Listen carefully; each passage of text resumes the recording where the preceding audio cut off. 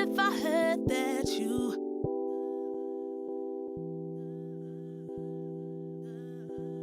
If I heard that you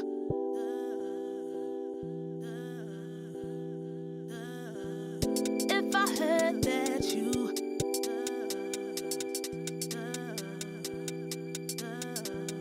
If I heard that you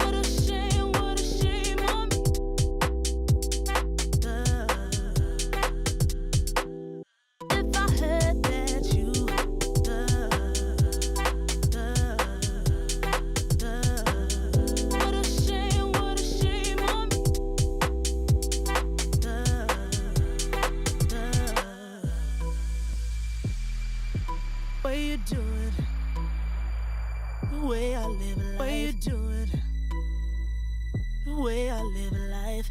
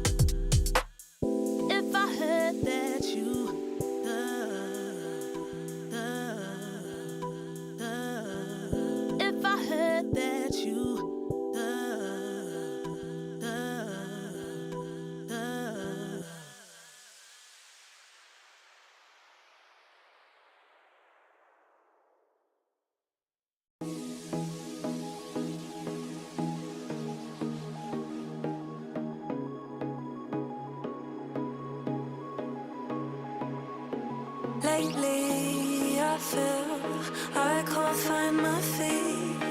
Pushing closer, my heart skips a beat, and now I'm falling deeper than I fly. I can't control when dark against the sky. It's not so black and white. It's like I told him there's things that I can't fight. I just keep going. I just keep going. In my time, I've been dreaming of a space to really fill my place. I wish she'd seen what I had dreamed. Before these darker days, I thought I found my way. Quickly it fades, losing the race, closing the page. In and out, I'll move myself again.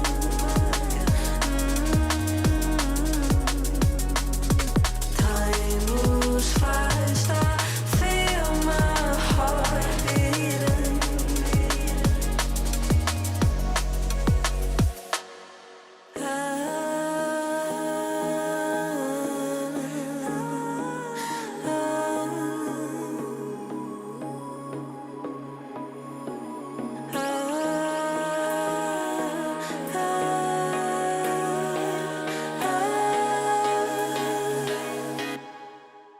And now I'm falling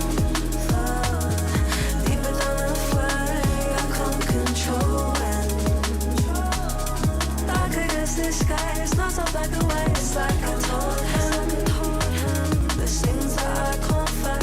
I just keep going. I just keep going. I just keep going.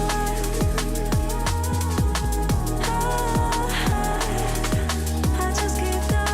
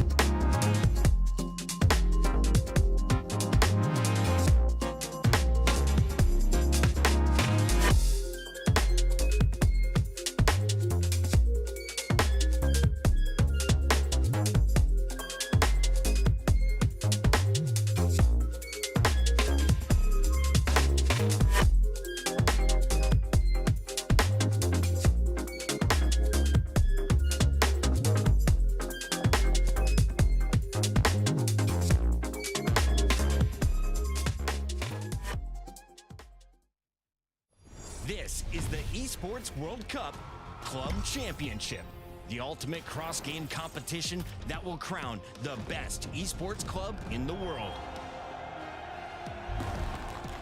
Let's break down how it works. Clubs will be able to compete at the Esports World Cup and as many titles as they can qualify for. The clubs will then earn points based on their placement in each title. To qualify for the club championship, a club will need a top 8 placement in at least 2 competitions. But to win the championship, a club must place first in at least 1 competition. At the end of the Esports World Cup, the 24 clubs with the highest number of points will earn a share of the 27 million, with the winner taking home a staggering $7 million, and of course, the title of the best esports club in the world. Who will rise above and write their place in history? Watch it all here at the Esports World Cup.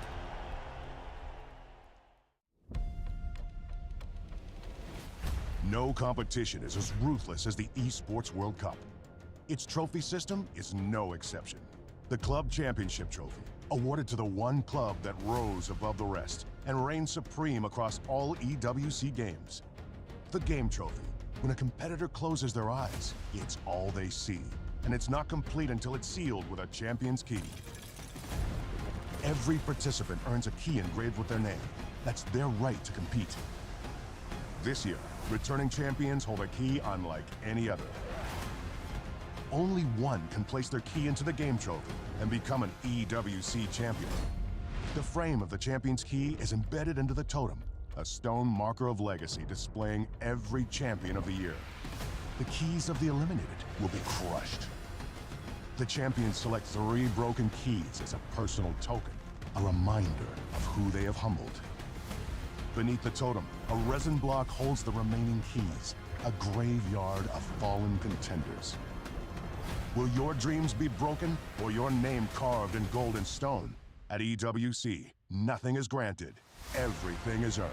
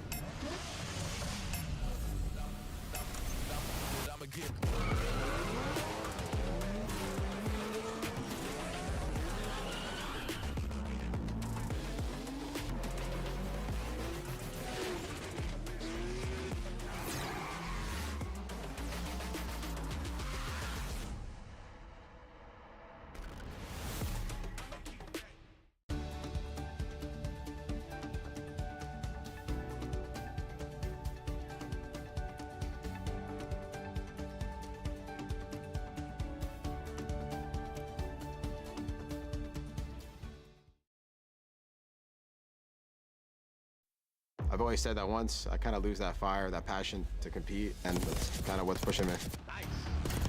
You want to win every time, but I don't think that's kind of possible. I got second last year, and that feeling really hurt. I just want to win, like I said.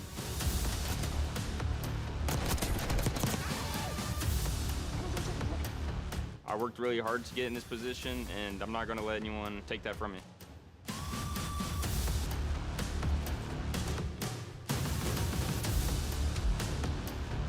What keeps me fueled is just being better than the rest. I feel like winning EWC again is just like another dream. This feels like home.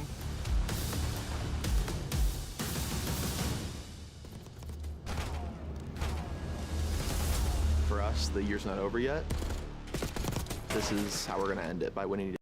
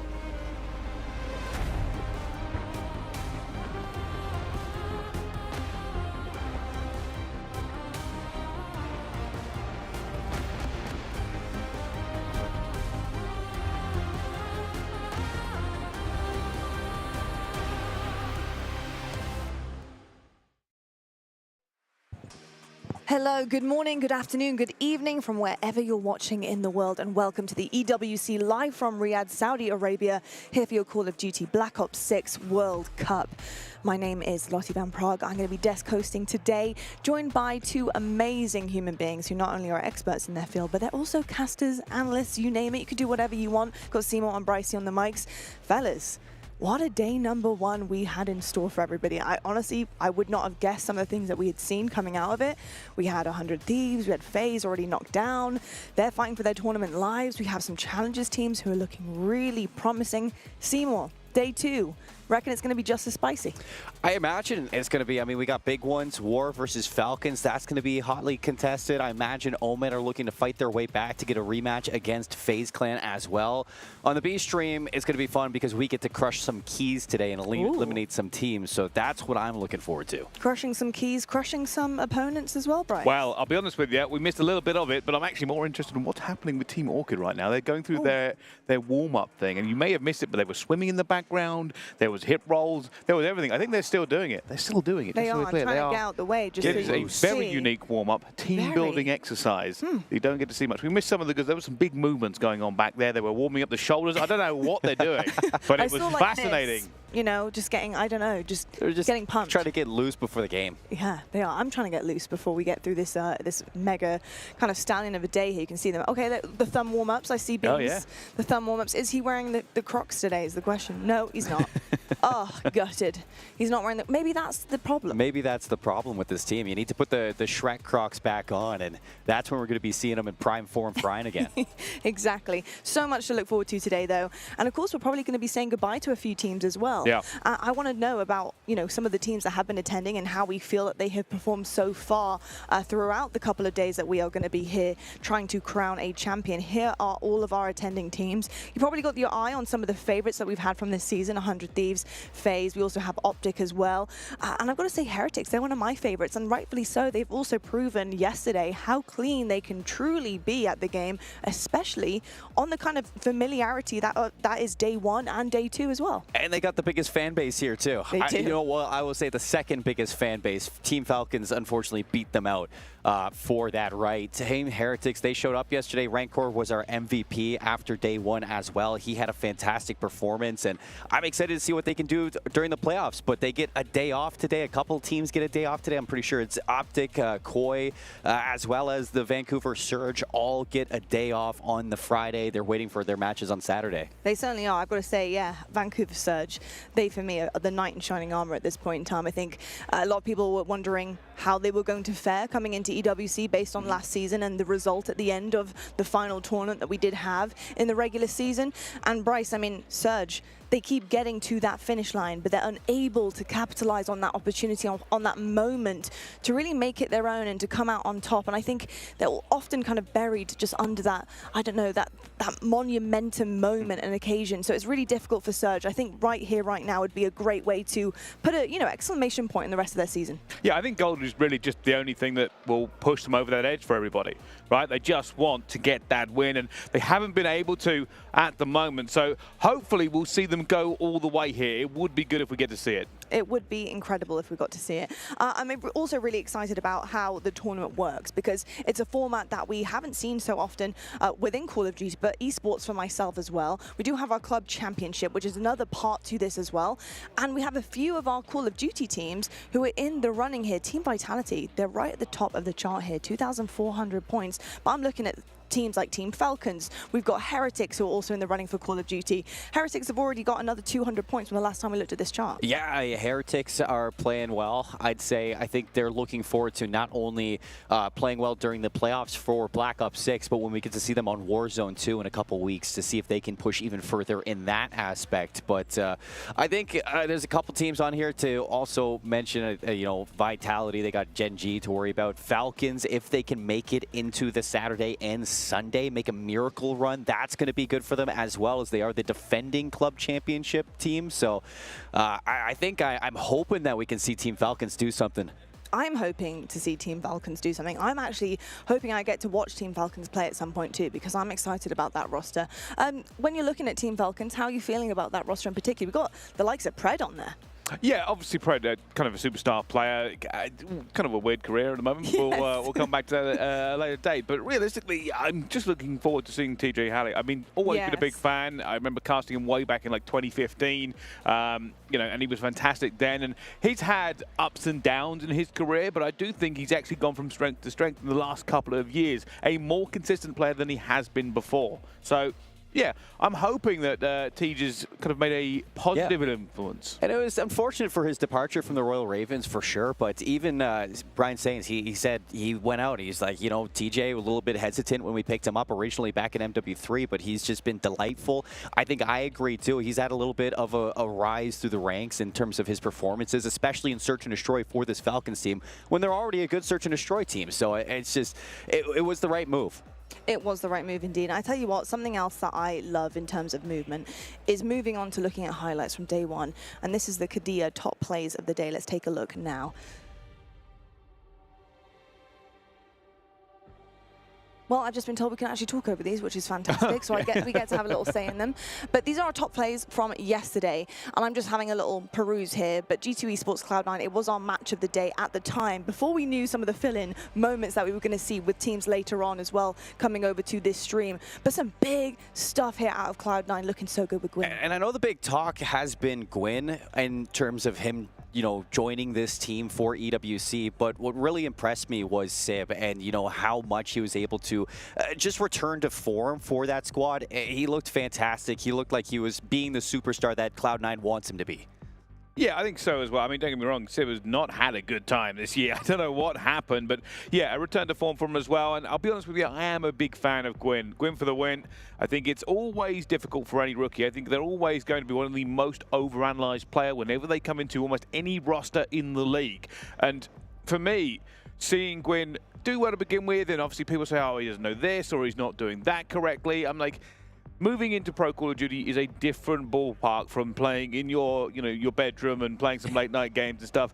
There is a lot more structure. Your mistakes are punished more, and some players, they have incredible debuts. Some players take a little bit of a while to season, and I'm hoping that we're seeing Gwyn in a better infrastructure, and that seasoning will help him out. I like that, a bit of marinate, a little bit of marination, just a little bit of time to make sure that they are at the best standard of possible.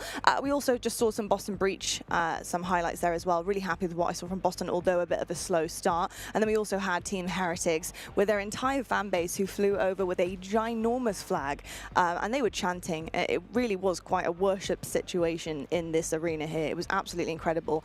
And they just really fuel off that, don't they? Yeah. They can see how much it means to them to do this in front of their fans. But that momentum, even Riyadh said on the desk, is everything to them. I know it's really hard to look at this Heretic squad and think that, man, they looked better than what they did during the season. I mean, they had a fantastic season, but it's just something felt different to them. It's definitely the crowd that's fueling through their gameplay. They were faster. They were more excited. We saw them even joining the crowd after their game to cheer with them or just to fist bump them, make sure that they know that the crowd is heard. And they're about it right now. They certainly are indeed. Again, another massive, massive matchup here. 100 Thieves versus Vancouver Surge. A revenge grudge match of the ages so far this season. And 100 Thieves, they just couldn't get it done yet again. Vancouver Surge, the one over on them. And it was getting ever so close down to the wire. But Surge, they just held out strong. And we talked about this yesterday, Brycey. It's that teamwork, this stellar teamwork and strategy coming forward from those boys that's winning time and time again. Yeah, 100%, and that really is the key. If you can get the teamwork working correctly, it gives you advantage in gunfights. It allows you to pull players all over the map, and Heretics just really, really good at treating everything seriously. Every single game, they go into it, they are there for the win. It's never a day off, it's never a step back. It is always full throttle, full time. It certainly is indeed. I've got to say, I was a little bit disappointed in FaZe with how they showed up there. I'm just ever so confused. I really am. I still have more questions than answers, seeing them multiple times performing at different tournaments at this point. And I don't know what is going on. I don't know what the answer is, and I don't know what the problem is. And it's a really strange kind of situation to be in.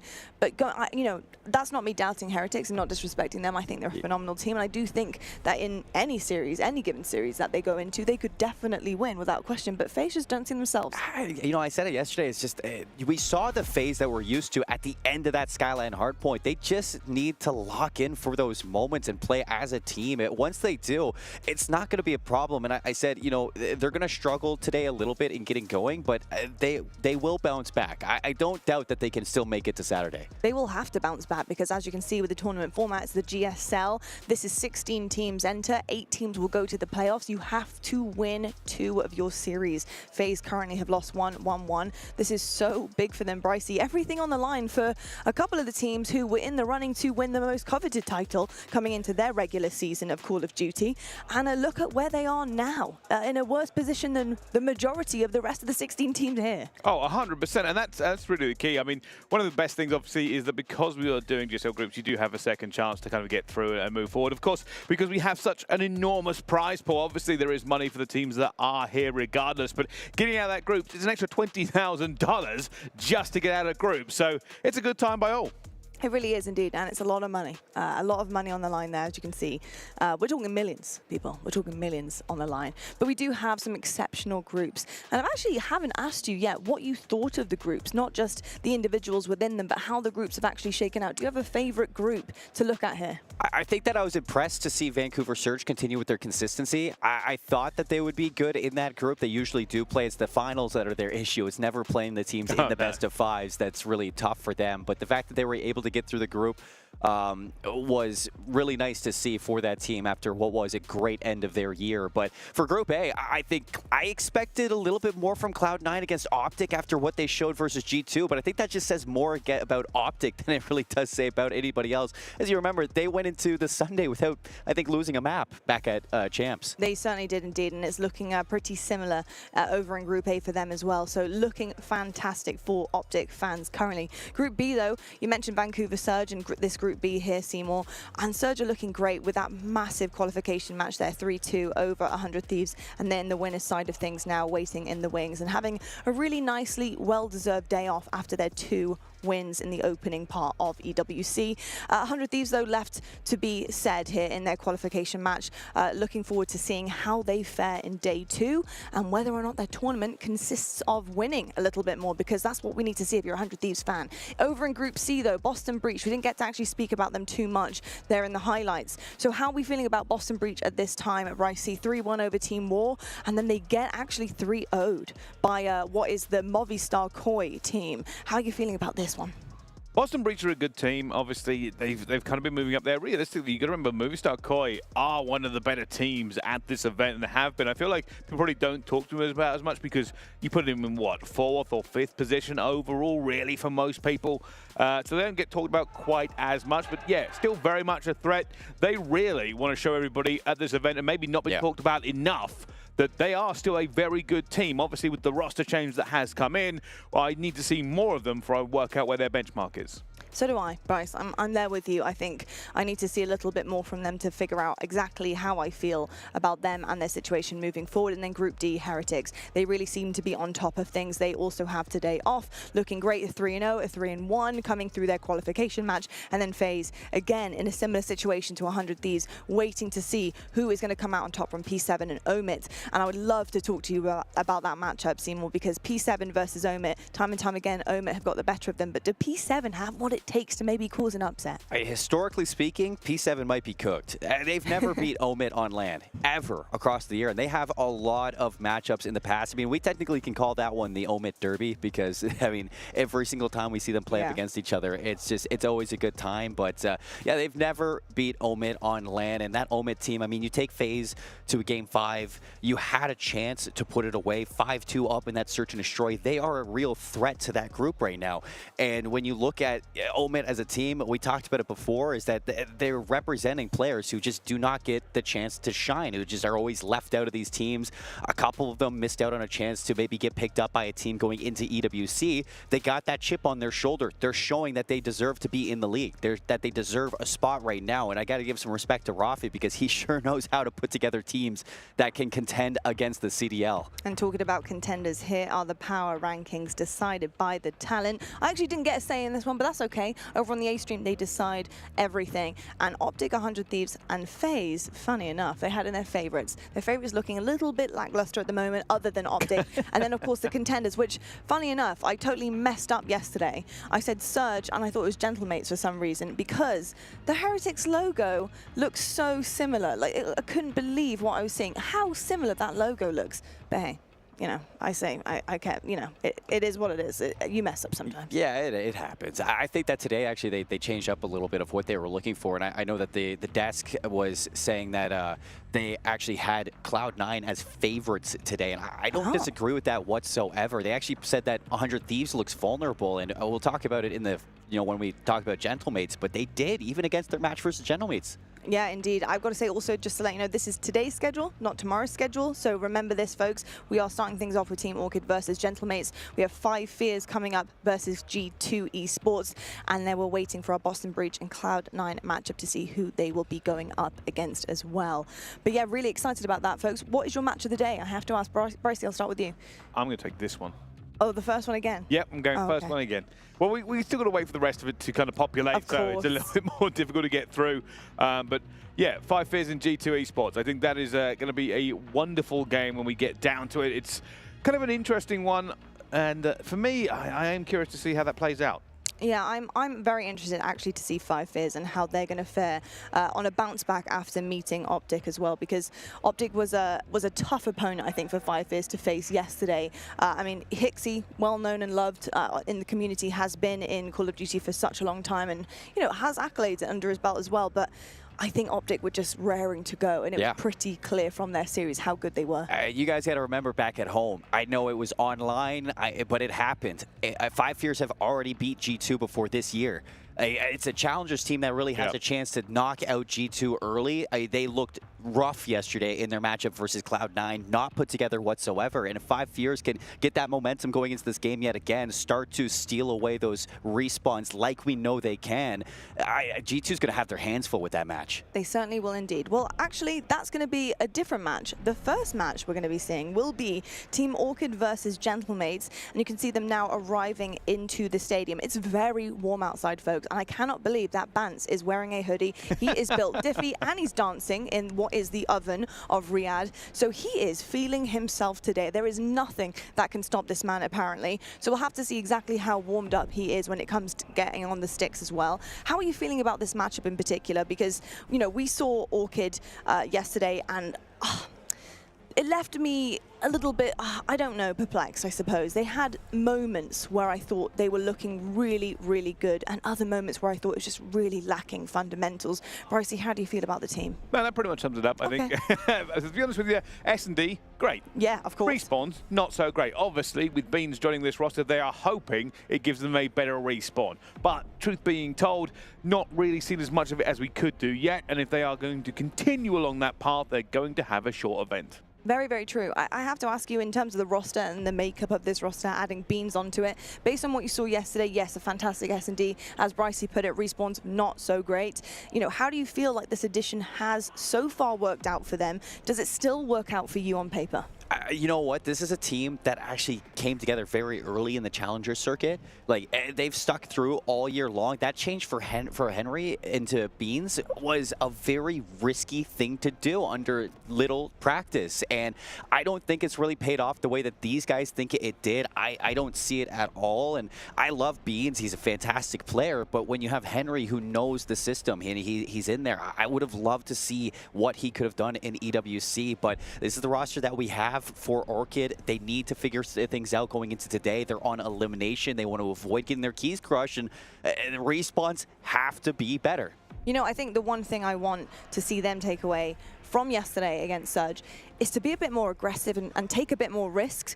I mean, I didn't see any in the Vault controller specifically, didn't see any overextending. There was no risk taken at all on that roster. It just was too safe. You were going to get crushed. You were crumbling under the pressure that Surge were putting you under with their pitch perfect teamwork. And it just didn't look good. Give it your very all. That is something that we want to see against them today. But then Gentlemates on the other side of things, I haven't yet to see them on my screen, But they were 3-0'd yesterday by 100 Thieves. We have a lot to talk about, though, when it comes down to that one. And Seymour, you were showing me in the green room something that was pretty perplexing in that S&D. It was round 11. Kismet was having the game of his life in S&D. What happened? I mean, we got 99 Kiz on display yesterday. He was 13-9 in the search and destroy, had the perfect flank opportunity for it to be a double kill into a 2v1, maybe even, but you miss those first shots, you get punished on the turnaround, and that is a heartbreaking loss for Gentlemates, because this is a team, you add DiamondCon, you want them to be better. Yesterday, they did look better. You go 224 to 250, 5-6, 2-3 at every single game you played against 100 Thieves. They had a real contention for that game to win. And into today, I'm sure they're going to be furious and ready to take it out on this Orchid team. I mean, they should be. Orchid also should be being very, very excited about a couple of situations here, because they can learn from mistakes. I mean, I'm seeing a Vault Control, which is map 3, something that they played yesterday against Surge. And then we also have an S&D right at the end that they also did great against Surge on 6-2. So really looking for them to start injecting some of those mistakes and turning them into positives for themselves. Brycey, I know it was a very quick glance at those maps and modes there, but is there anything that you're picking up on that you really want to see pushed forward by either team? I don't need to. I don't need to. Here's the truth. It's as I said before, realistically, Orchid are a great S&D team. This is where it's all going to lay for them. It is the old adage of take the S&Ds, try and steal a respawn. Sure. That is all it's going to really be. I'll be honest with you, Orchid, they have had that weakness. It's kind of obvious for everybody who's watching it. They'll be relying on that S&D to get through. If they don't, it doesn't matter the map. It doesn't really matter. It's all about those game modes. And hopefully they can put on a good show today. I know Beans has been hot and cold as well. I know he's had some fantastic moments, but they're hoping that that addition should boost them. And it kind of hasn't as much as they probably would like. Now, this might be a case of letting intrusive thoughts win, but Beans, hot or cold out of the tin? Do you mind it either way? They come cold out of the tin. What kind of fancy tins do you have? Self-heating tins? Also, this is not helping the intrusive thoughts. I mean, fortunately enough, they warmed up before we got going, so I guess they should be a little bit warm. No, I meant, do you like them hot or cold out of the tin? Do you heat your beans in the tin? That is not the correct way to cook beans. I don't know what is wrong with you, Lottie. What is going on? I think it's a meme. I'm too old now. Oh dear. I need to try and bring it back now, dial it back. Ban certainly was not helping that situation at all with the face he was making into the camera, but he's in good spirits, and that is something that I actually look into with the teams to see how they're feeling. Listen, they lost yesterday, Seymour, but they are, look at them smiling. They are vibing up there. And that's what you expect from this team. I mean, these guys have been teammates for how long? And, you know, across just even competing. They've been friends in and out of the game. They've been able to compete with each other, against each other. They're going to be in high spirits, and they need to be as well. And you like to see that from Bans, because last game versus Vancouver, he was kind of quiet in that matchup as the SMG. He wants to be the playmaker for this team, and hopefully he can get that going today. I hope so too. We actually haven't talked about the coaches too much, especially on the side of Gentlemates, because we haven't seen them yet on our screens. And there's a little bit of a story here with Mayhem. Is that correct? Coming back as a coach here, Seymour? Yeah, I mean, Mayhem, he was a part of this team all the way back in MW2 alongside Joe DeCeves when he was a rookie on this LAG team when they were Los Angeles Gorillas. But now he went to Royal Ravens this year after spending majority of his time inside of Challengers, starting off with SGP, and now on this squad for Gentlemates with DiamondCon, who he already coached this year. He's going to be feeling good to get these guys into shape. I imagine he's going to be very useful when it comes down to limiting how excited they get, how far ahead they get. He's going to be able to keep them roped in those clutch moments, and I think that he's going to be very good for this squad. I love to hear that, because they're going to need that. I think after what I saw yesterday, they're going to need some a little bit of a push in certain situations to take some risks. Speaking about taking some risk, while we are filling here to make sure that everything is good to go on stage for the boys, Bryce, I want to quickly ask you about the kind of divide that I'm seeing between the risk-taking of each side. So we've got one team who I saw yesterday, and I don't know if it's just because it was against Surge and it was a little bit scary at times, that they're not overextending or taking risks when they probably need to, and it's kind of like time to go for it and just push it all forward onto the wall. The other side of things, based on what I saw in the S&D in the clip yesterday, I'm not going to lie. This was a scared-looking team in that round 11. They looked terrified. Other than Kismet, who was really just kind of making plays and doing the best that he possibly could. Listen, a little bit of an ADS mishap, fine, no worries, it happens. But the rest of them weren't moving, and it was round 11. You've got bomb, you need to go plant, make a decision. So there, in terms of the balance of the risk-taking, looking at the other side of the stage, they're looking pretty happy, confident. These guys are looking very serious. So it's interesting, yeah. I mean, first of all, Bulldog will be Bulldog. You know, always going to be that kind of player, veterancy coming through. Yes, that kind of mishap yesterday was unfortunate on the other side.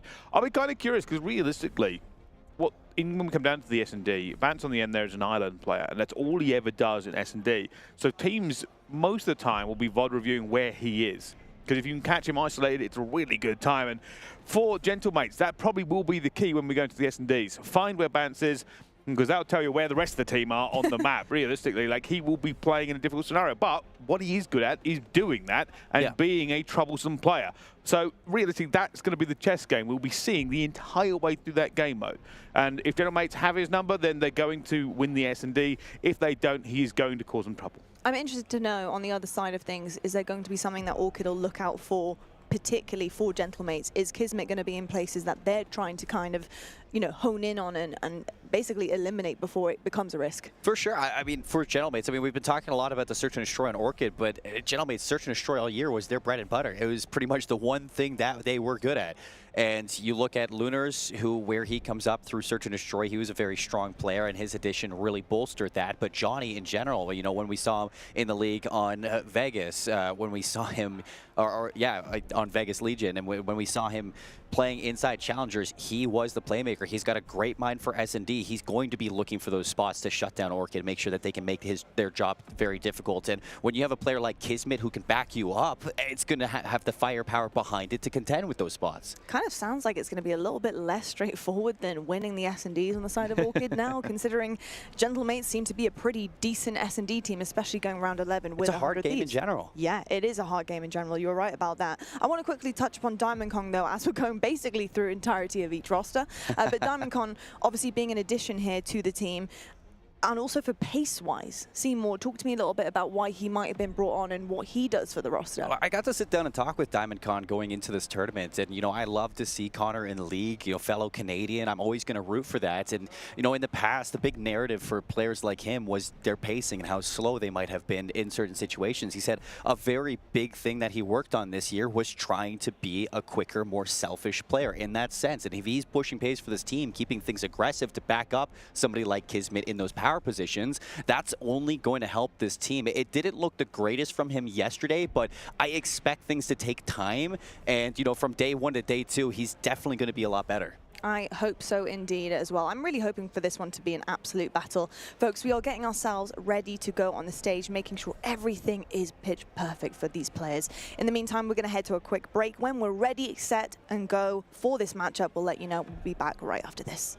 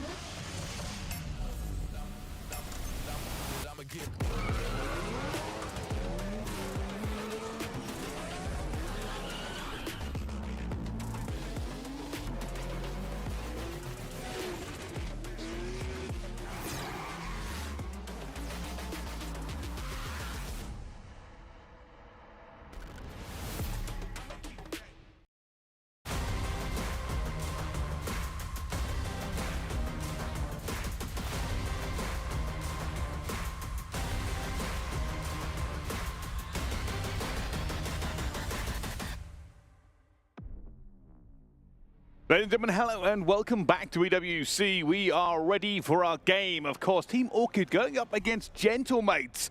A little bit of a technical pause before we even got this ball rolling, but I have been assured that we are good to go and the players should be jumping into the game pretty shortly. And they do seem like in quite high spirits. A bit more quiet on the side of Gentlemates, all vibes on the side of Team Orchid.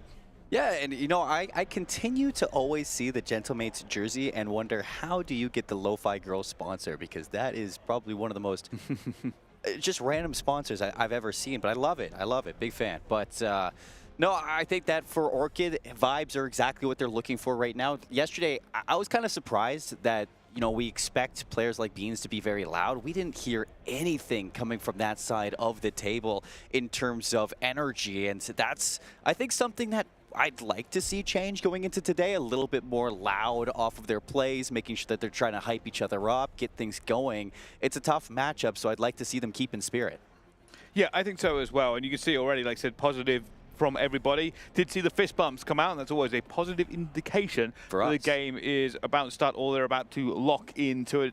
And it looks like every player is leaning forward as well, so we should be on the cusp of this hard point kicking off for these two teams. Might I add, this is the debut professional tournament for Mythics, first ever time on a big stage like this. Lunars, it's his rookie year on the side of Gentlemates, and he was great in the regular season in terms of winding things up for DreamHack. Unfortunately, not able to attend in the later ends of the year for Champs, but now for EWC, he's ready to turn up for the team. Well, just a little bit of a fight here over this first point, but both teams still just really trading blows. Only going to be Gentlemates to get a couple of points off the rip for this one, and you can see the teams now also setting up. It's all about the P2. I like this from Dance too. He's already going to be working on that flank. Pistols out, doesn't get it. It's going to be Team Orchid losing out on a couple of these transitional battles. Lunars through the middle of the map. He's going to cut them down, keep things in good standings for Gentlemates. They hold their lead going into P2 with this early setup. And take a look at Lunars. He's running routes. He's holding down Kitchen. Let's see. At the moment, Gentlemates have the advantage. This is a hard push for them as well, and that's why 3 down already. Gentlemates continue to hold this one. Only going to be Bans who tries to get a little bit of a cheeky play going on. But it is not easy. Does find a second, though. Opens it up with Harry, and now they can start to put the pressure onto P2.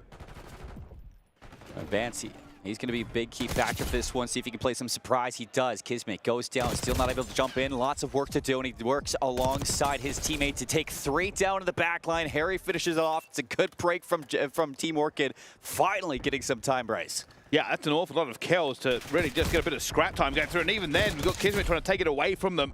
Team's already looking towards P3. Pressure still coming forward, but it is going to be Team Orchid that have the better of the trades right now. And they do lose the scrap time on P2. That's something you'd have liked to get for Team Orchid, just to cut that lead down a little bit more. Orchid, the rotation here is Beans. Good shots, not able to finish it off. Harry, a little bit of an island, hoping that Bans can get here in time to back you up. But Gentlemates, they have you surrounded, and they got the better spawns here to fight this. So far, so good. Trophies going out when they need them. Luna's going to try and get this first kill. Not going to be able to get it. Beans slides across here, using the Jackal at the moment. They are holding, and this is really giving them a good glut of points to get back into this hard point. I'd like to see them start running some routes, try to take a different angle over towards P1, but Orchid are doing a great job at locking down the middle of the map. I say that, Johnny finds the timing for a double kill. Everybody turns away, and for 24 seconds, Orchid now need to decide on flipping this map, and they're going to do that through the bridge. See them trying to get into the right position, and Beans finds 2. Harry gets 1 more back as well, and now not only for the scrap time on a P3, but a great P4 setup for them. And this now means they have an opportunity to tie this game, but every single time they seem in a good position, it starts slipping away. Gentlemate's really not relenting the pressure at all. This is a lot better than what we saw in the red card yesterday to kick off their series versus Vancouver Surge. And if they can keep this up versus Gentlemates, they're going to give themselves a chance. We said the S&Ds would be good, but it's down to the respawns for Team Orchid. And now looking to flip the lead in this P4 setup. Bance is pushed so far up, drawing that line all the way into P2. And Gentlemates wasting a lot of time, 34 seconds on the break. Already a little bit of pressure coming through as well. Mythic's still staying alive to the point. Beaton's picking up a kill as well. So it's going to be Luna's left alive on this side. 1 versus 1 at the back. It's still going to be Bance. And that means they will have this hold now. It really won't be on Gentlemates to push this too aggressively. They will fight for that middle control. And at the moment, the trade's still going back and forth. Neither team really able to get too big of an advantage here. It could have been the nerves in day one. They are loose on that stage. I can hear them getting loud already. It's not as loud as it could be, but it is something. Couple deads being shouted, and into the second set of rotations, a 40-point lead for Team Orchid, and they're into this P1. If they can win these fights up top, they're going to be in good standing, but Mythics is on 5 in a row for that hill. Finally goes down, but his teammates still surrounding. We're trying to get him as well, but Kismet picks up an easy 2 as well, and Lunas has Harry pretty much dead to rights, has to back off. Players now going underground.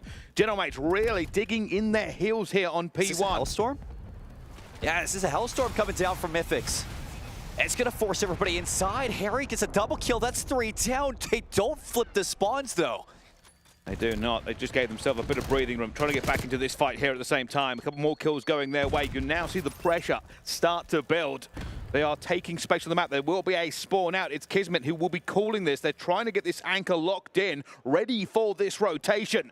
And now Bance trying to just find his way through. Already teammates going down, but they haven't had the benefit of the trades here at the moment. Bance trying to make a wonderful play, but it isn't going to work out, and all that work for nothing. It was the Hellstorm, a little bit too long on trying to pressure out those respawners, and Kismet, nobody's going to read that flank that comes through from him, and it really sets apart the setup now for Gentlemates into P2. They got a lot of time back in the start of this game on this hill. They're looking to repeat that with the setup. This could be potentially 30 or 40 seconds gain with the setup that they have.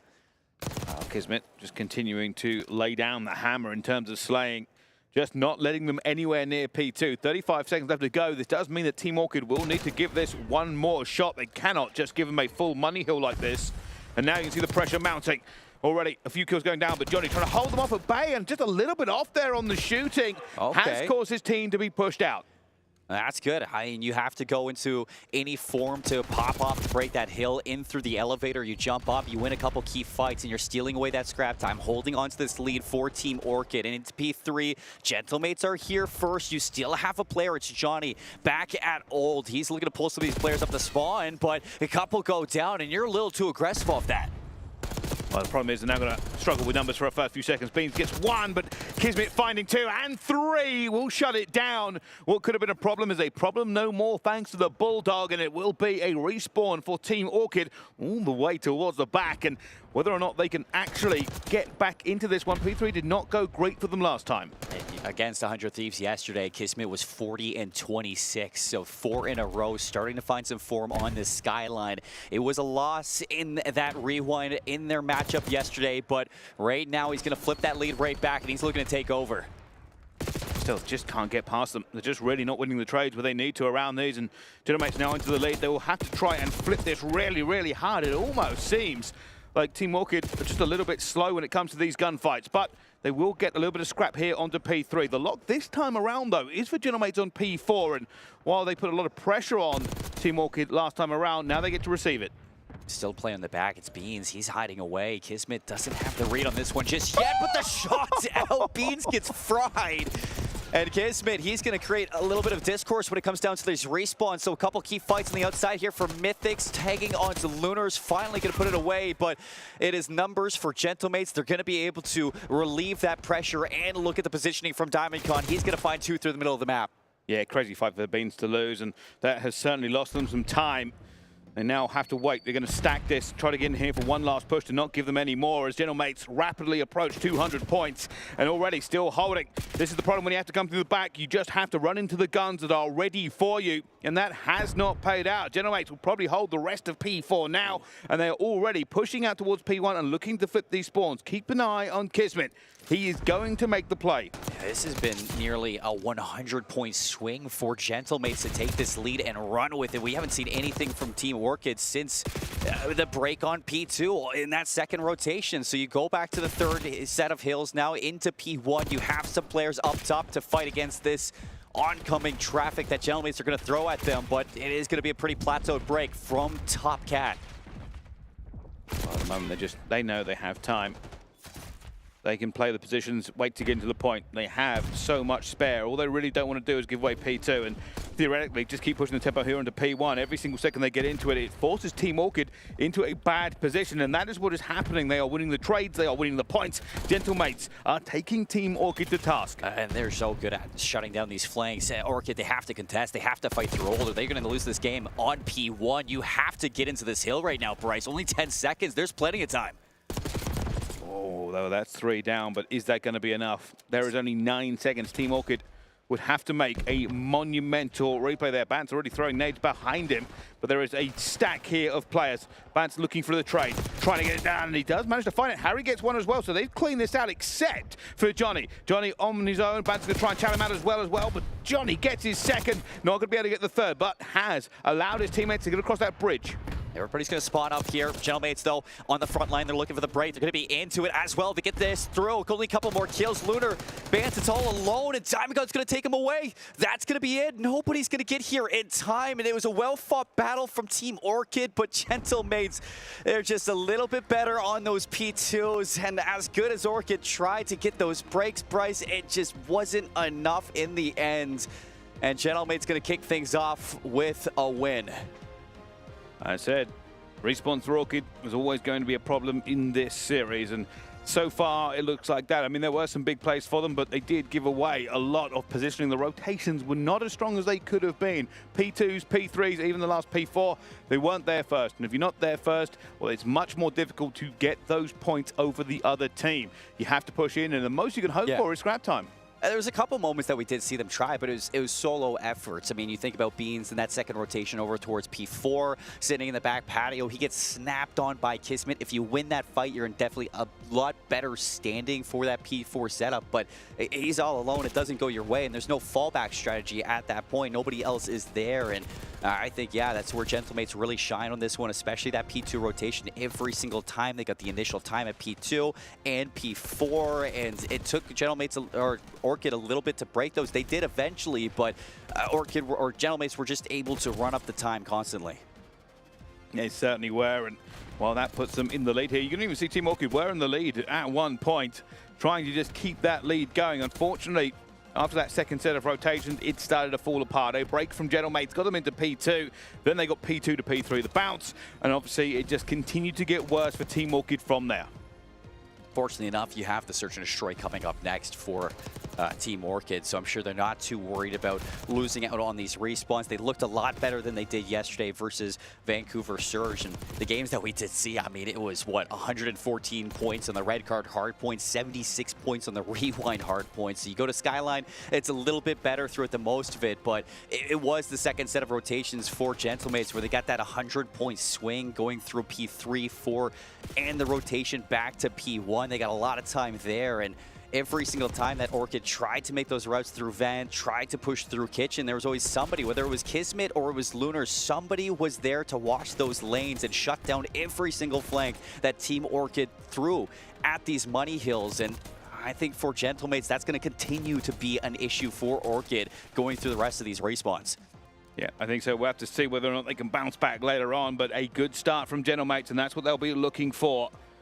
I just want to keep on locking in. This is a big game for everybody involved, and here is the statistics at the end of the game. Beans, a little bit of a lackluster run from him. Does get 14 assists and has an awful lot of damage, so just really wasn't able to get the finish on some of those kills. Yeah, I mean, it was just It's the same performance that we saw on that red card yesterday versus Vancouver. 18-31 yesterday, 17-31 this one. He was good at the start. It just slowed down in the back half, and yeah, that really shows the difference in terms of the firepower that was being brought by Gentlemates, and Kismet continuing to have really strong showings inside of these respawns or inside of these games for Gentlemates just in general. He was on fire versus 100 Thieves, and going into this Hacienda Search and Destroy, Orchid need to bounce back, but you know, everybody's gonna know for Gentlemates through the regular season of this year, their Search and Destroy was the one thing that they were always latching on to. So for Orchid, they still need to dial in for this game. Nothing is guaranteed for this series. No, it certainly is not, and you can see a conversation going on here as everybody gets ready for this next one as well. S&D is going to matter. I do not fancy Team Orchid's chances if they do not convert here.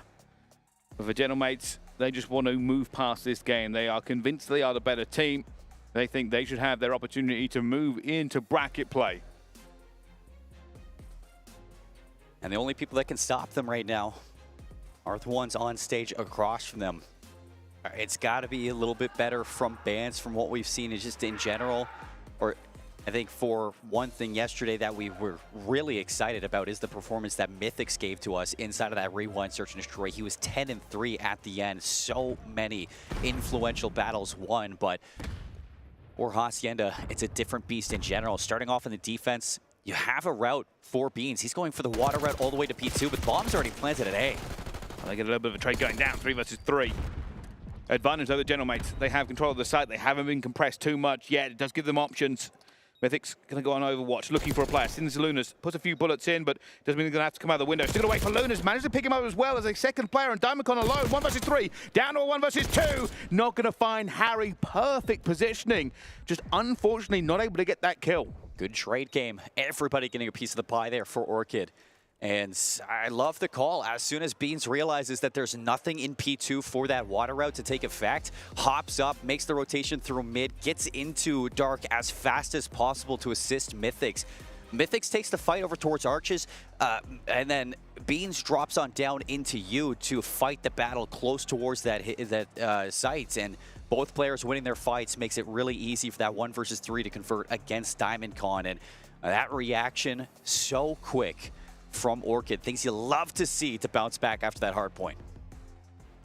Well, it's looking good for Gentlemates. Don't get me wrong, the post-plant positioning was very, very good, but obviously that's something that I think Orchid have worked on. You know, they held down the lanes. They allowed the players to get out. They were waiting for Lunas towards the back there as well. So did work out quite nicely for them. On the other side of it here, Beans is on the water route. You can already tell that Bant is now waiting up here, maybe just showing, so they don't know that the flank is incoming, but they've looked, they're going to find Beans. Surely Beans is going to go down. There's not an awful lot he can do about this. Bomb has gone down on the other side. It's so hard to shoot through the water. Yeah. they've given up this bomb site entirely. This is a wild strategy from Orchid. Yeah, they're going for the full flip. And they're going to have full height as well. I'd imagine you're going to send somebody to patio, but if you can win this fight versus Diamondcon, you are big chilling. There's the trade, almost shoots his teammate. Just double checking it, 20 seconds to go. Harry's waiting for it. They're going to go and try and get him as well, and they will. And it's an interesting strategy. I think if Beans had stayed alive, they kind of spread the map massively while getting a quick plant down. There are so many ways that could go wrong, though. That is the issue with that strategy. That was high risk. I mean, you know, it's early in the game. Throw some things out at this point. You're already 1-0 up. Nobody saw you on the water route back in round 1.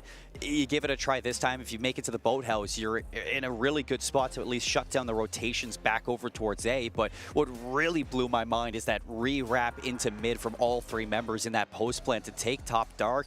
A little bit of a miscomm into the challenge towards Bridge. Diamondcon had a really easy 1v1 to keep the numbers in favor of Gentlemates, and after that, the rest of Gentlemates just collapsed and won every single fight with the numbers.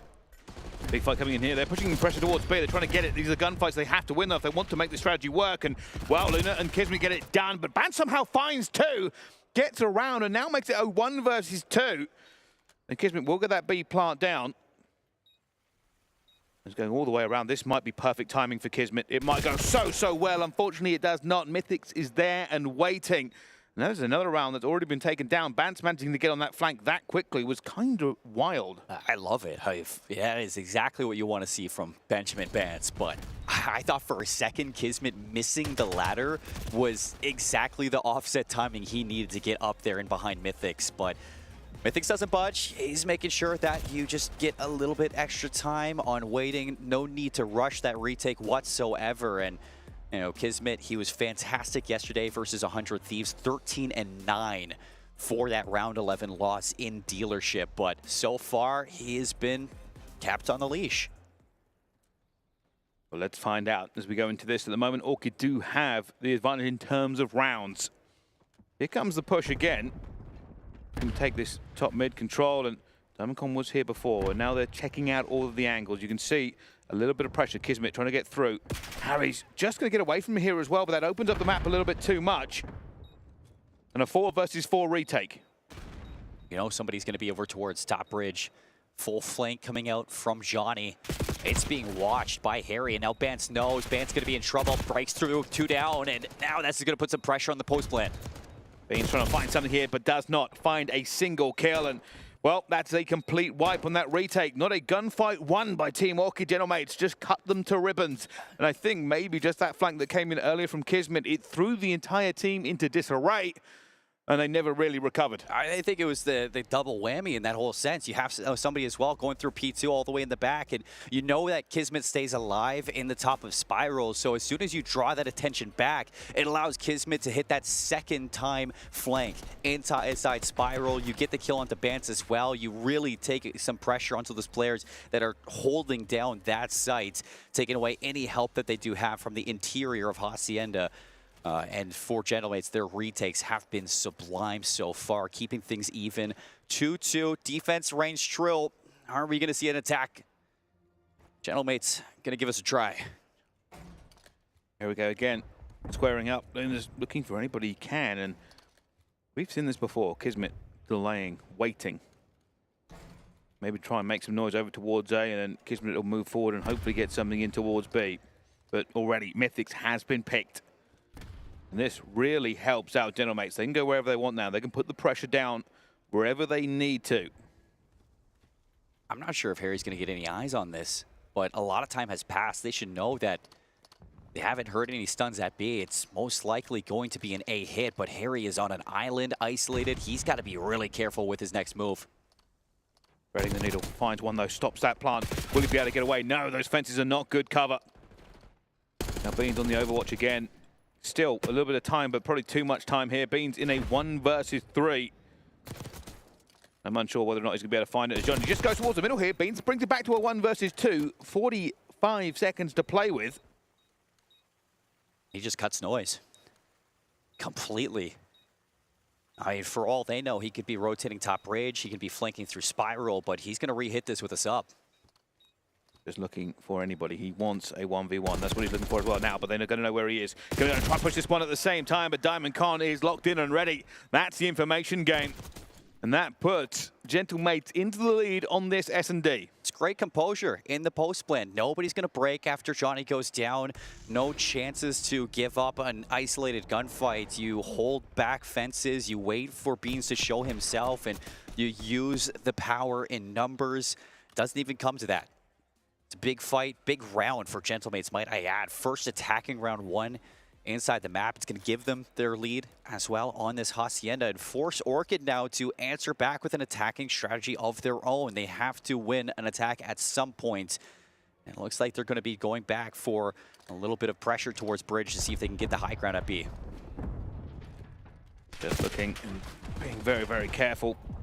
Mythics takes a couple of bullets, but should wait for the region here. Harry already finds one, though, so advantage this time around to Team Orchid. Mythics, he's got a lot of shots on him, but Harry finds a second, and now a 2 versus 4. And they're still not putting the bomb down. They now know they have time and opportunity.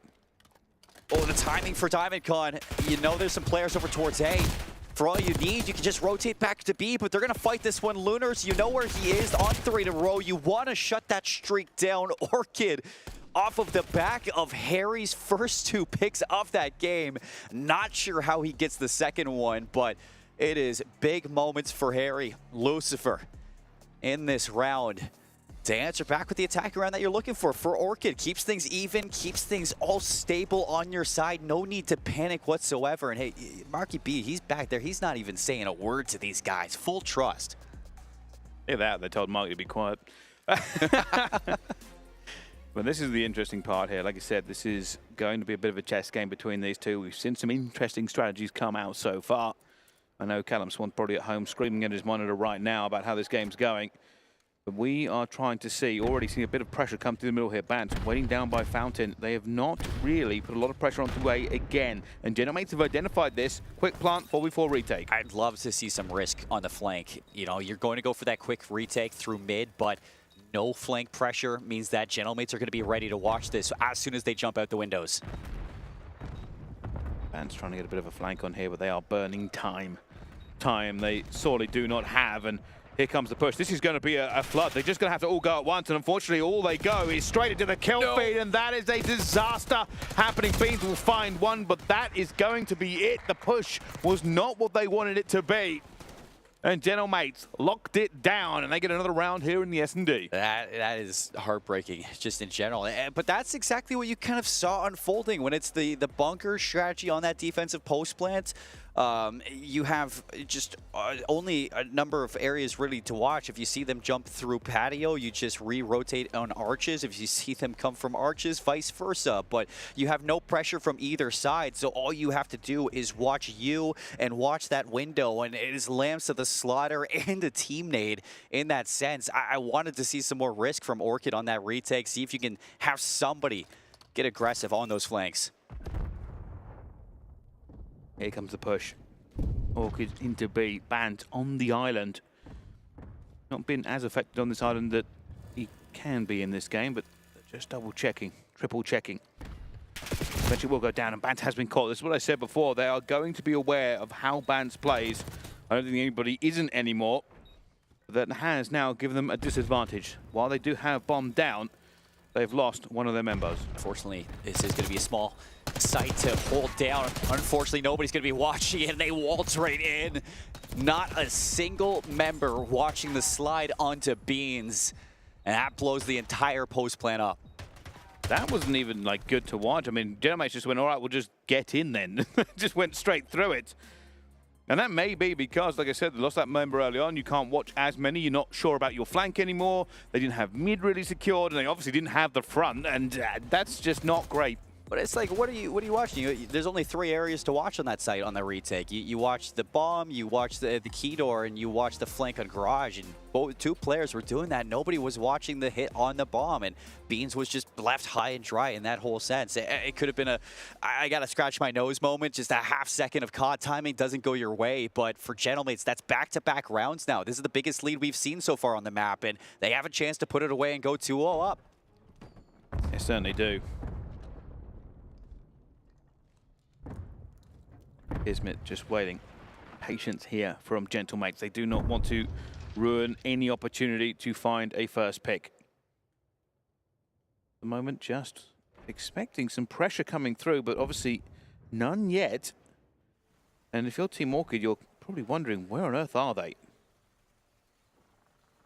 Well, just hoping somebody makes a mistake, hoping Bands maybe gets a little aggressive, but the timing works off. Lunar's shot in the back, first blood to Orchid, and that's going to force this bomb to make a play. Gentlemates moving up over towards B, but you still haven't tracked down Bands, and that's bomb down in no man's. Well, that's what they have for him in this team, to find the gaps, and he did find one in this round. Now a 1 versus 3 by Diamondcon. Does not have the bomb. Will find Beans, will find Bands. No kills onto either, unfortunately. At this point, you're just trying not to give him a kill at this point. So you're toying with them, letting that clock run down. No need to challenge him just yet. Pan's still gonna fly though. 11 seconds. He can't even get the time 1 off this one. No chance to plant. It has to be down to the kills, and as soon as Mythics goes down, you know that Beans is just gonna hide behind, wait for that clock to be done, and allow Orchid another chance in this search and destroy. Got a little bit scary. I don't know why we were solo challenging him through the middle of the map, but Beans knew what to do. Yeah, I think realistically the reason Ban's probably chowed is there wasn't as much time for him to make the moves he needed to, and Bans was like, if I can get this kill, that's another one closer to my streaks. And Yeah. I was like, well, you know, it's kind of, it could have paid off. It's a heat check. See if you can win a fight like that. One round back. Orchid looking for that round 11 on the offensive side. Kismet already in towards you, so that's going to have a quick flank onto Bance. He gets caught trying to get up the ladder. Numbers for Gentlemates.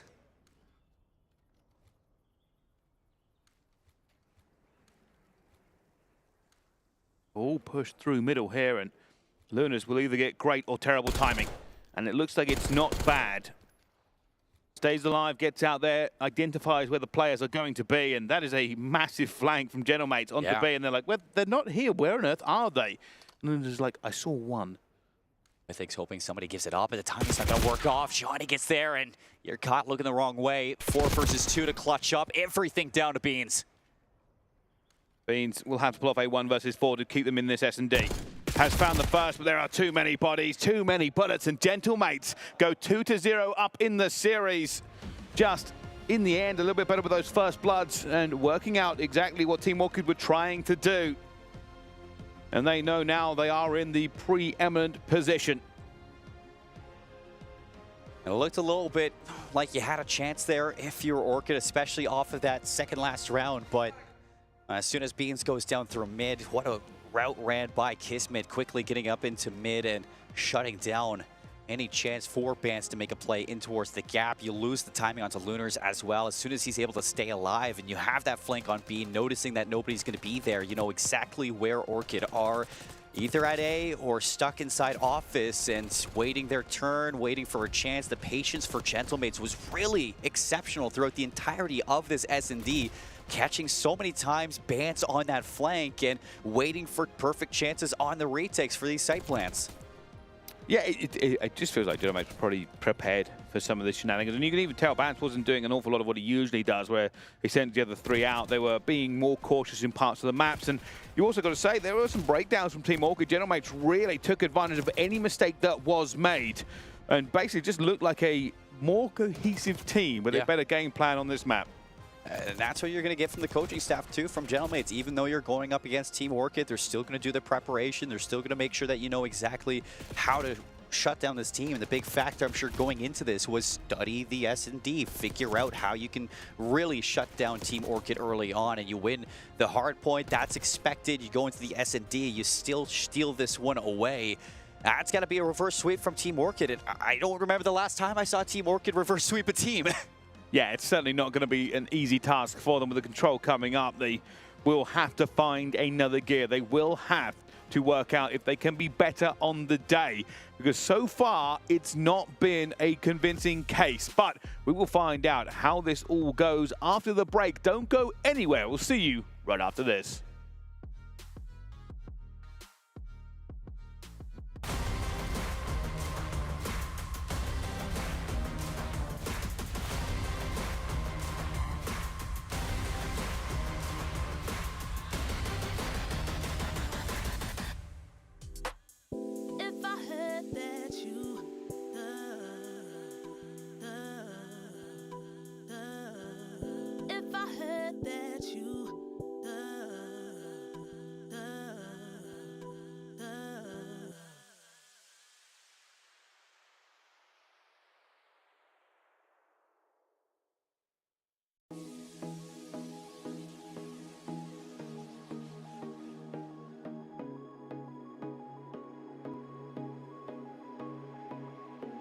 Lately, I feel I can't find my feet.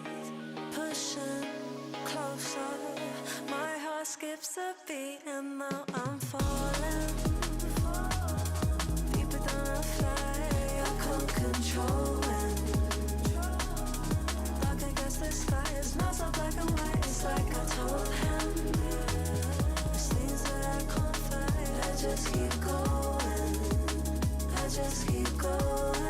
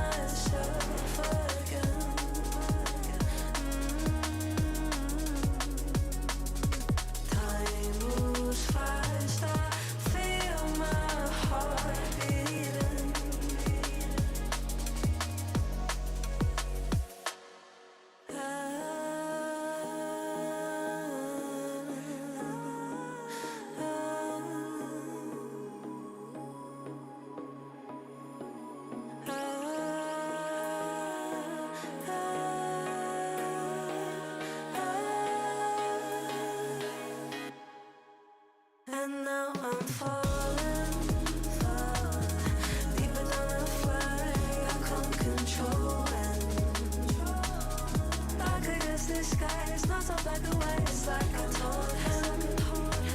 There's things that I can't fight. I just keep going. I just keep going. I just keep going.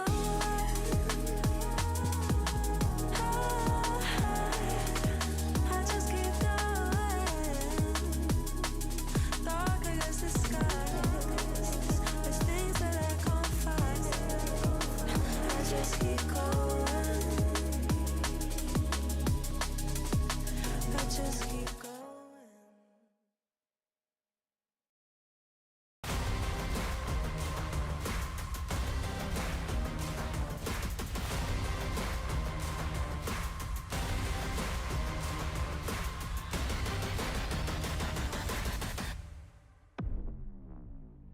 Ladies and gentlemen, hello and welcome back to EWC. We have a game on our hands on the stage at the moment. It's all about Gentlemates. They are up 2-0. It has been a bit of a battle between these two teams. Unfortunately, it looks like Team Orchid are only battling for about 75% of the game, and whereas Gentlemates are fighting to the bitter end. Yeah, it's always the last 25%, just trying to clutch up in a lot of those moments. The rotations were the issues back on the skyline.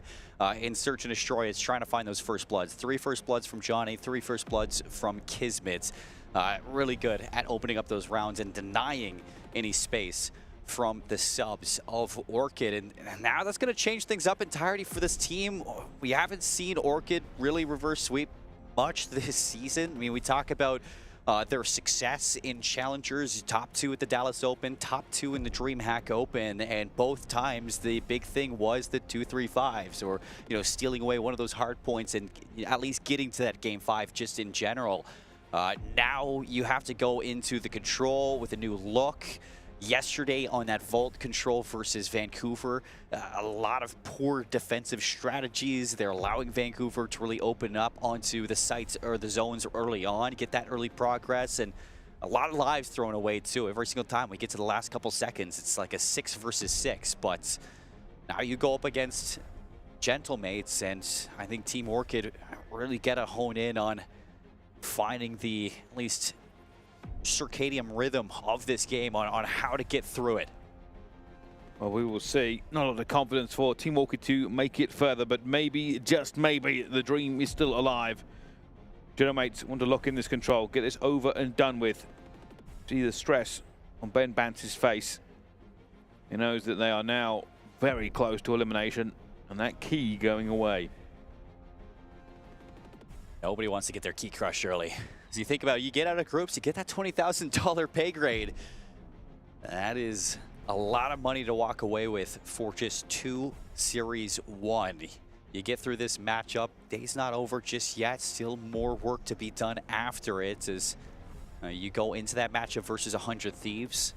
Haven't seen Orchid play 100 Thieves, but for Gentlemates, I'm sure they want their rematch after yesterday was a nail-biter back on that main stage. It's just for Orchid, I mean, for a team like this, and you make that change for Beans, a lot of expectations after how successful they looked in those circuits and those opens on land, but so far, it hasn't really been the same for what we've seen over the season.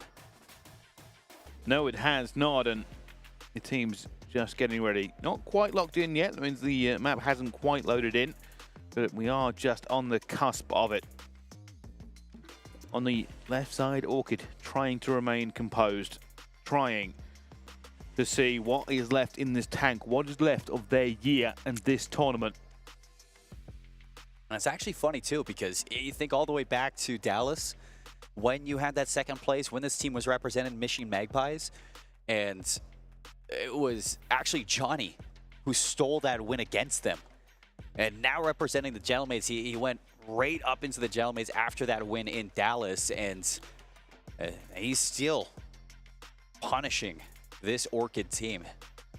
He is their Grim Reaper right now when it comes to getting to that next level, getting to that next stage. It's a level up surely for this Orchid team, but you look towards this control, and realistically, you look at that hard point earlier on that skyline, it was a lot better. You're going back to the vault. I'm sure overnight you had a little bit of a VOD session. You're able to see those defenses, what went wrong, and as I'd say, a lot of it really came down to that life count at the end. So many times that they were just struggling to hold their lives and win a lot of those fights. fights, so many trades back and forth, and Vancouver just at the end were able to get that extra 25% to win it out. So for Team Orchid, hopefully they know what to do to get this one done. That's what we're relying on already. You can see Johnny all the way around the back, looking for an aggressive start and almost takes down Beans. May have ruined this ever so slightly as well, but Kismet takes down Bance. They're already trying to push the pressure onto this, and they are doing so. Kismet finds his second. And now this is forcing all of Orchid to react. The respawn. Flank out over towards B. Johnny the slide out. Harry wins the fight, though, and that's going to stop the progress on that B zone before the tick gets captured. Everybody off the spot for Gentlemates. Gonna hop in towards A. They got full control. And for Team Orchid, that was a bit of a breathe moment and reset. They're just trying to make sure their battle lines are more locked in before they move down to spawn. And, well, it's all fallen to bits. Only Beans finds a kill here. The rest of the team back to the respawn. And for Gentlemates, an easy A. Yeah, this one's going to be given up. No need to throw lives away. Condense and shut down this Gentlemates team from transitioning easily over to this B zone, but Kismet's already over there. He's working with his teammates inside Vault to try to get this one done, and you have Bance on the late flank all the way in behind this. Mythics finds one. Bance, key member here, but those shots are not as crisp as he would have liked, as Loons already takes out two of his teammates. Beans is going to be swinging out wide as well, and that was maybe a bit of a distraction from Bance, but the kills from Beans were crucial. Beans trying to stay alive, but isn't going to work. Beans now also moving up here to try and farm. This does help out a lot of the time, but unfortunately everybody is pretty much back into this. I don't know if Beans is going to find anybody. The player is beneath him, and timing in this game is not going his way. Timing is everything right now for Gentlemates, and as soon as Beans is going to recognize that, he takes down Kismet, finds Johnny as well. 3 down, that's going to reset the attack for Gentlemates. 1:06 on the clock. Lives are still even. Lots of time for this one to unravel, and now that they know Beans is up here, Kismet immediately going to check that box. Beans caught a little bit flat-footed there. I was expecting a kill, and this has gone disastrous. Gentlemates now swarming. Beans trying to redeem himself, but that second tick will be in very, very shortly. Swings out into this one, tries to win the gunfight. Does against Johnny, but Damagum gets him back. Bance in the flank again, will find his second, and that seems to be key so far for Orchid. Get somebody into the back line over and over again, and now they're going to hunt him to try to get him out of here as well, and Bance dies the exact same way that Beans did when he was up here. You got to be careful. Only one more segment is needed. Lives are easy. Or even 35 seconds on that clock. Diamondcon's going to stop it, force somebody to make a play, and Harry, he is dancing with the devil. Johnny trying to just hold it as well, but Beans finds a big kill. And they are holding on by small margins. Realistically, this could still swing. One big push here from Gentlemates, the last push. Bance going to be on the flank. They already have spread this map. They've split it in half horizontally this time. Mythics is in a good timing here. Lunar's not going to expect the reflank. They know where the last one is. Diamondcon is caught. 9 seconds left. It looks like Orchid have figured things out on this defense a lot better, a lot more well-maintained in terms of holding on to that life, looking for the space on those power positions. And albeit they didn't last long inside of gold, you had a couple good flanks from Bance, and he was distracting them for a lot of that time. Really was, and just going to continue to hit those flanks over and over again, but they gave away 5 ticks. This is now really going to be whether or not Orchid can get some sort of attacking work going. Defenses, they're okay. It's the attacks that can split this game asunder. And this mostly is about the break. If you get hammered and you let players into your backfield early, most teams don't recover. Well, let's see if they can at least answer back for a couple of these segments. I think so immediately. He's going to be caught. Good for Johnny to watch the aggressive push through pool. Bance on the turnaround. Quick read on the Kismet. Don't know where that comm came from, but gonna dance with the idea of jumping onto this B zone and even catch Johnny on the flank. So if you want, you could stack A. You just have to worry about Kismet inside Cat. Not doing too bad. A little bit compressed here. Bean's actually going to go and try and chow this. He wants it and does manage to find it against Kismet, and just staying alive and getting the kills. Johnny managed to find one. Breaks this down just a bit. Slows it even more. Players jumping in. Bance is hunting. Doesn't know where that player has gone. They will have gone underground. But there's already 2, and they've lost a couple of kills here. So while this was not too bad to begin with and gives them an early 2 segments, it hasn't given them the extra minute. Johnny makes a great play there. Just patience from the bottom of the fold. He's going to get cleaned up finally and allow for the players off of Orchid to get back into the zone 3, go down. You imagine the stack's going to come through. You know exactly where to look now that Kismet has shown himself, but A's going to get secured. Kismet finds 2. That's going to stall out this rotation to B, but you do have Beans inside Art. I just don't know how impactful that's going to be now. Lunars, is he going to read this? Oh, I don't know. He's waiting for somebody behind them. They probably have called out. They don't know where Beans is going to be, and that's exactly why Lunars has turned. And you were right. They didn't have the kills to put Beans in a better position. And with Lunars getting back and finding it, all of a sudden, Team Orchid are all the way back into their spawn. This is a nightmare for them. You can already see General Mates overextending, getting in there over and over again. Kismet's going to be on a tear.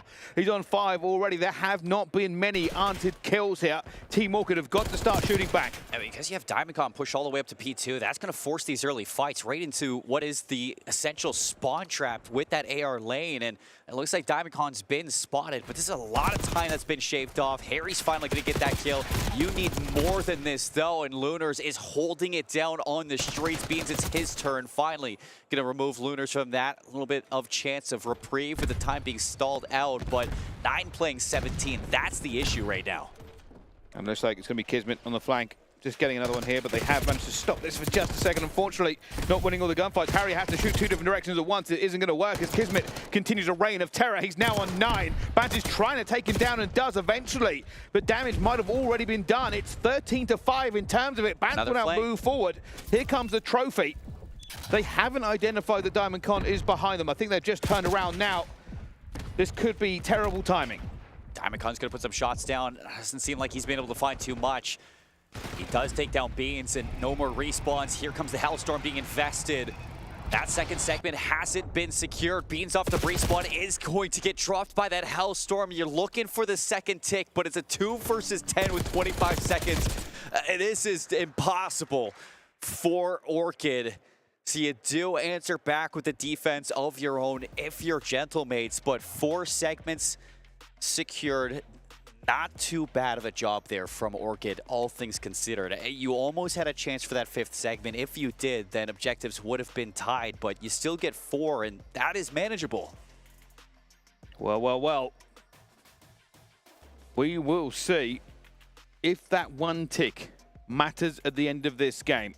Both teams looked to have potential to carry the attacking rounds, but neither quite able to. They will now be looking to adjust and do one better. It really has been the flanks that have defined this control so far. Johnny had a couple, Kismet a couple, and Diamondcon at the end. He was living rent-free for the entirety to finish off that defense. Good break off from Lunars. He's going to get a second one. Mythix answers with 2 of his own. Kismet now alone in this effort. Seems like he wants to pull a couple of these respawning players back into the grave, so he's going to stick around a little bit longer. Just fights erupting all around here as both teams try to get into the preeminent position, but Lunars just doing so well over and over again. Diamondcon will now put pressure on towards B Street, and that could be a problem. Even with Harry making that kill, do they get him before he does any more damage? And they do. Wow.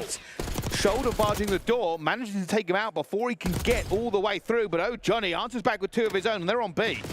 Flank out from Mythix, back into the double door. He's looking to get lost. Harry's going to double down with him. You have everybody from Gentlemate spawning deep into the back of these offensive spawns. And all of the information being given over towards Harry. He's going to set up Mythix, you'd think, but Kismet, no, don't do it to him. This has got to be a first for the tournament.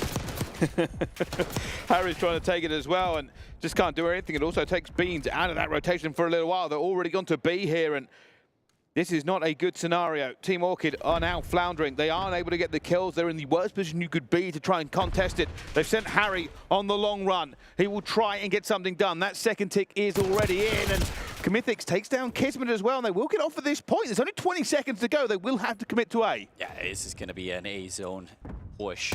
You almost have to. Good raid from Lunars, though. The patience to wait for the Beans on the flank. Diamondcon with a double kill allows for the stack to unfold, and you might even want to go for double progress, but you got Diamondcon pushed into P4. You're spotting them on that B zone.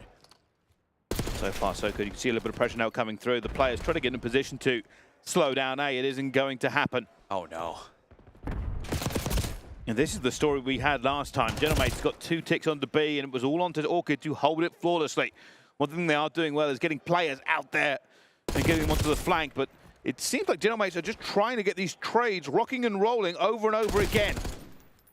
So much focus here to get into the right positions, but Orchid not letting you get past into their spawn. Bance, 54 health. They know he's back here, but 47 seconds that he's looking to take some time away. Kismet with the fight win, but it's Bean's turn now. Bance getting a big 3 there, really stopped the momentum dead. But that's all it's done for now. Diamondcon going to still be a problem here as well as that goes 3 towards down. Bance going to try and get this one player out here, but the rest of the team are going to surge forward. You can already see now Team Orchid are trying to get into position. They definitely need to get towards it at the same time. And one player left onto it as well, and that is still ticking forward. It's going to get the contest barely in time for this one, and there are no lives remaining really. It comes down to one push, one opportunity, and we'll find out which one comes out on top because this is going to be dangerous. 3v5, Johnny. Can he light things up? 11 seconds for you to get this one. Kismet's going to open things up. No more respawns now for Orchid, but it's all down to 1. Kismet for the 1 versus 3. Fight towards Beans, and he doesn't get past the first. Orchid holds strong on the defense, but another 5 segments on an attacking round from Gentlemates. That means that if you want this game, just in general, if you're feeling a little bit uncertain about those offenses, you have to win this one here. If you're Orchid, or it's going to have to be 2 back-to-back offensive rounds. Yeah, so obviously, yeah, that's kind of guaranteed them the defense if we get to round 5. Yep. So, yeah, we'll find out. Orchid, obviously, will be looking to do the work in this one regardless. But it is not going to be easy. Team Orchid, if they do win their attack here, they are good. For Gentlemates, hold on to the defense that they now have guaranteed themselves to take it around 5. John off the start. Opens things up. Good pressure in from Orchid. Already on towards this A zone. Diamondcon's going to stop any forward pressure into you and allowing for Kismet to activate. Segment not in just yet, and everybody off spawn. Diamondcon wants a little bit more, but it's another double kill coming out from Orchid. Opens up a lane into A. Johnny waiting for a chance to flank. And Johnny just waiting and waiting. Here we go. First nade going to be out, trying to just see if he can get an easy pick. Knows where they're going to be as well. Does manage to find one, but the trade's still flowing. Diamondcon will eventually go down, and Harry finds his second. And that will lock them in at A. Harry's been so good with the Jackal across this game. He is not afraid to take it out for the interior of the vault. And he is having a game, 28 and 17. And this is the fastest we've seen that A zone get captured. Now over towards B. Harry already on that zone. 2 down for Gentlemates. Harry doing incredibly well. I think he wants to overextend here. He's not going to be able to, but they will have a player doing exactly that. But they're going to know where he is because of the spawn. They know that Bance has already hit this flank. Plus, they haven't seen him for a while, and that's where he always is. And now he's just looking for him as well, but not going to be able to make that second kill. Pressure still mounting onto B here, but the trade's not as clean as they would like. Mythic's not able to get the second one as both teams basically just trade themselves into a deadlock. Reset, let's go again. Oh, Harry's going to have an angle, looking for a second. Good shots, backs into the point. Trophy's down. Flank coming in from Diamondcon. He's going to be able to spoil this play, but there's a stack on B and it's going fast. Diamondcon has to get here now. Going to look for him. Finds Harry, drills 1, finds B, drills a second. And that will be a complete wipe as Johnny managed to find his own 2. High risk, high reward there for Gentlemates. They needed Diamondcon to come through, and he did in spades. This is it for Orchid. Shoes on the other foot. I mean, you've been good for these opening kills, but you just haven't been able to put away this zone. 2 down yet again. Contest on for Harry. Turned around, and it's an answer back from the Gentlemates. 12 playing 13. Beans now for 3 in a row. He roars into action, but the trade still for Gentlemates, keeping that time counting down slowly. And every single time there is a trade like that, it does go their way. This is going to be dangerous now. Just have to get Lunas out of here. If Lunas goes down as well, it's going to be over. That'll be a stack, and that will be the control. Team Orchid find a respawn they desperately needed to keep this alive. We thought it was all over. It is not. And I'm loving the energy coming out from this. And you look at Marky B on the backside of that stage, Aura farming. He is smiling. He is happy. And he knows that the team has just done something to ignite a flame under this flower. As you can see, you win that control, you keep the series going, and they don't even do that. They win the first respawn. It doesn't even go into the second offense that was needed for that round 5. Big shutdown there from Orchid. No chances given to Gentlemates to bring that one back. And a big member there was Harry. The consistency across that game, flexing to that Jackal, having so many big moments. Bants across the start of this control. Lots of flanks that were paying off to close out that first one. And in the end, Beans, the 3-piece, really opens up a chance to put this map away, and they don't let it go.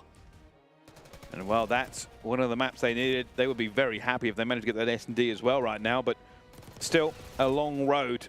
Orchid find one of the maps here in this best of 5, but only one so far. It still puts them at a disadvantage. Gentlemates have got 2, the hardpoint and the S&D.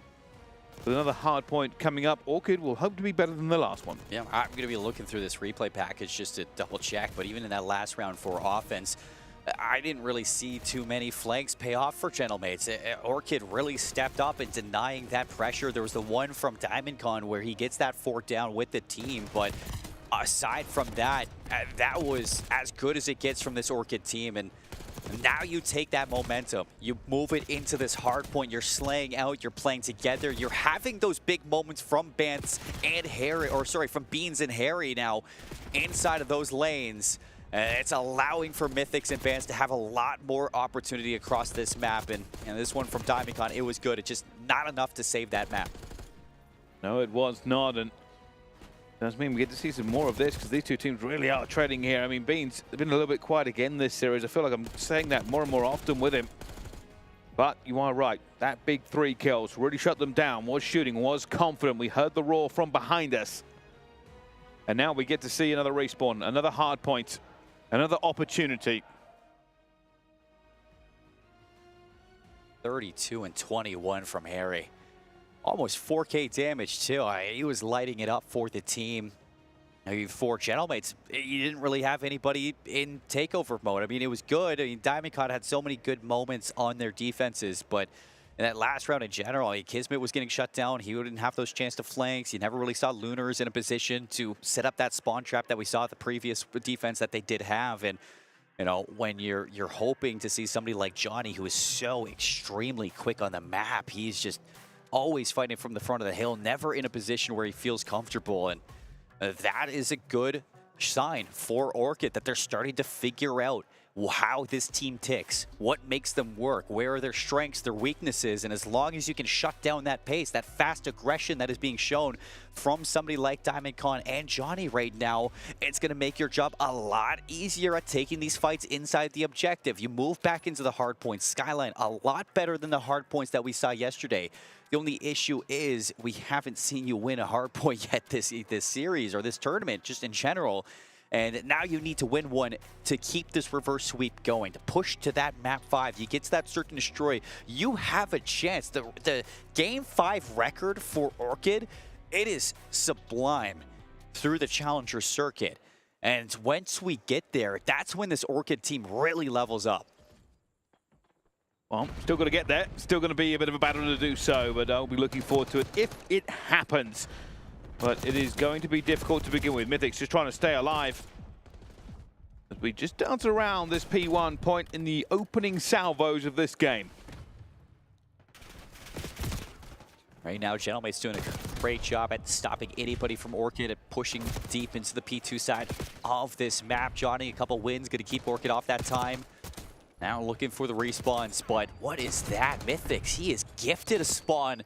Nobody's going to have a read onto this, and he's going to be able to open up a lane for the rest of the team. Can he find more? No, but that's going to allow Bants now in a chance to spawn back there.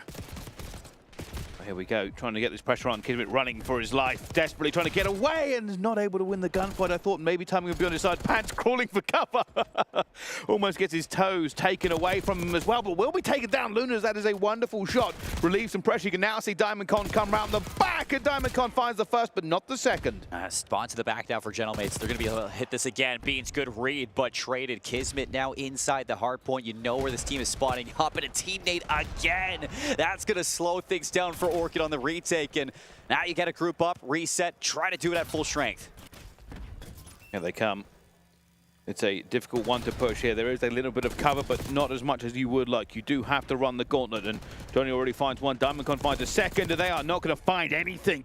Orchid lost everything into that push, and now already P3 is upon us. It's scary at first, but as soon as Gentlemates are able to really set up for that hill, it's what we saw in the P2s and the P4s. Orchid struggling at just getting through the middle of the map in general. So many good lanes being held down by Gentlemates, and Kismet is having himself a game, 7-3 to kick off this vault. And now eyes are on Diamondcon for this battle towards the back of the map as Harry is on the hunt for him. There we go, should be able to find him as well. Diamondcon has the better shot though and takes him down. A lot of time left to play onto P3 though as well, and if you're Gentlemates, you should be able to squeeze them out of this one. Bans managed to finally kill, slowing down Gentlemates, even though they do have the numbers around this point in a little bit of an advantage here.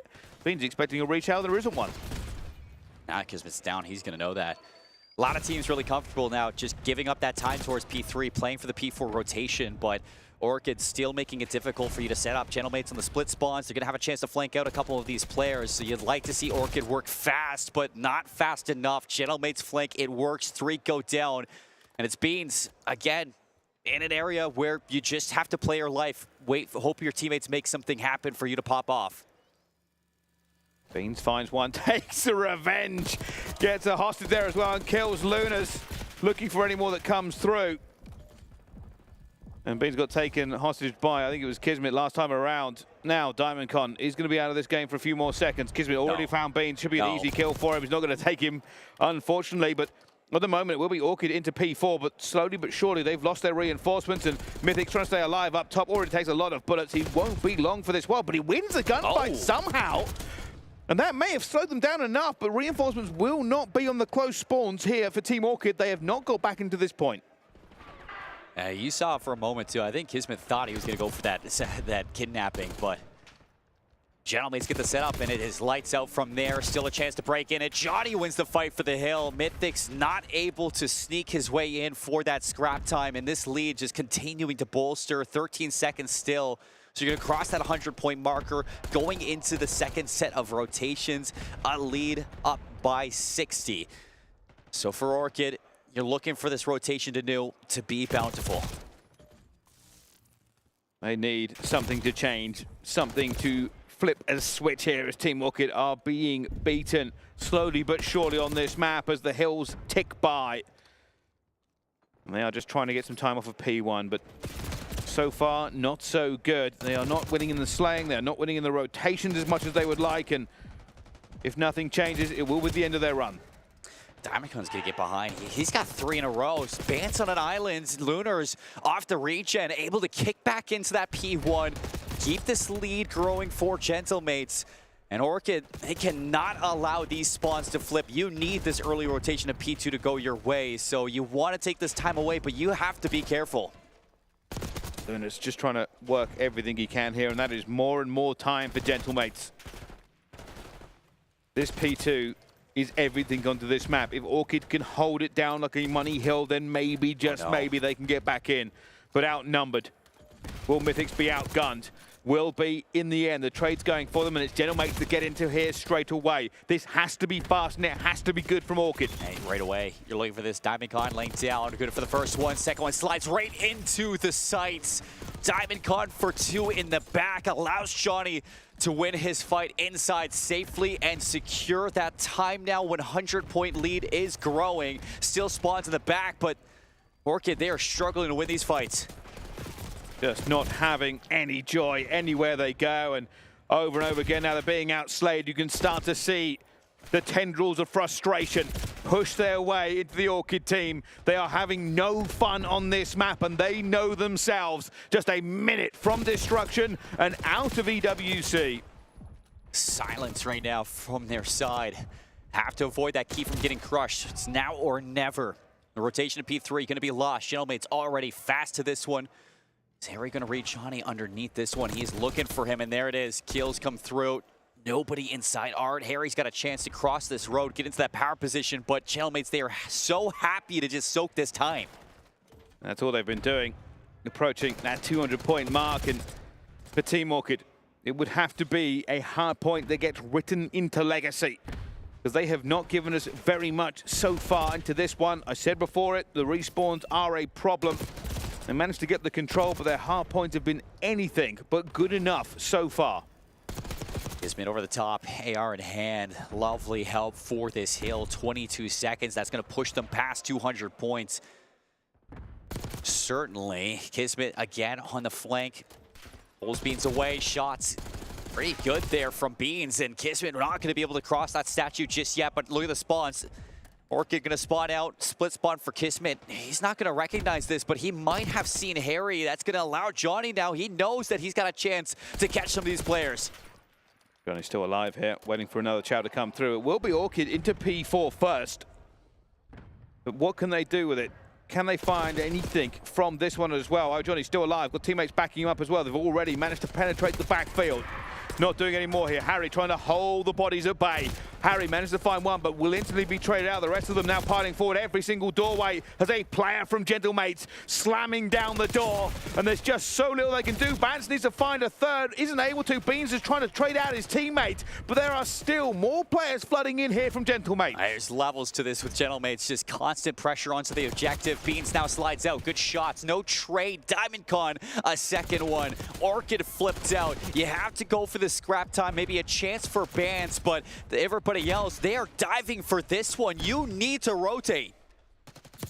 And now they are selling everything just to get a tiny little bit of pride remaining. Over Kismet. into the P1. Kismet's already going to be here as well. Harry will win that gunfight, but not the second as Lunas goes for the trade. It will be Gentlemates again that get bodies into this hard point first. And they are taking Team Orchid to task. How dare you win a control against us? Take this whooping.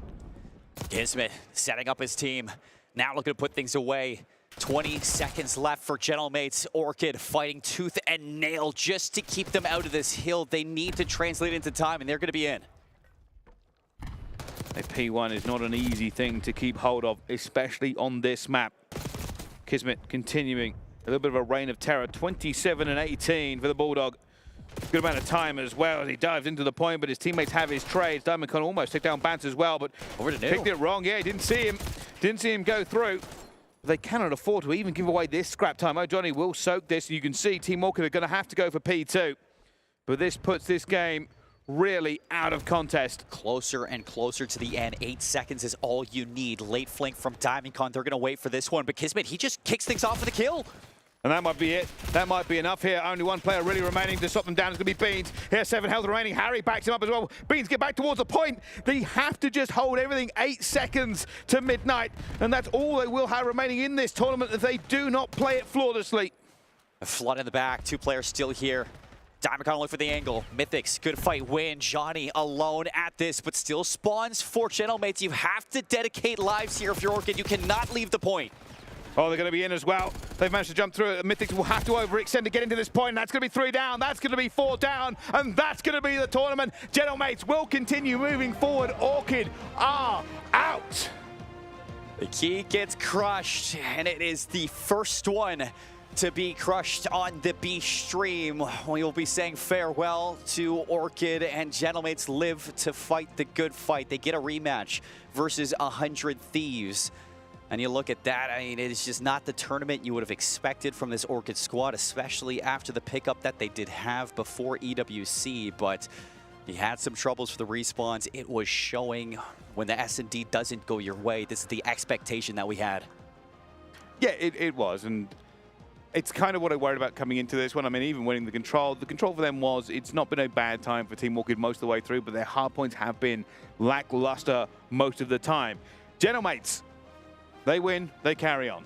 It was a different caliber of team, to be perfectly honest, against Orchid. I did like a little bit of the fight back that we saw from Team Orchid, but I mean, what can you say? The hard points, they just weren't there. There was just really no kind of posture from them whatsoever.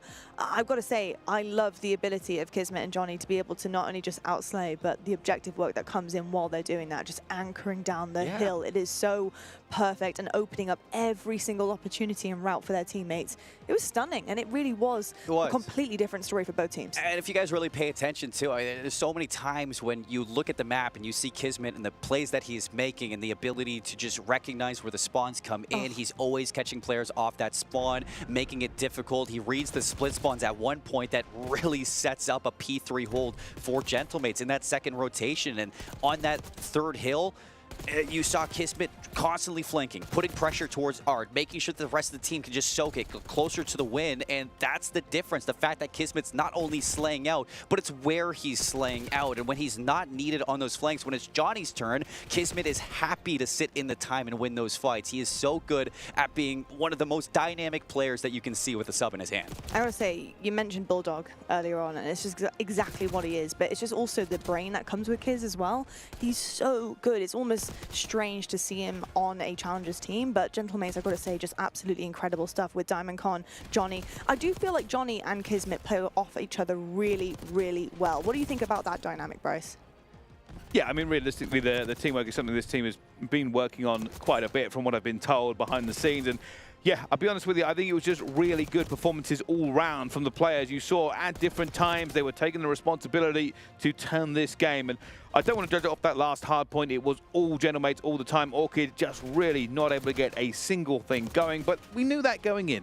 Yeah, we did know that going in. I've got to ask a little bit about the S&D because that's kind of where we saw the potential clash happening in the series. Obviously, S&D for Team Orchid has been pretty good. They beat Surge yesterday 6-2, and there was a clash certainly against Gentlemates. What did you make overall of the S&D game? I think Bryce hit the nail on the head that it's Gentlemates' team. They did not overlook Orchid at all. They did not take them lightly. They studied everything about it. They had the reads for bans. You never really saw bans too successful on those flanks. First Bloods go their way. They're just following up in those moments and making sure that the retakes are good. They're timed well. And as soon as you suffocate Orchid into a situation where they feel turtled, it's very disconnected and you're able to isolate those players pretty easily from what we saw on that Hacienda. I think Gentlemates were just really prepared for this. Yeah, I think they were, certainly, indeed. And just quite frankly, I think when you're looking at some of the players on that roster, it's really difficult to count them out. I just think the likes of Kiz is just such a veteran in a sense, and he's done some of the most impossible runs in Call of Duty that we have seen as of late. So honestly, just impressive all around. I've got to ask you about the rest of their run though, because yes, Orchid, we say goodbye to them, they get their key crushed, but of course we have Gentlemates moving on forward. How do you think they're going to be with 100 Thieves win that rematch? I think it's going to be better. Yesterday, it was neck and neck. I mean, you had, what, 30-point hard point, game 2, round 11, you had a 3-2 control. They're right there against 100 Thieves, and the analyst says they put them in a vulnerable spot, and that's what 100 Thieves are. I think this Gentlemates team, they're hungry for a win and success, and they're ready to make some upsets. Well, I'm excited to ask that very question to somebody from the Gentlemates roster right now. Let's head into our interview. We have Diamond Con coming onto the desk with us to ask all about that last series against Orchid, where they are knocking out one of our first teams that we're seeing here at EWC over on the B stream. Diamond Con, hello, sir. First of all, hello. Congratulations, GG's, man. Thank you so much. Thank you so much. Fantastic showing from you guys. I have to ask you a little bit about that series.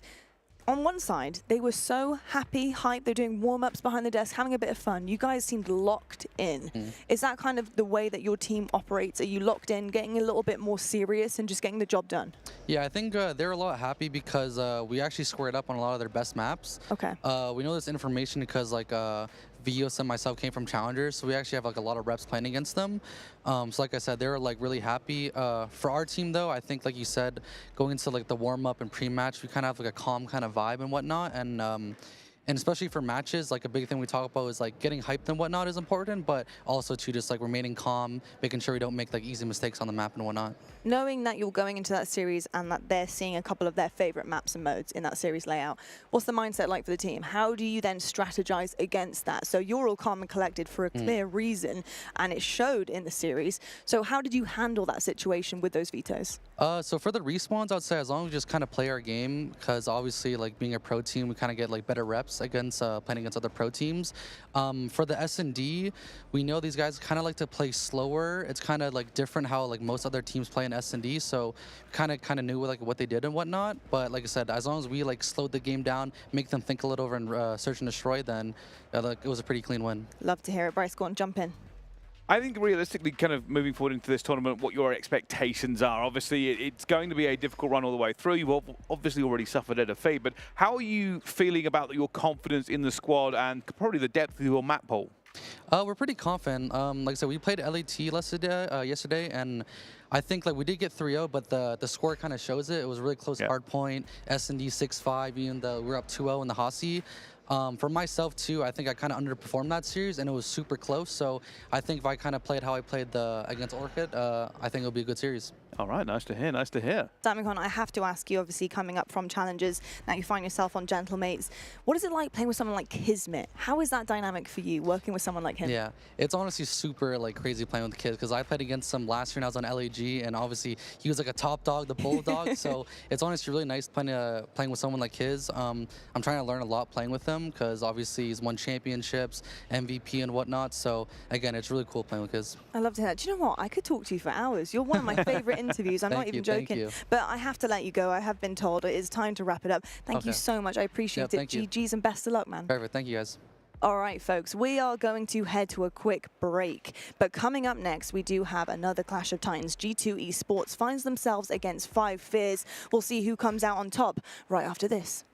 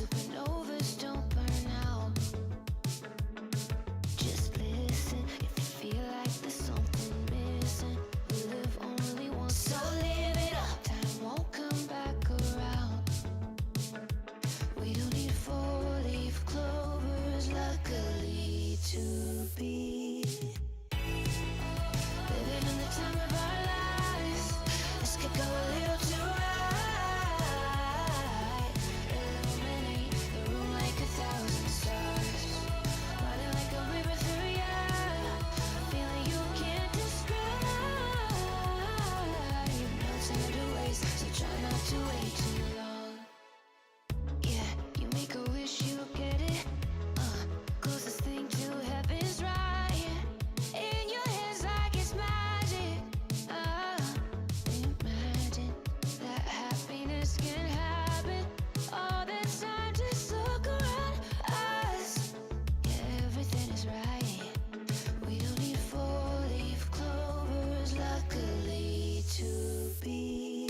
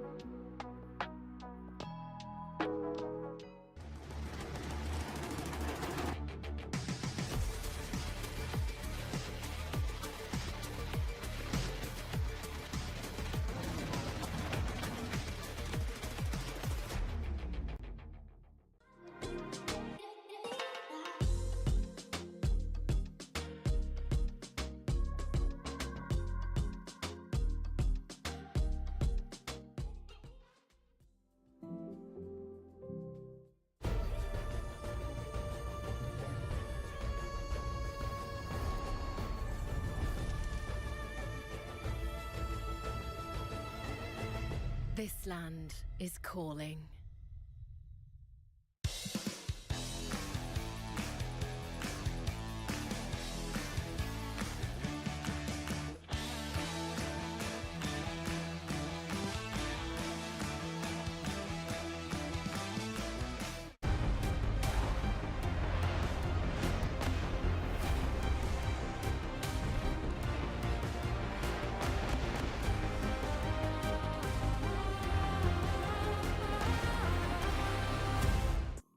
Hello folks and welcome back to the Esports World Cup live from Riyadh. We're here for Call of Duty Black Ops 6, but you guys already knew that because you know exactly what you're tuning in for, and that of course is the world's best Call of Duty action across the board.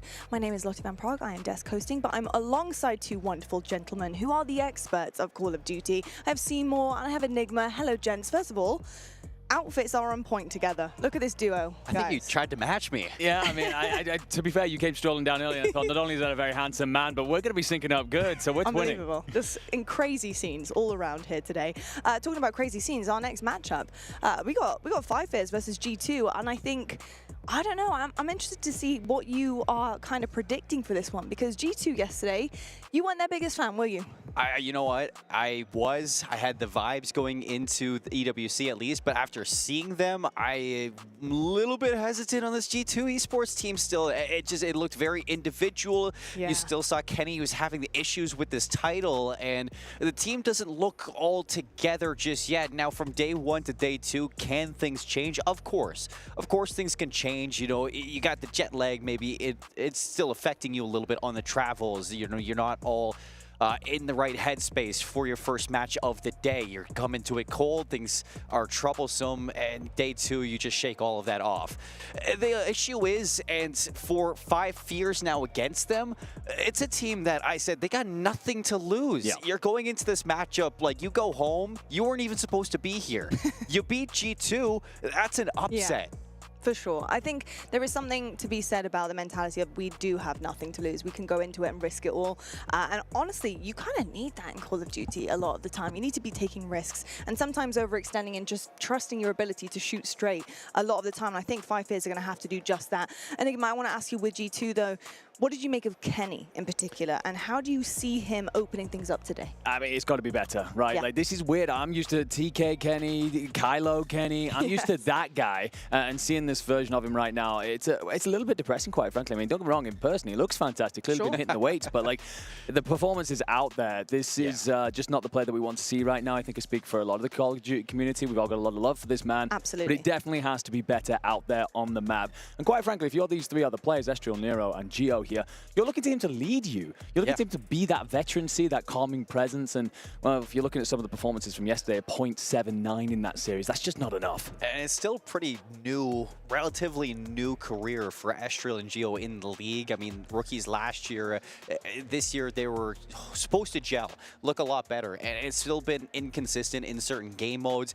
Each one of these players seems to be really good in certain areas of the series, but they're never there at the same time. That consistency altogether is very individual. And for Nero, who has been, you know, around for Vanguard, I'm surprised it's still as hot and cold for him as it is. It's just a team that isn't gelling right now, and things aren't going as well as you would have expected to with their previous careers on different teams. But for this one against Five Fears, I'm hoping that they can figure things out, start to move that ship in the right direction, and correct what has been a really tough year for these guys. And one of the things for sure, by the way, as we get a quick look at the players here, that is by far the best uniform that I have seen for the players. That is a gorgeous outfit. But you are right to bring up Nero, because he is hot and cold. He is that X-Factor player for them. And yesterday dropped to .78. So it's even worse than Kenny. And it's just this situation where it's like, okay, if you all on this squad right now, you're looking to these players that can really pop off and carry you through series. That's kind of why you built this roster the way that you did. In Estriel and Geo, you've got two players who are relatively consistent, and the two players that are your X-Factors, well, they're on the wrong side of that call right now. It's really dangerous to have hot and cold performances as individual players. A lot of the time, it has a massive domino effect, and that is what's happening here with G2. I know what Kenny is capable of. I've watched it for years. We all have watched it for years. Yeah. But when you are put in a dynamic that is a little bit more uncomfortable, and as you go through those losses and things don't turn out the way that you had planned them, to play, it's really, really difficult, and it starts to affect you mentally. I want to see a big bounce back from this team. I want to see them having a group discussion, working on some of the big fixes and hot fixes, and a lot of that is just getting on the same page. Yeah. And really, it's all it comes down to. So hopefully we see a different G2 today. We'll have to wait and see. But on the other side of things, we do have 5 fears. Now, I'm curious to know about this team and what you think they're capable of, especially going up against a G2 that, quite frankly, probably have their heads down a little bit here. I think the sky's the limit for this team. I mean, you think about each one of these players has had their opportunity to be in the league, and now they're back in towards the Challengers circuit. I mean, Hixie in general, he's had an interesting year for sure. Starting off with the Surge, you go to Madrid, it was a pretty poor performance, and while you are on the downward trend, you've seen your team just rise to the occasion in every single major since then. But you join this 5 Fears team, go into DreamHack, you place top 4, and it's been a lot better for you. You barely miss out on qualifying for EWC originally in a Game 5 Round 11 to Orchid, and you also lose Abe, who was a lot of your firepower, but you bring in Capsidal, and Capsidal is one of those players who you know can get the job done. He's done it so much since he moved into the league back in Vanguard with that Boston team, and I think that this team can hit a stride. They can reach some heights against this roster. I mean, heck, they've already beat G2 once this year. Why not do it again with Capsidal on your team on a big stage? Why not do it again? That is the big question. I mean, yesterday I did catch up on some of the gameplay that was happening on the A stream. I know that they faced Optic. It's not exactly the team you want to face beginning EWC. It was a hot 3-0, but they did have a really hot start on that first hard point. It was quite impressive stuff. Coming out of the gates, catching Optic off guard, and then we see Shotzi just starting to turn things up. Yeah. He's getting multi-kill after multi-kill. He's getting streaks galore, and then Hook the Nuke, he comes in too, and it's game over. But by that time, they're trying to understand what is going on their screen. I'm looking at them to come in with their own gameplay. I want to see what playstyle you can bring. You know, we look at Hixie, we talk about growth, and Colin, I know that you've talked to me a little bit about this team as well. I've seen some of your notes. The aggressiveness coming forward from Hixie, is that fundamental to see these guys playing the playstyle that they need and want basically coming across? I really like this team because when you look historically about them, all 4 of these players are, you know, at one point in their team or at one point in their career were subs. And although you transition Fire and Exceed at some point into that AR role, they still play more aggressive than traditional AR players. And they have that ability, which is really good in Black Ops 6, to flex to the Jackal and allow that pace to be a little bit quicker and that aggressiveness to come through. We see it in their hard points. That's what elevates them so much in a lot of their break attempts against teams back at Challengers. To see that translate against CDL teams would be amazing. And I think that they have players that just all around are hype. When you get Exceed into a level where he is just loud and proud on that stage, it's really hard to tame that fire that's beneath this squad. And the only thing about Optic that is kind of like funny in that match yesterday is we all saw it and we know that Capsidal summed it up pretty well. Yeah, I've got to say, it was a little bit of a difficult one for 5 Fears yesterday. I mean, we saw a brand new S&D strat from Optic right off the rip as well in that map too. That one's always difficult because you're looking around thinking, how did they get there? I checked every single part of this map route. Like, I don't understand how they are here. This 3-man push through water. Like, how is Shotzi on his own and he's basically back in our spawn? That makes no sense. I felt really bad for them because they were probably just in a bit of a daze with Optic kind of pulling some tricks and some new things out of the bag there. But I think they handled it really well. What do you want to see coming into this series, Enigma, for them? I think largely to kind of repeat a bit of what they did against Optic, to be honest. It would be very easy for anybody to take a look at that scoreboard and kind of go, okay, you got 3-0s, you got bounced out, you don't deserve to be here. And actually, if anyone was watching, the eye test tells us that for the first 2/3 of that hard point initially, they started very well. It was only a case of eventually the staying power wasn't there. The stamina starts to run out. You are against the current best players in the world, quite frankly. And so they start to make those adjustments and figure out, all right, well, they're using their aggression. We're going to find ways to play around this. You come into this against G2, they're awful when it comes to map ones. It's the thing about them that's terrible. We saw this yesterday, very slow out the blocks. They don't really get going by the time they warm up. They're not really at the races. So for me, when it comes to this 5 Fears team, what I'm asking for is basically repeat that, see it out a bit more.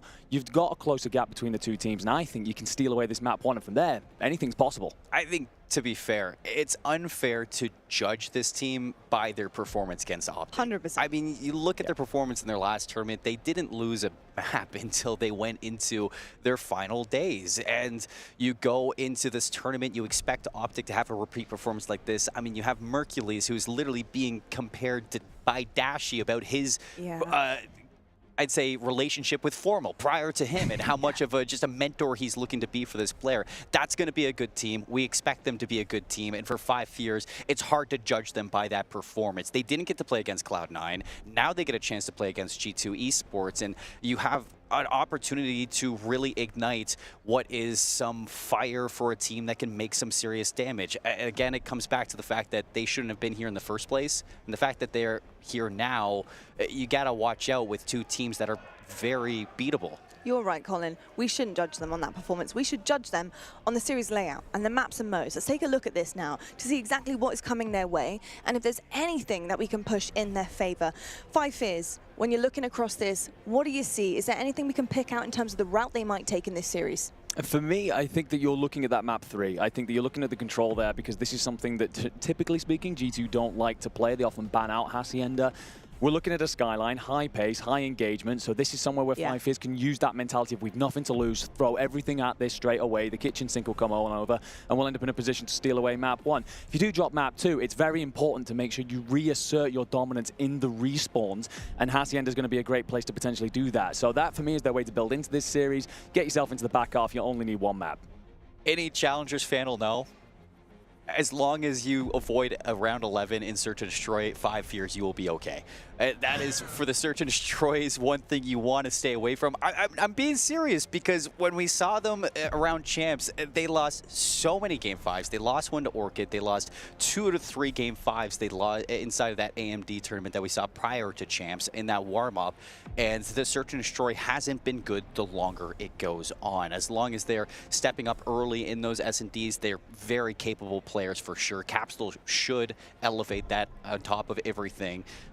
So yeah, you're right to say for the control, but I think as long as you avoid those round 11s, you're going to be good. Yeah. I mean, I love the point you bring up around Capsule coming in for the S&D. This could be something that helps them just see that over the line a little bit. But also going back to the point you made earlier around the 4 subs, we're better to apply that aggression than Skyline. So there are plenty of routes here for this 5 Fears team. We love to try and build up a story. It's what we are paid to do, quite essentially. But also, it is very much so on the cards. And no doubt, if you're on that stage right now as a G2 player, you can feel it.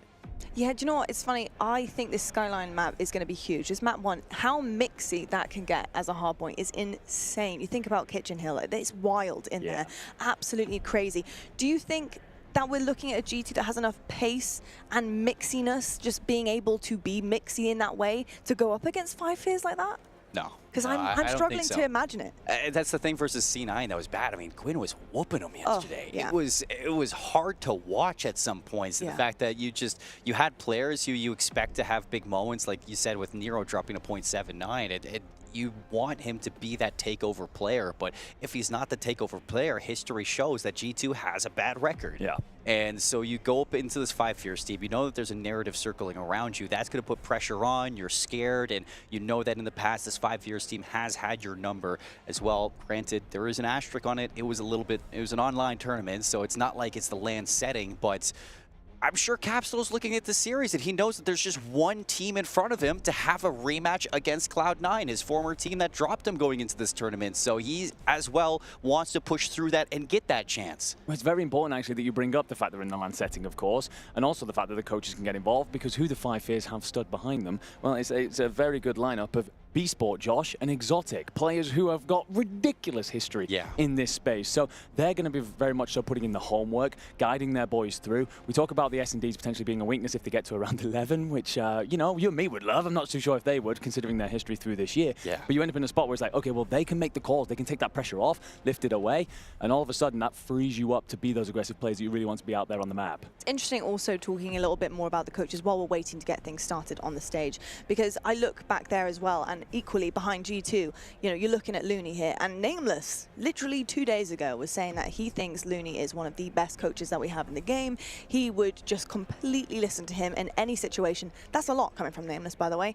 Nameless doesn't really listen to anybody, and that is no disrespect to him. I love Nameless very, very much. But you know him. He's assured of himself. Of course he is, and rightfully so. Look at the history of the guy.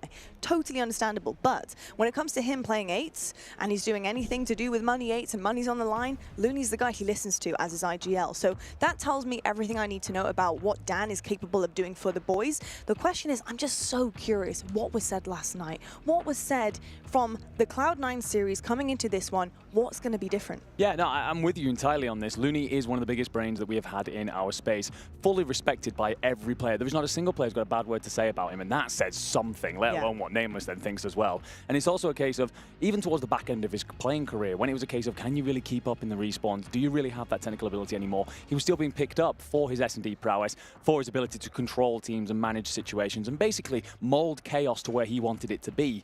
If you are feeling that pressure up there on that stage, and no doubt these G2 esports players are, he's the man that you want over your shoulder reassuring you. He certainly is. I just need to imagine what Looney's going to be saying in that skyline, because it's going to be like, right, on delay, let's go, keep it going. Speed, pace, get mixy with it. Come on, just jump in. Why not? Have it happen.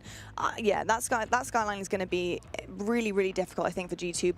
But that being said, I'm willing to see what they can give. I'm willing to see the mixiness come out of them. Can they get involved and in there and have the pace to match 5 Fears? What do you think? I think they can. I mean, like, it's something that I'm now contradicting myself, because I said before that they can't, but or they won't. But at the end of the day, this is a professional team who gets the reps against the other professional teams who we know have really star-studded accolades, especially for Kenny. You don't expect him to be down for too long. You know that he's going to have his moment at some point. You're looking at this as well with, guys, we cannot lose to 5 Fears right now. Like, this is possibly careers in Black Ops 6 on the line for some of these players too, that you might be thinking about into the next year that you're fighting for. So it's not really so much that I think that they can be mixy, but it's more so they need to be in that. They need to get this done right now for G2. And Skyline, there's no better map to really get a chance to get that litmus test going. Well, we're jumping in, guys. Pool and all. Enjoy it, lads. It's over to you. And we got the Skyline already kicked off. G2 inside that initial time. 5 Fears playing from the better side, but again, you can see those arrows from G2 trying to bleed into the opposite end. Yeah, just going to slow it down here for a moment for a Skyline that we know is going to lead to high engagements, high pressure, but Capsidal feeling well protected right now as his boys go to work elsewhere. But those P2 side spawns are going to be locked in by G2. Capsidal's actually going to find one, then 3 come through in the feed, so all of a sudden you are starting to get through. There is going to be a spawn out for Nero, but there is going to be reinforcements for G2 to just continue to try and lock that down. Geo, bottom piano, Exceed's going to remove him there. Good read onto Astrial, but G2 so far holding form on this rotation. You can see that there's an elevator push from Hixie as he's trying to get into that P2 and sneak his way through, but Kenny's going to lock him down, and things are stable for 5 Fears at the moment. Kenny, big job here at the piano. He's got 2. He's going to weaken up both as they step across each other. He does the right play by getting out of his life and allows his teammate to take over in that moment. Nero with 2, Estral with another in the feed, and Gio's covering off from the kitchen. So a fantastic start here for G2. You lose more of P1 than you probably would have liked, but this is the kind of setup that will give you plenty of confidence later on through this map. Kill from Exceed will allow you to start to push forward for the back half of this hill, but 5 Fears have got to find their way through some waves. And this is already better from Nero and Gio than we saw yesterday in particular. 5 Fears, they're going to get a late break towards this 20 seconds that you want to pick up, but there's still close respawns for G2, so nothing is guaranteed inside the scrap time. Gio's hanging around. Exceed's going to finally get him done, and the last 10 seconds might be looking at a tie game heading into P3. Absolutely. Trying to find his route. Will drop low, takes bullets in the back though. Will have support though from teammates. Fire and Hixie finding 2 on the rotation over. G2 will be here to answer. The first touch will come from 5 Fears, but 3 in the feed should hand it to the boys in white and well in orange on our kill feed, as the 4 kills are clean. Forces 5 Fears to assess this hit. You lose the first fight as well. You want a pinch to come through here really, but it looks like they're just going to turtle off and hit through mid. Yeah, middle hit too. Back and forth trades. G2 trying to extend their lead a little bit, and with that kill on the Capsule, that's going to secure some good time inside P3. Gotta wait for the reinforcements if you're 5 fears up the spawn. Astral close in the quarters, waiting for the push to come through. Diving, though, is Capsule all the way across his screen. 3 go down, and they break it with 20 seconds. Yeah, there's one thing about G2. They're pretty good when it comes to rotation at hard points. They're not bad at breaking, but their holds are terrible. So we get an example of that as 5 fears just bully their way in through the front off the back of some beautiful Omni movement. But Ixie now, the man who I spoke to after that major in Madrid, and he said he wanted to find himself being more aggressive, wanted to find himself on the more slaying side and stop being underestimated as a glue player. And well, stepping up here to start 10-9. Speaking of which, Fire 12-8 to get things going, a calming presence for this team when they need it most, and he's doing a great job of locking down that backside. I wonder what it's going to be if we get a Hixie that's just putting up 40 bombs, 30 bombs. That would be something that's I'd love to see it. But yeah, it could really level up Hixie and his career, because I mean, this is his 3rd time back down in Challengers, trying to get back into the league once again, especially for the BO7 season. And this P4 rotation has been glorious for the 5 fear setup. Exceed here, just holding this top bridge, bouncing really between locking down top and bottom kitchen side. Capsule is just going to be tucked in this close corner. Slide out from Nero, will be found. Traded out though by Fire. Hixie with another over the top. Exceed's going to drop in through back bed to provide reinforcements from the front line. Great work from him. Fire's actually going to be found by Geo, who manages to get away. And Exceed is on an 8 and working towards a Hellstorm, will fall just short. But if there's one thing for 5 fears to build off from yesterday, he was their one bright light. He was, and Exceed, he's got a point to prove after certain stories this year. Exceed waiting for a chance underneath. Teammate's going to go down, and that's going to get him going. Green light to start this flank. All the way up the piano steps. Kenny's not going to be ready for a 2 go down. Now in for the contest. Geo holding strong for this time, but good shots out of Hixie, and that's going to open up some lanes. Oh, and he's on a 4, and he knows where the rest of the pressure's coming from as well. May have just heard the zip heading up elevator 2, so he's locking this down. Geo walks next into his lane, but will be found.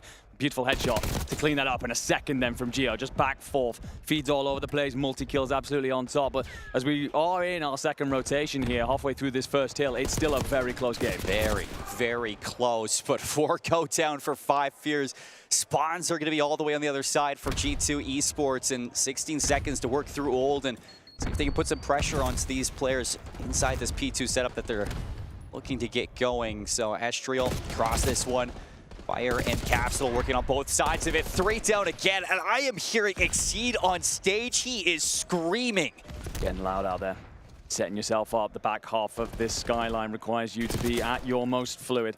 And Kenny will find 2 in through kitchen. It's been a slow start for the man. 13 and 17, a lot of eyes on him right now. 3 HP in a dream, but slides out and will stay alive for now, so he could get into the back line. The boys have done the work elsewhere, so you will break. Can you hold, though? We've just spoken about how it's one of their weaknesses.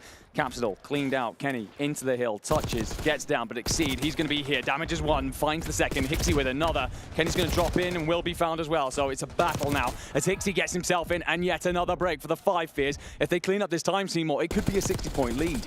It is fluid right now from 5 fears. They're filling every single role that they really need to, but 17 seconds on Old. B2 going to take a look back at for the scrap time. Exceed a double kill outside, and now he's going to go in for 3. It's pressure for the rotation. Everybody off the spawn going to be a P3 first for 5 fears. They have the setup. How do you hold? Fire over the top, Capsule in the close corner. You lose your teammate supporting mid though, so the problem for Fire is you're firing on all fronts, and Geo will cut you down before you really have a chance to blink. Exceed 24 and 16, looking for the 25th and will get it. Someone slow this guy down. Knows his reputation's on the line with this tournament and willing to stand tall and prove himself as we scramble for this kitchen hill. I actually think the louder Exceed gets, the straighter his shot gets. It is unbelievable the headshots he's hitting. 30 seconds though for the break back in. Astral not going to lose it to Capsule this time around. Trying to bait and dance around this pole, and Geo has his back, so it doesn't matter if he goes down. Hixion through you. Going to be traded out, and a double kill from Nero should give some relief to this time. Astral going to allow him to get in and soak. Big rotation coming in now. Last time 5 fears had the money hill here at P4, but it's all about G2 trying to play in through this back line. Big fight for Nero, and you lose it to Fire, who sets himself up. Hixie from the top line. You then get at least one answered back, but for a moment, Five Fierce have re-established dominance here at this bedroom hill. G2 Esports must find an early break, otherwise Five Fierce threaten to run away before we hit our third rotation. Over a 30-second lead, here they come, 2 down. G2 looking to get in behind, see if they can pinch things from the front at the same exact time, but the fights on the front go loose, and Fire, he is snapping 3 in a row for Fire. He's holding this hill, spawns don't break, and look how far you're spawning if you're G2.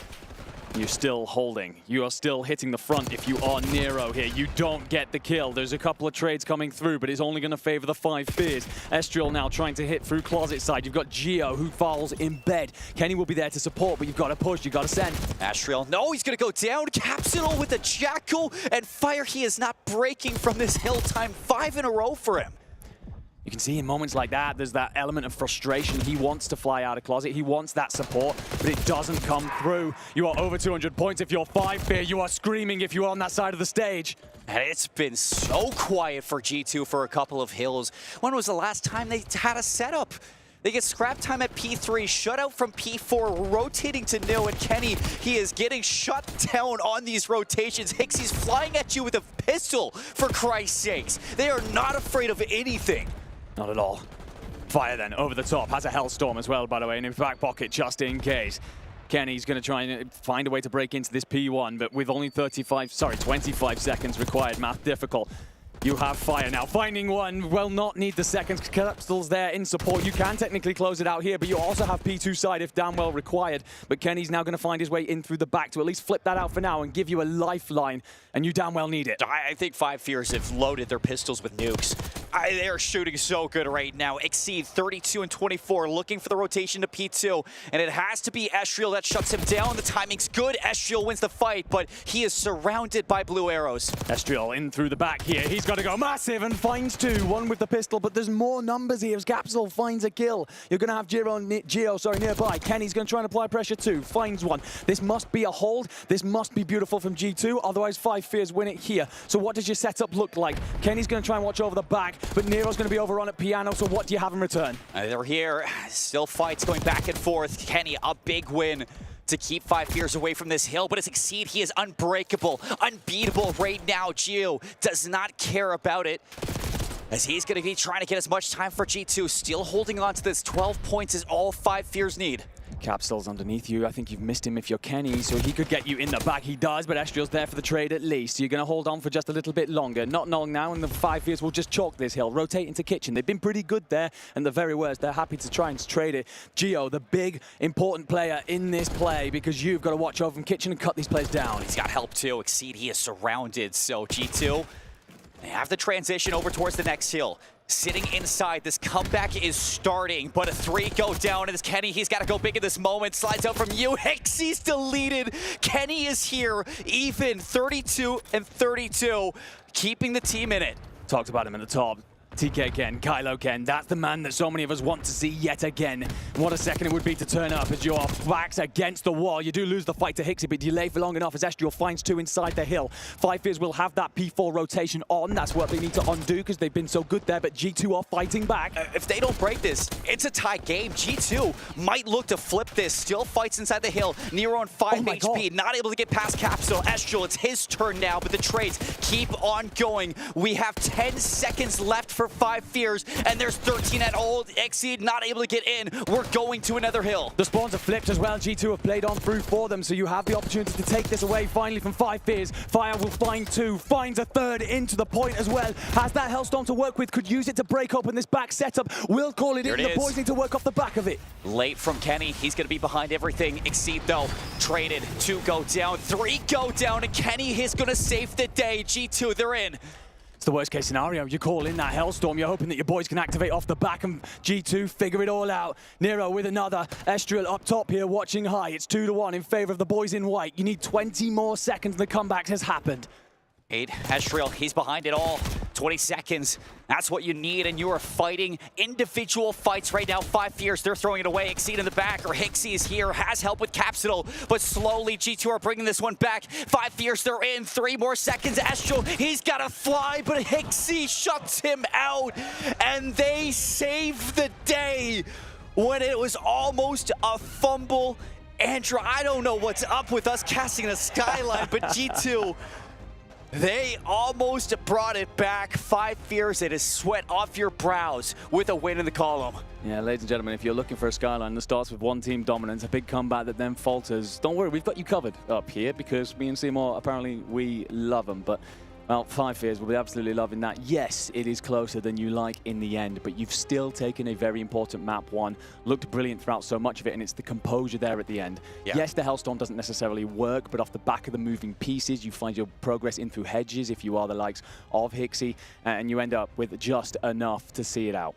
This is kind of what we were setting up to for this underdog story. You come into a skyline, you have a team like 5 Fears. When they get going on this map, they have that fear to them. They have that fire to them where they just are so aggressive in those setups. Hixie was saying himself that they just feel like they're on a different level in terms of that pace in comparison to other challengers teams. And we saw that at DreamHack. We saw that towards Champs. Like, they level up, and this is a map that treats them well in that aspect. And when you have fire and Exceed at the same time, feeling good as ARs, you get to those P2s, you get to those P4s, and suddenly it's really hard to deal with all of that. I mean, Exceed was a walking two-piece across that map.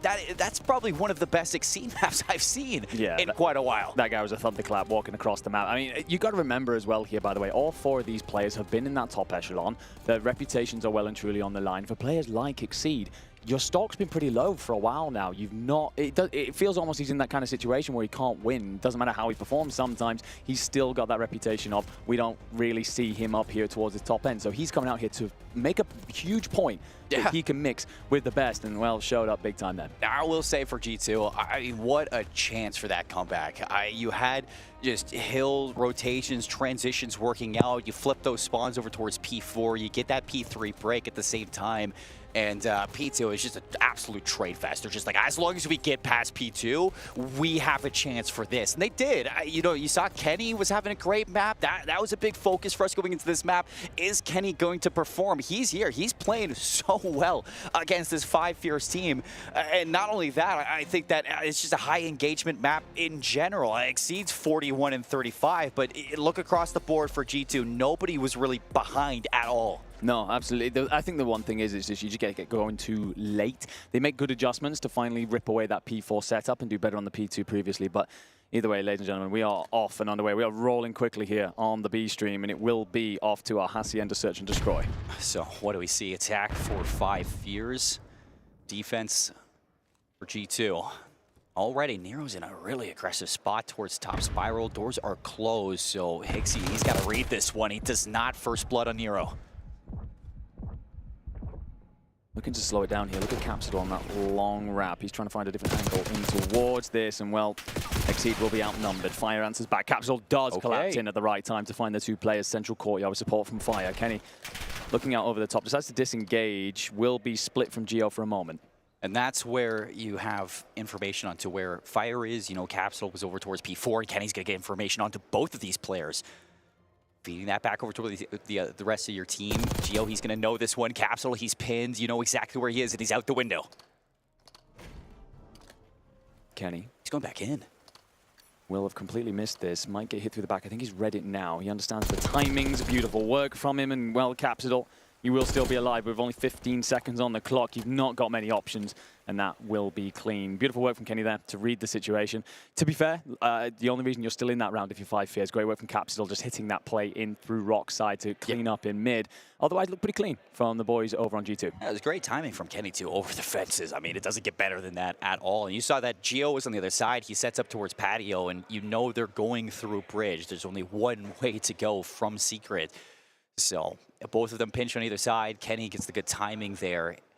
And suddenly you're working off that momentum you started to gain towards the end of that hard point. You get the first one done, and it's a defensive shutdown too. So it's a big round for G2. Heavy towards B goes the bomb. With a lack of mid-map presence, 5 Fears are going to understand that this is now the play coming through. Trophy goes off. Fire will find the first blood onto Kenny, and that will force Estral to back off. Doesn't feel comfortable at all, but you're missing mid-door presence from Capsule. Yeah, that's the right call because Hixie's here. They don't know it, but he's waiting for that bomb to get planted. Nero's getting a ton of information over towards A. He's maybe trying to work over towards the patio. And he wants a trade to see if he can bring this into a 3 versus 3. Office doors open, and Capsule, he is not going to be beaten this time. What does that leave G2 with? Presence towards A. They feel like they need a kill. Feels like they're trying to essentially double bluff this. Try and force 5 Fears to move a little bit, catch them on a rotation, but you're not being handed anything for free. Nastria will step out on the chase, won't find out where his opponent is, and well, that makes it a 1v4. And I love you, Gio. You're pretty good at this game, but it's a big ask, and it'll be too much of an ask. Clean on the defense as well from 5 Fears. Got to say, that first blood, huge. Shuts down Kenny. That bomb plant then doesn't come through. And I think one of the big things as well there is you lack that early intel, but they very quickly assess the situation and realize, well, if they're not here and not there, by process of elimination, we know what we want to do next. And you can see in the minds of G2 feeling like, okay, we lose that first blood, we need a kill before we get that bomb planted now. Yep. Nero was in such a good spot to just hold that space, get the information, make sure that nobody was pushing back over towards A. You just got to let that bomb plant come through before you start pushing even further. All the doors are closed. You have no real estate. You have no information gathered. So you're really just shooting blanks out there. And I think 5 Fears, they recognized that all they needed to do was wait for those mistakes to come through, and G2 feed into it. So next one up, you see it almost lines up 3. Hixie's going to go down in the scrimmage, and Capsule, he finds 1, but it's still a 3 versus 2. Yeah, you'll happily take that if you are G2. You back off. You essentially conga line it through the Lambo side. And well, Capsule's about to... Well, I thought he was about this to is plan into you. Gets the plant down. Well, Capsule's trying to play around intel and picks the wrong door. So shots in the back. 1v3 on the cards for Exceed. Gonna have to play around the bomb, but he's got a long timer here. This guy was nuking on that skyline. Timing's not going to pay off, though. He's going to get shot in the back. 74 HP. Challenge comes through. Diffuse already begins. Lots of time to get it done. And you're going to give it to Nero. See if you can get a little bit closer to that RCXD. And that's a good round from G2. Now up 2-1. Yeah, G2 continuing to be good with those first bloods when it comes to their defensive rounds. It's been something they've been able to lean on through the year. But also on that conversion then of that first blood. Plus retake. This is systematic. This is G2 Esports defensive S&D, basically in a nutshell. Great work there. And it's that conga line that comes through. You've got the numbers advantage. Sometimes we see teams try and push around and out and wide for information, but they recognize, well, this team are going to go on plan. We can force that fight into a small area and use our numbers. Yeah, so big question is, can teams win an offense? It's the same thing that we said in our last match with Channelmates. It went, I think, 4 rounds before we actually saw an offensive round win, and Astral's trying to will his team to 1 here in round 4. First blood traded by a nade, and I like this call from Astral to get active in behind, but there's going to be nobody seen. Gio catches the flank, gives numbers to G2. You slow it down. You are so split if you are the 2 5 Fears players. Can hand you a lot of intel, but also leaves you extremely vulnerable. And, well, Capsule's about to get some incredibly bad timings. He doesn't recognize Nero's on the plant, will be given up as well, and Gio makes that clean. So Exceed in another 1v3 situation. I was going to say, if Capsule could win that fight, that would have been a rough post plan for G2, but instead, Capsule not going to get through the first one, and G2 take an offensive round, push their lead up by 2 inside of this Hacienda S&D, and I like calls from that. It's bold to go for the splits, keep 2 players into like patio and bridge, allow for that solo player to go for the plant on B, but if you have the info, if you're very confident, it really works out because you're able to make sure that nobody has control through office. Well, one of the things that they like to do as well here, the G2, they like to have this like almost counter pinch situation. They recognize the 2 players are going to have to go towards the bomb, and they will arrive in a wave behind them. And it's one of the things that's definitely worked out for them when it comes to those post-plant situations. So great work. Makes sense. It's like a spitting image of what I would expect from this G2 team. They're doing a great job so far, and they, well, need to, considering they lose that map 1. Stunned here, but finding their footing on the Hacienda search. Bomb's going to go down. This is going to be a classic 4v4 retake. Now, G2 typically good at retakes, but this is going to be far from easy. Poor Exceed. I don't know how you're still alive. Shots were good, but not good enough. First blood from Hixie. Now loose into the top of offices. Exceed's going to double down, but still traded out by Nero. 2 versus 3 for the retake. Capsule gets the information, throwing shoulders, just looking to play his life, goes back in. Estriel gets beamed, and 5 Fears looking for an offense of their own. There it is, back to a 1-round game. Beautiful work there from Capsule. You lose that fight, it turns into a 2v2. You end up in this situation where your boys can definitely be collapsed on around the bomb. Felt like he was almost winding up a sucker punch there, just backs off, baits the opponent in, and then springs, releases himself off into that fight. So great stuff. 5 Fears there on the offense. And no hesitation. We saw earlier on, G2 had a situation where they're slow to plant the bomb. No such thing from 5 Fears. Just straight down. Let's get on with it. Let's make this 4v4 fight happen. So now you got to go back-to-back if you want to keep this one even. If you're 5 Fears, G2 looked a lot better in this Search and Destroy than they did yesterday versus Cloud9. You can see that they've been working on some chemistry. First Bloods, what you're going to be looking for here. Information from Nero, stunned up. He's just going to get away, but in the mix, Geo goes down. So far, First Bloods have come on top here, but Estriel's in through the back line. And, well, actually, I love this from 5 Fears. They are just going to group up. They're happy to let this plank come through. They're happy to set themselves up a retake. Play with those lives. Astro's going to throw a shoulder, but he stays a little bit too long. Good shots from Exceed's going to keep this one forward for 5 Fears. Now for the retake. As they are taking their sweet time. Nero and Kenny. Let's see it. Kenny with some good shots. In comes the next one. You lose out on Nero and Kenny. Not going to expect the quick chow from Hixie. The teamwork from 5 Fears looking very good there. I like the call to just wait. Yeah, First Blood's coming out on top at the minute. It's 3 apiece. That will obviously tie us up at 3 apiece as well. But it's also one of those moments from 5 Fears that plays a big mental game. Bomb plant comes through. Typically, the team with the lives, the team that's got to try and retake this bomb, quite aggressive on the retake, but they wait. Yeah. They bide their time, and then they strike when it suits them. And that later on, when we get to post-plant situation, suddenly asks a couple questions for G2. Are they going to hit us quickly because we know this is a very aggressive 5 Fears team, or are they going to wait? And it leaves them in a very uncomfortable position. I think it's the right call to make, and it's a different look than we are used to with 5 Fears. You're naturally a quick team, so that's one thing they said kind of bites them in the behind. And this time around, they're showing some different dynamics. G2 now 2 rounds lost in a row, looking to deny a 3rd one. Back onto the defensive side. It's going to be a quick attack to B. All 4 members here. Fire, yeah, he's not going to sit around. He's going to join them. On plank coming through.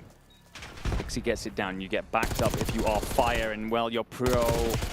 And to work, I know, oh good lord, this is just an ongoing fight forever. Kenny finds the blood though elsewhere. Hixie's trying to control through the mid. A huge fight for Fire. Finds one, but not enough. Hixie's on his own 1v3. Yeah, 1v3. Waddy's got a sub. It's going to be a tough one to retake as 3 members. Everybody's just got to look through that middle door. Hixie's not going to get through, and G2, they retake. That was some lovely work between Estriel and Nero against Fire. I'm sure Fire's like, how is this guy not one-shot when he goes back in for the chow? But 2 different players. Yes. And that's what you like to see from G2, not getting over-aggressive. It's something that was almost frustrating yesterday to watch against that Cloud9 team, is that every single time you're watching somebody from this G2 squad, they just wanted to fly, chow everything, and it's not going to cut it. We saw how that went. This time around, they're not doing that, and it's paying off in dividends. So, going into this one, Nero's got the RCXD. Now it's going to look for some information towards mid. You have a player in secret, and you're getting a hard read from 5 Fears. They want to shut down any attempt over towards B, but instead, Nero's missed out on this timing through mid from Exceed. He's hunting for the player with the RC car. He doesn't see him, but Exceed's all the way in the back, and Giro luckily saves Nero's life. Weird situation there coming through for sure. Nero now getting his stun out. He's going to try and ingress towards the top halls. What do you find? Well, Capsule's actually going to turn and find 2. So 3 for him in the round. He will be traded out, but, well, 1v2 then for Estriel in what has been an incredibly peculiar round. 5 Fears will have the advantage and the ability to tie this up, but Bomb's going to be down at A. If there's somebody who's going to even this one up, is somebody like Estriel. Bomb's going to be recovered. 30 seconds to unravel any sort of defensive attempt that 5 Fears are going for, and he's going to go up the spiral. Does he take this one to B? No, it's going to re-clear his bridge, get this plant down. A 50-50 call is going to pay off for G2, and 5 Fears now get to retake in the 2 versus 1. They're aggressive on it, though. They recognize the timing, so he must have headed to the A site. They're quick on top of this. Everyone passes each other like ships in the night, but Estriel, you got to go and check. You have to check your bomb, and you don't, and that's what happens. Hixie just hops the instant defuse, and well, I got to give credit to 5Fears there. They recognize there's 10 seconds left on the timer. They immediately begin that rotation from B to A, and because of that, I think if you are setting up in that post-plant situation, you think you've got more time. You think that you've got the opportunity to check that bomb maybe in another 10 seconds or so, but because you're so proactive, if you're 5Fears, you've already gotten there, you've already hopped it. Bold call, right call to make. I mean, I think there's no reason not to just jump that right now. If you're Hixie, you get no information on where that player is, and he could be going for the longest route. You absolutely could see, but Estriel just wanted to let it breathe for a second, see if he was scammed any kills. 4-4 we go, back onto the attack for 5Fears, now getting late into this search and destroy round, and this is usually when we see 5Fears break. Yeah, you spoke about it before. Round 11s are not their friend. We get ever closer. They're looking to put rounds back to back here to avoid that situation. Exceed will get the bomb down. Will be that front hit again from G2, but it's only going to be Estriel there. You are waiting for some sort of free first blood here, and it's not coming. Last time it was Kenny to open up with the first blood, and you had two players flanking through P2. This time Hixie on the lane flank. Nero's going to read it. First blood again. Kenny follows up, and everybody falls apart. Beautiful from G2. Yeah, I was a little bit concerned for a moment there because they tried to do what 5Fears did earlier. Slow it down. We're not going to fly you immediately. We're going to catch someone potentially hitting a late rotation or counter pinch or some sort of flank, give ourselves the first blood, then use the numbers to overwhelm the site. And instead, well, they just find the mid door, fly through it, and win every gunfight and analyze it as much as you like. G2 there showing that extra bit of prowess when it comes to their ability to just slay out around that site. So 5Fears then, they didn't want a round 11, but they would rather have that than fall in round 10. So what does it look like? G2 to move the bomb, decide where they want to play out. Offensively, it's been shaky from them so far as 5Fears have managed their retakes. Two chances to win the map if you're G2. First blood for Kenny. Capsule gets caught through mid, trying to make a quick play into you, and that's going to spark a plant on this B site immediately. Oh, no. And Hixie goes down to a nade. He's going to at least soften the blow a little bit, but it has to be a 2v3 retake. Exceed quickly flanking. Trying to set up a pinch. Exceed's got to win this fight. You do in the end with Geo with the wall bang. Fire then trying to collapse in through the opposite side. Because G2, you've escaped out through the mid. Fire's just going to wait. Exceed reads it like a book. 1 versus 2. Nero split on either side. Has to take the fights up front. 24 seconds. Brings it down to just him and Exceed. Would be a clutch. 1 versus 1. Look for the ace, but Nero shuts him down and puts the map away, avoiding the round 11. Great work from Nero there. It's one of those weird situations. I think you get all of that intel about where the G2 players are exiting from. You spot 2 leaving through that mid door, and you set up to catch them on the rotation. But when it's only the one player that you find, you have no intel on where Nero's gotten out to. And because you are so split as the 2 remaining 5Fears players, it turns it into individual one-on-ones. And, well, we know who out on that stage looks great when we get those moments. I mean, this G2 team, they're not going to go belly up. That's one thing we know for sure. You lose the hard point, you get into the search and destroy so much better than what happened versus Cloud9 just yesterday. And Lottie was wondering, you know, what's going to change for this team? The main thing that was really bugging me was the fact that they just felt like they could kill everything, anytime, and were solo challenging so often versus C9 yesterday. This time around, so many opportunities where you bait and switch, you play together, the teamwork coordination was on point, and it wasn't just let's hit a site, get a kill, get that bomb down fast. So many methodical first bloods and a great pace from that team. I love that you bring up the first bloods because this is something that I touched on earlier on. Typically, this G2 team are awful when it comes to defensive first bloods, but they are brilliant at conversion. So getting that first blood, they often win it on the defensive side of things. They managed to get a lot of the first bloods on the defensives this time, so they're fixing that problem, often through the adjustments that you just mentioned, and then still converting. So taking a weakness, turning it into something that works towards one of their strengths. What a difference that round could be if Exceed makes that play through mid, down spiral, and instead of looking left, he looks right. Geo really saved the day in that round. The fact that he catches Exceed that aggressive. Not to mention that, you know, round 10, you get a teammate from Exceed onto Hixie. He almost aces the round too, but it could have been a lot easier for that retake if you had Hixie along for the ride with you. They almost get it done in the 2 versus 4, but G2, they weather the storm, tie things up 1-1. That gives us a story now to work with. It does, indeed. We get a quick look at the scoreboard. A struggle of a map from Hixie. He's mentioned wanted to get more involved in the aggressive side of things, but only 379 damage. Didn't see much of the action. Taking a quick look at the first blood situation, though.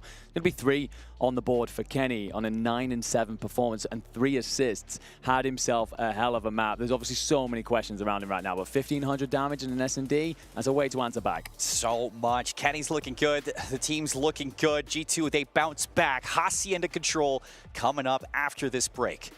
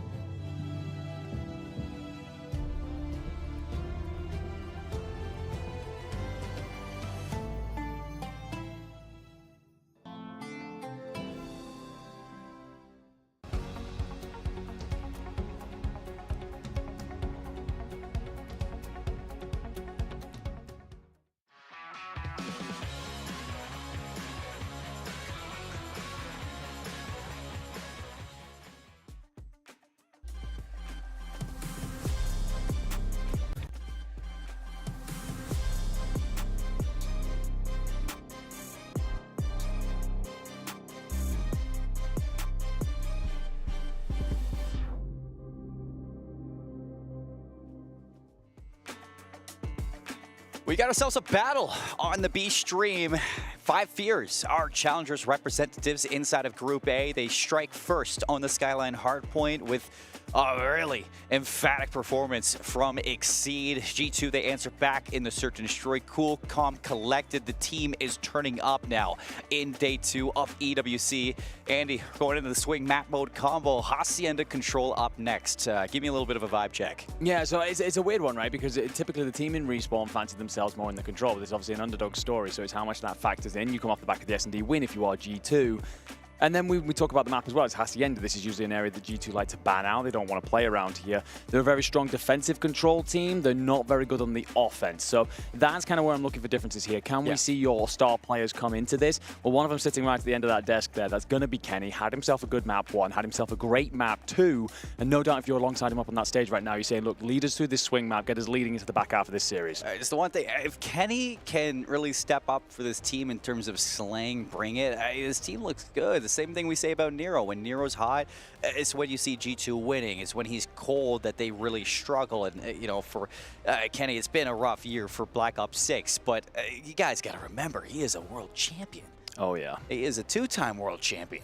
So he can bounce back. He can play well. He knows how to play Call of Duty, as a matter of fact. It's no surprise. No, he is indeed. And the thing is, well, him coming online is a great thing because right now one of the big strengths for Five Fears has been Exceed. Had himself a phenomenal map 1, arguably the difference maker out there.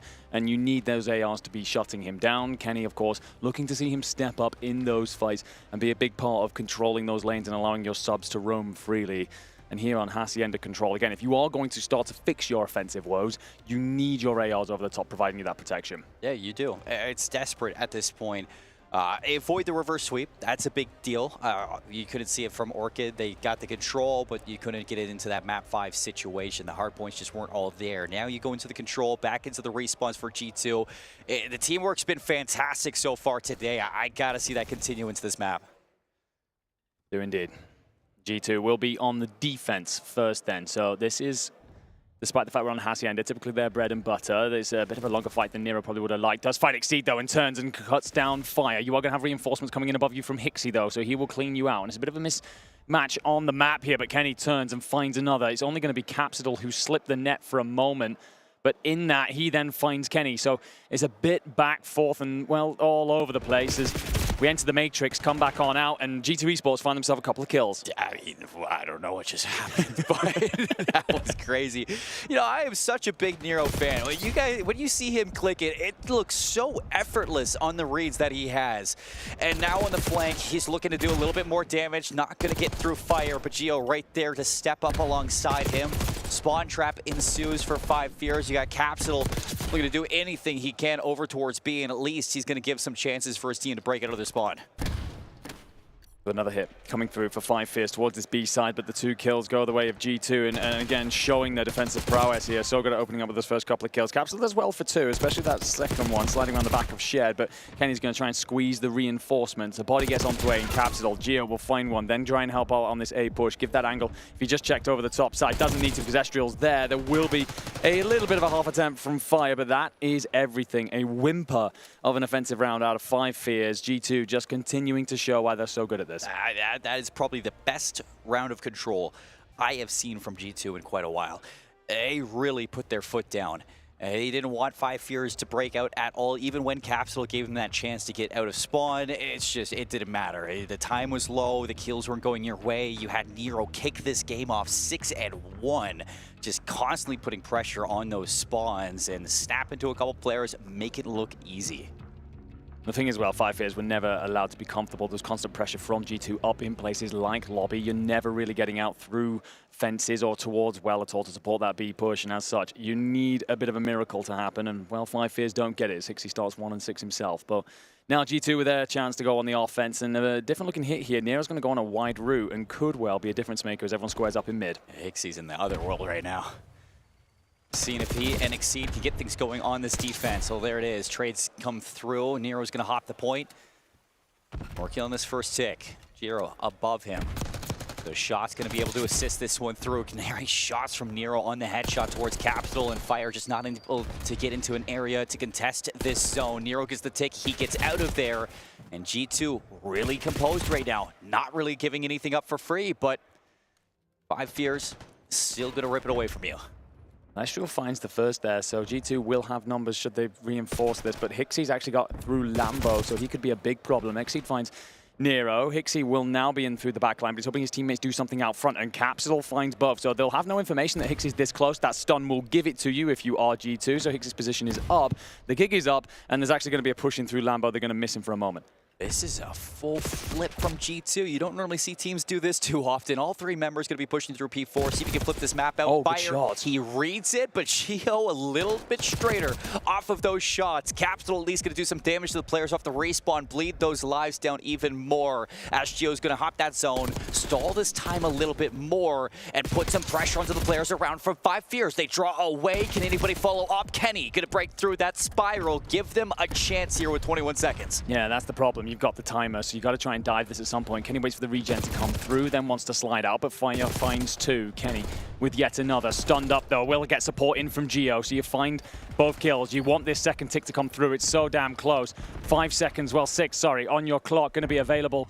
You're just hoping that this rolls through without a contest. But a couple of kills in the top holes mean you lose your bodies, but you do get that second tick at least to G2. And Gio, he's trying to progress towards B. Shut down, cut down. But 2 ticks will put you in the lead after 1 offensive round each. It's like the worst feeling ever when you see that stun just fly across your screen when you're trying to rush to that zone with only 6 seconds left. As soon as it hits, I mean, that was it for the round, but you got to give it to 5 Fears, bouncing back after what was an abysmal round 1 offense. Well, I mean, we'll give it some credit as well to G2. I think their breakoff's incredibly clever. I think you have this push out through mid. It's more traditional, but the fact that Nero's on that wide wrap, if you win the kills in mid, he can collapse in and support. If you don't, he can go on that wide wrap and get in through the back line. They give themselves so many options, and those are the things that could be the difference between them going from an awful offensive team to a pretty good one. And it's even the difference in usually when you see teams on the offense in Hacienda, it's the same thing over and over again. You go through Secret, you go through Spiral, or Arches, but the fact that they even threw in a P4 push, they're throwing shots at this 5 Fears team.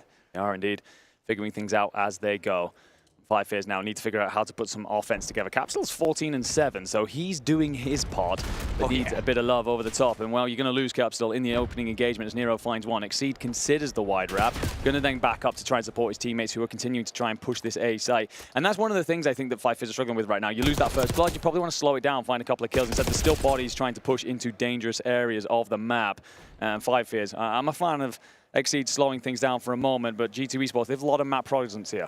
Yeah, I'm just going to hop the zone, see if you can draw anybody away for now. Slow burn in for 5 Fears. Going to have to find some kills, though. Exceed off that patience. It's not going to pay off. Capsule looking to clear their spawn. He turns around. Still back and forth trades. Nobody has found a break just yet of the offense, and Hixie going to give him a chance. Gets away with 5 HP. Gio tracks him down. And back and forth just continues to go through. 38 seconds are down to 5 Fears. Gonna have to choose soon where to go. Well, every time 5 Fears try and get involved in a gunfight, if they have 4 bodies, they lose that first fight every single time. So you're hoping for someone to find a 2-piece, a 3-piece to really give you a chance to step on the point. You've missed Estriel completely. He finds 1, has the information on the second. Capsule will try and slip away, gets himself onto a heady. It will do nothing for him. 4 dead in the feed, and 5 Fears offense continues to struggle. Well, you said to me after game 1, that was Exceed's takeover game. He was so good on that skyline. 7-13, can't say the same for this control. And G2 have just had his number all game long. Yeah, Capsule's having a great game. Fire, he's there as well, but you're not getting that consistency across the rest of the board like we saw. 0.8 seconds. Do they have some clutch to get some segments here? Because you need them to at this point. Exceed, try to get anything he can with these segments. Gio's going to shoot him in the back. That clock is going to tick down. And G2 with another defense. Just coming back to those first engagements every time, it feels like if there are 4 or 5 Fears players alive, they will die first. And then eventually you just end up in a trade situation where G2 are always making progress across the map. So beautiful work from them. We go back into a G2 offense, and I spoke about the break-off last time, how that was creative, but you then also spoke about how when they were pushed towards those back gates, they played out through Lambo, out towards P4 together as a group, and almost flipped the map, pushed the 5 Fears team into a spot where it's like, okay, we know you're over there because we have this side. We never saw that right there from 5 Fears. We never saw a moment where they kind of came together on the same wavelength and made a plan happen. So for G2, it's continuing to assess what they look like, not only when it's going well, but when they get punched in the mouth. You need a plan. You need something to at least break what has been such a relentless defense from this G2 team. Anything to go your way, and I'm going to just say the easy, low-hanging fruit. You need Hixie and Exceed to start shooting a little bit better in this game. Yeah, a little bit. But I'm not sure what G2's first offense was, or sorry, 5 Fear's first offensive round was. But at the same time, you're going into this one, you get a segment here, it's probably locked in that you're going to get that defense round 5 no matter what. G2 fine progress towards 10, but will be shut down. Contest is in. Bit of a pinstripe feed. Nero with 2 will be found by Exceed, and then that goes the way of Geo. Fire then in a big 1v1. You'll actually lose track of Geo, who's going to get himself up towards that top plat. Might be a thorn in the side. Fire staying alive for now and constantly being a nuisance, but that third tick's going to come through. Unfortunately, a team kill for G2, so that's 3 dead. Nero's got to go big by himself, and just by staying alive, just by being a thorn in the side, he's doing well, but it doesn't last for very long. It does, however, last long enough for Geo to get close by. It's going to delay any kind of setup that 5 Fears can get going on this defensive side. Hixie's looking for some angles down low, but a lot of these members of G2 have pushed into some premier positions in through the top extremity of this map. Capsule's going to turn around. Big fight win versus Geo. Stops any segments on that second tick for B. But it's still 1 by 1. G2 trying to trickle over towards this B zone, and they just haven't been able to shut down Capsule on the flank just yet. Finally, they do. Double stack. This should be a capture, but it's going to be a single stack progress, going slow to get it done. Yeah, if you can, you just want to throw shoulder. You don't want to overstray here. Make sure this B comes through without much drama. And the thing as well, as you capture that B, you then find a kill as well. So it should make that transition a little bit easier. Estrel's big fight on his hands, finds Fire. You have missed Hixie getting through, who will hold off your spawners. But right now, you're winning the fights on the front. You have the numbers. Yeah, you want to hop the zone? Go ahead, hop the zone at this point. Nobody's going to stop you except for Hixie. Backs up from that spawn, assisting the team. That's good support. Reset. 5 Fears looking for those positions to maybe set up a spawn trap, bleed out some of that clock. Lives aren't really bountiful right now on either side, so there's a chance that this one could end in lives and not even the time at this point.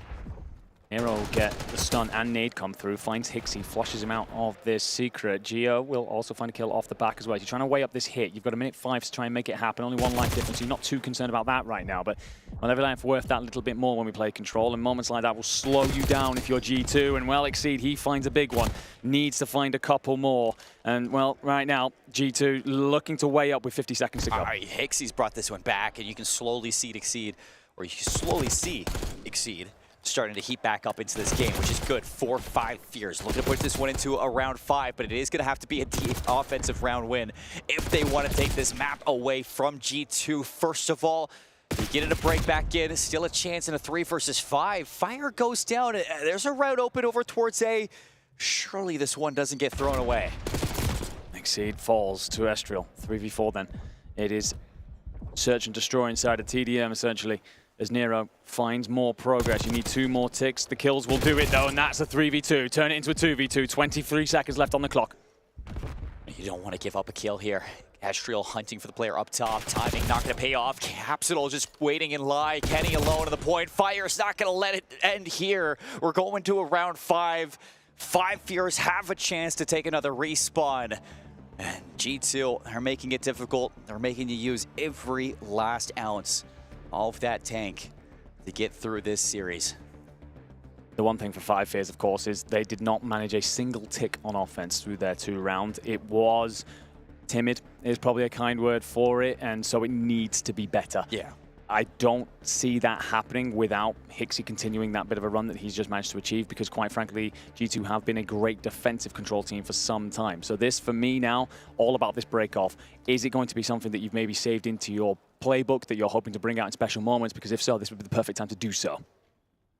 Yeah, at least you have Hixie playing a little bit better. That's going to make this round a lot more composed for 5 Fears. But G2 on their defense, it has been nothing but the belt. So let's see if they can get it going here in round 5. Estrel, Nero, Estrel again. 3 go down. Hixie, he's going to drop as well. Estrel pops off with 3 in a row. And that's the spawn trap already. When we talk about those breakups, when we talk about those first engagements and how 5 Fears aren't winning them right now, it's repeated in front of us. Estrel finds the nade as well. You're bottlenecking this 5 Fears squad through fences. Fire finds 2 at least to relieve that pressure. Capsule with another. That's much more like it from 5 Fears, managing to stand tall here for a moment, but they don't read Geo inside of lobby. So you have the numbers here to hit this if you are G2 to retake, but Fire, who's found himself a great start to this map, continues to be a nuisance, but, well, it's on to the point and bit of desperation. Double stack in, Kenny. He's going to spot the player over towards 10. Hixie drops back, so you do have a little bit of reprieve for the rest of the players to now join you. Kenny loses his fight to Exceed inside the halls. Estrel knows he's going to have some players pushing in. Capsule just down low. Nobody's going to rate that one. Geo able to trade 24 seconds already. Yeah, we are at a point where 5 just have to dive time. And again, it just comes back to the fact that you're not seeing out these traded engagements. Geo slips on, trying to find the player that's on the point. Will get shot in the back just a little bit. Gets damage into Hixie, but Fire and Hixie will find kills themselves. You got to start to stack. You got to start to find a way. It's only Hixie through, to be honest. Yeah. And you've only got 10 seconds on time. He dies. Can anyone even get close? That's the big question. Hixie was hoping the rest of the team could get there in time. He just needed to play his life. Exceed, only player in a position to touch one of these zones. G2 looking to go up in this series, take the swing map mode combo, and lead 2-1 over 5 Fears. And when we set it up, we talked about how G2 were a phenomenal defensive team in control, sometimes a bit weaker on their offense. Hacienda's not an easy place to play offense, to be fair, and they don't really like Hacienda, so they make the best of the world that they are put into, but their defense stands strong. Not a single tick given up across 3 rounds. That's insane. Yeah, that is absolutely ridiculous. But for 5 Fears, it was so often a rinse and repeat. The breakoffs were bad. Trying to win any engagement in a 4v4 was bad, and it felt like you were constantly in an attempt to recover situation. There were flashes of moments where it looked like they might start to get something going, but so often we were talking about Exceed struggling out there. Yeah. Hixie did manage to get going, but it took him a little bit longer than he probably would have liked. And trying to play 2v4 against a squad like this on control, not easy. It was kind of shown inside of that hard point. This isn't a team that's going to have a superstar to just take over that map. It's still a full team effort to get over that finish line. G2 almost brought it back on that Skyline. It could have been a 3-0 here.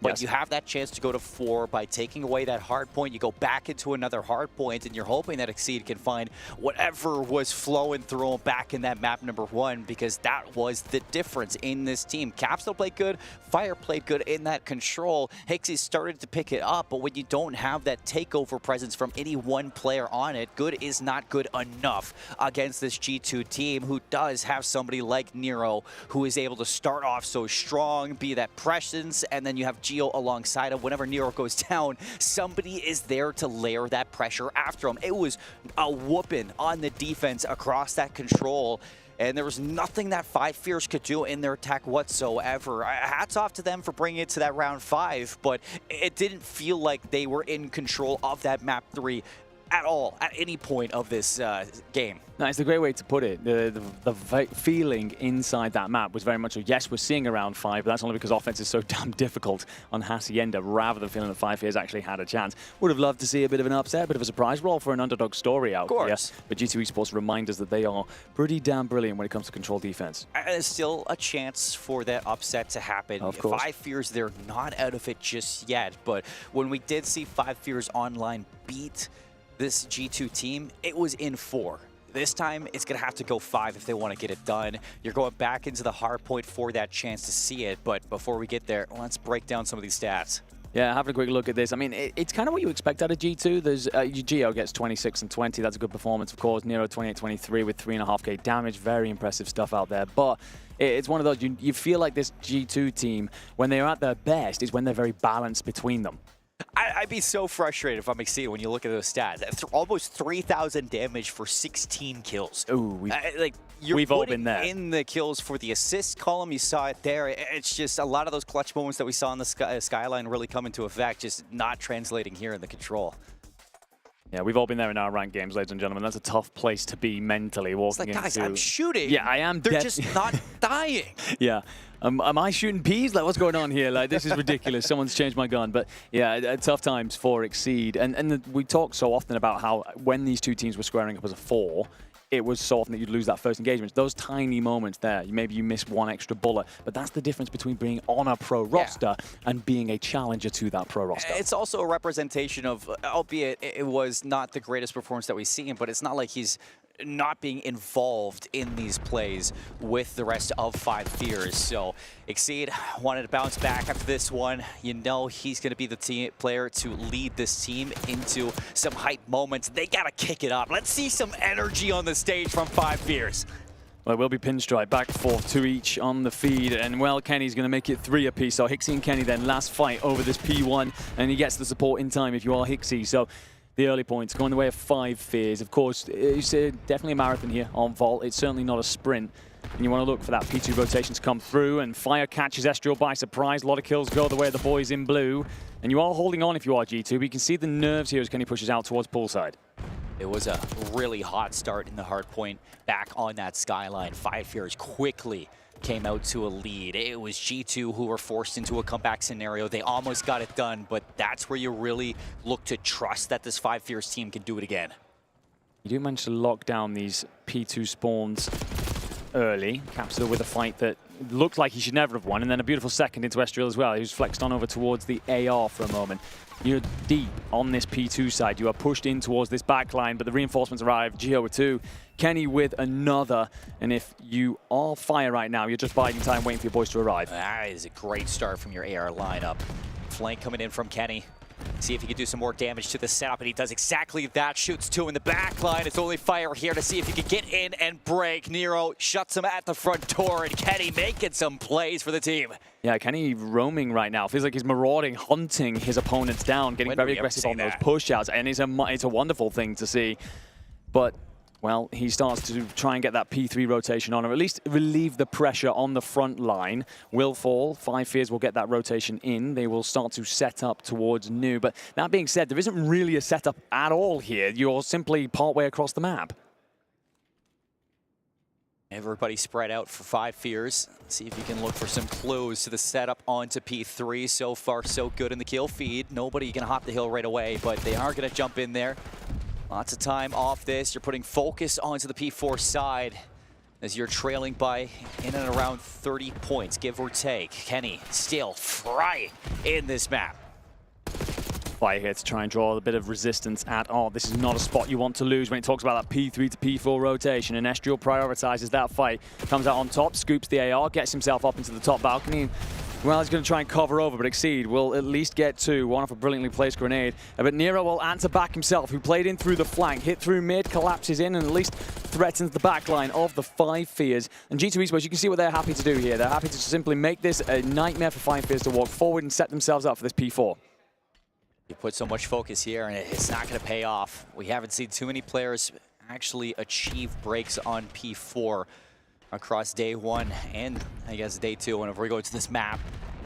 So you're in the hot seat right now if you're 5 Fears. See if you can get it done. Fire going to open up a lane out towards Art, but the rest of the team trying to accomplish at least crossing the street to get into position to punish these players inside. Hixie takes out Gio, but 3 go down immediately, and G2 weathering the storm. Kenny and Estriel just locking it down right now. 22 and 13 between them in the 5 spree in the hands of Estriel. Nerio, not to be outdone, finds himself at second.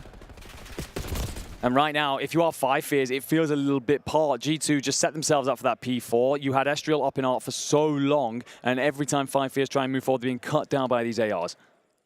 Xy's trying to look for Estriel at least. He goes down before that streak can turn into anything, but heading into the second set of rotations, Andy, this is a big difference. It really feels like a complete 180 from what was happening back in map 1. Oh, Hixie's got a big job on here. Finds 2, gets the information on the 3rd as well, gets the bullets in, backs off to kind of hand that over, but doesn't stay alive. And it feels like an important moment for 5 Fears, almost the way we saw in map 1. You do not want this gap to get much wider. You get bodies onto that P1, but you've let G2 out of that P4 relatively simply, and they're here to contest this, at least keeping it neutral for now. They'll be happy with that. Hixie with 2, Capsule with another will get it back in your hands, but there was going to be another hit coming through. Well, 3 go down, and spawns are going to flip there. Flank coming in from Nero. That's going to take Fire out from behind, allow for the rest of the players to trickle on through that front door. 3 make it 4 down again for G2 Esports. Starting to feel really good in this matchup, Andy. Starting to look great. Estriel's going to get all the intel about the players hitting streak. Capsule's going to try and stick around for this fight. Estriel just about gets it done. If the nade had come through, you're sticking at least 1 and potentially taking 2, but Hixie will find himself a double to push in towards P1. So it's now about that P2 rotation. There's not going to be the setup coming through for G2, and Kenny's got to be careful not to overextend here. 5 Fears won't recognize him coming through the back line, so they're going to have to try and send, and it is at least going to be mostly held for now, but I speak too soon. Kenny here to arrive and try and support as his boys fall. All right, 3 down. You have that first setup. Even going to take care of Kenny, who is looking for the late flank through Pool, but reading the spawns in the back, see if you can at least temper this retake from G2. He was some good shots there. Kenny wants to fight in the backline. Capsule going to push out, but he's got so much work to do on the inside. Has to get some help, and Hixie is right there alongside him. How much more can you get now? 5 Fears need to lock this down and soak the hill, and Hixie is doing everything to make Capsule just live inside this hill. Finessing, turning around, but he doesn't need to. Hixie, what is going on over there? A guy goes nuclear, and we hear the screams in the backline. The poor rotation into P2 from G2 will be something they regret, because 5 Fears push themselves back in, but also handing over a heap of confidence to a man who needs it after a poor map 3. Hixie on 6 in a row, looking for his 7th. Will get support from Exceed and dive the hill to find time as well. Just 10 seconds behind of 5 Fears. Now this second rotation has been beautiful. Right back into this game. Off of 1 hill. We're looking at a tight game. 5 Fears are just bringing it back off of Hixie's 6 spree. Fire now. He's going to hop the hill on 3 of his own. Respectively for the team. He has been so good across that skyline into this vault now. Fire looking to take over inside the P3. He's good for 5 in a row now, soaking up the time. Well, Hixie's good work as well, by the way, continues off screen. He respawns, puts himself top art, and then just backs down players that were trying to flood mid in order to unearth him. So does a great job here of holding down a very important position, not just for now, but for moving over to P4. But 2 kills from G2 will suddenly open things up. So Hixie's got a big job on his hand. Does he read Estriel beneath him? The answer may well be no. He should find out now. And Geo, Nero, they time up for 2 great kills and may well flip out 5 Fears just as the momentum was building to a peak. Yeah, and you're going into a P4 that you did not get even close to breaking back in that first set of rotations. So this is where 5 Fears have to be very cautious about where to break from. And they try to go through the middle of the map, but Kenny's got an angle, and that is going to lessen the lives of the inside of that P4 hill. Still fighting for it all, but Kenny holds things down to the back line, and the rest of the team wins their fights. Gets the stun out as well to support this side door hit that Hixie's trying to make happen. Estriel will find Capsule off the back of it. Hixie does win that fight in the back on Kenny, so you're a little bit worried for G2. Head swiveling to try and find him. A huge fight, and Kenny wins it, having himself a great map so far. Estriel with 2 out front, support in hand as well. You're a little bit worried about your back. You're fine for now. You've managed to bat 5 Fears away and re-establish a little bit of a lead here. Right, Kenny was building a wall in the back there, brick by brick, and Nero, he is holding things down in the front at the same time. 5 Fears struggling on the P4s. Tian, you need to get some of that magic for the rotations. If you're going to go there again, it's got to change. Last time we were here, G2 was so good at getting from P4 to P1. You see Kenny there, he doesn't shoot at anything, just gets all of the information. Unfortunately, his boys can't work off the back of it. But moments like this, oh, well, I was about to say, Nero usually so good at just staying alive, being a thorn in the side, not allowing defensive setup, but he will be cleaned up. Geo in a big fight, Capsule. Boys arrive. They've actually flipped the spawns here. I think 5 Fears may be overextensive. We've still got 45 seconds on P1, so not a worry for now, but considering how this map's gone, you'll have to consider it soon. Running the sub, Kenny's doing it all right now. He's going to go down. 5 Fears a chance to hop this hill. 153, playing 185. Geo above the top. Can he get an angle onto this player? He can, but Caps is flying, growing some wings. And they're seeing 5 Fears fight as long as they can across this map. Exceed, it's his turn now. See if he can get anything done in a clutch scenario. Astriel not going to allow him to get the kill. And G2, they hold these spawns to new. Fire has to wait for the rest of his team. I was about to say Astriel's got a big job on his hand because he could be the player to split this offensive wave. 5 Fears so good at this early push towards P2, and it will yet again be G2 caught with their pants down a little bit. The rotation never comes through. They never get set up. Last time this let 5 Fears back into the game. This could now be the hill that sees them take a lead. That was seamless. And now look at Hixie. He's going to be so far pushed up. Unfortunately, not going to read the timing against Geo. Put some pressure onto the rest of your team to get active. Capsule's going to be able to turn around. Fire on 5 in a row, looking to hold his hill down with the pistol. Fire keeping his team alive, and he is taking over in the objective. About to talk about how 5 Fears potentially a little overconfident, a little bit overextensive, and get cut down by G2, leaving Fire on his own, but he burns his opponents. 6 in a row for the man tucked inside the hill. So much of his reputation on the line. Make it 7. Has the Hellstorm available to him as well, which might be huge for later on. but Estriel trying to just back up for a moment, doesn't really have the numbers around him. You've got to consider the rotation. The P3s have not been good either for G2. They've got to find a way to set up something. But this is where we got to put focus on 5 Fears. If you want to win this map, you cannot give up the P4 rotation this time. It has to be a focus. It has to be flawless. And G2, they know they're going to try to expose you in that factor. Nero tucked in. Exceed finds 2, reads the pop-up, and you hear them get loud on that side of the stage. You need just over 30 to close this out and force that game 5. Capsule's going to reinforce your mid push. You're not too worried about P3. It's locking down that 4 that matters so much more. Yeah. Gio gets in then, trying to just unearth this 5 Fears squad from their roots. It'd be nice to get this time, but you don't need it. Everybody's got to hold strong. Fire. Capsule on 3 down again. 5 Fears going to jump on in. Looking to push further and further to a win. They cannot win it here, but every second counts. Does indeed.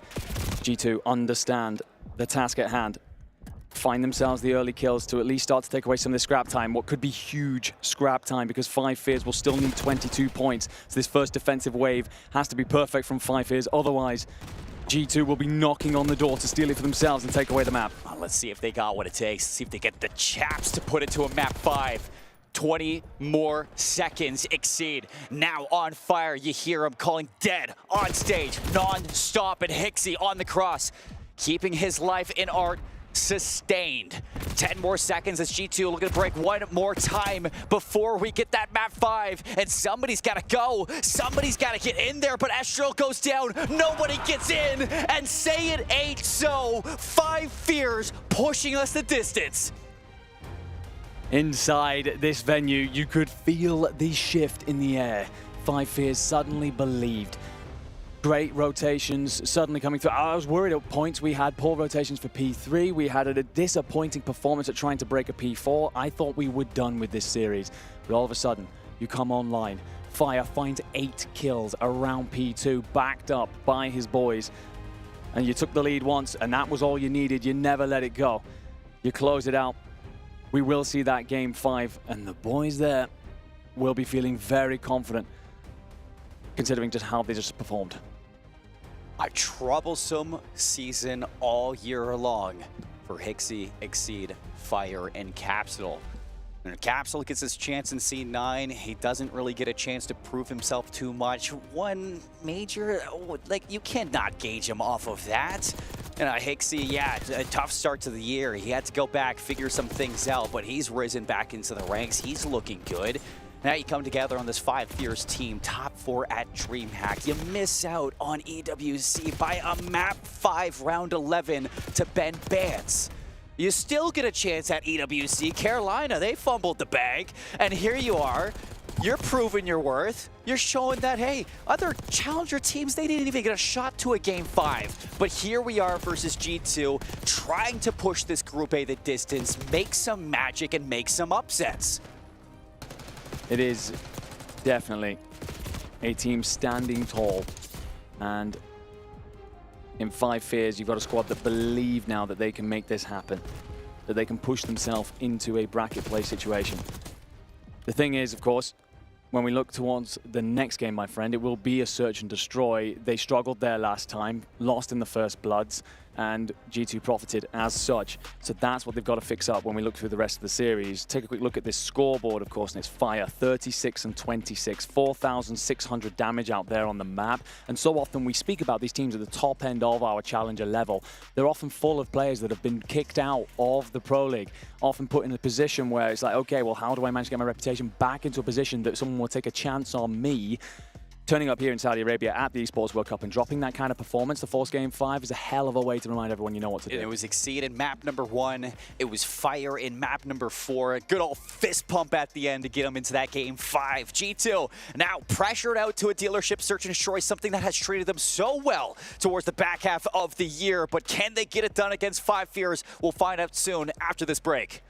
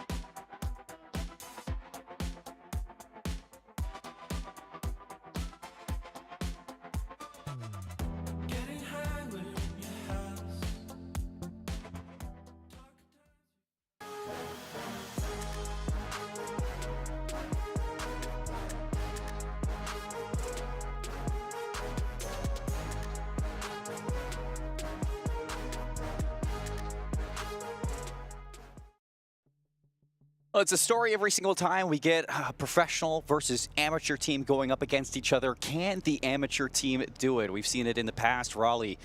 We've seen it in the past in EWC last year. Some do, but many don't. And for a lot of the stories this year, it has been challenger teams getting dealt with, and the pro teams have been easing their way through the brackets so far. Omid, they had their chance versus FaZe. That's a caliber that nobody saw coming. But now for 5 Fears, and a chance to push into a matchup where Capsule gets to play his old team. They're taking us to a dealership search and destroy map 5 to see if they can get it done. Yeah, they are indeed, and they will have the momentum coming into this one, considering how they performed in the back portion of that map 4 to send us here in the first place.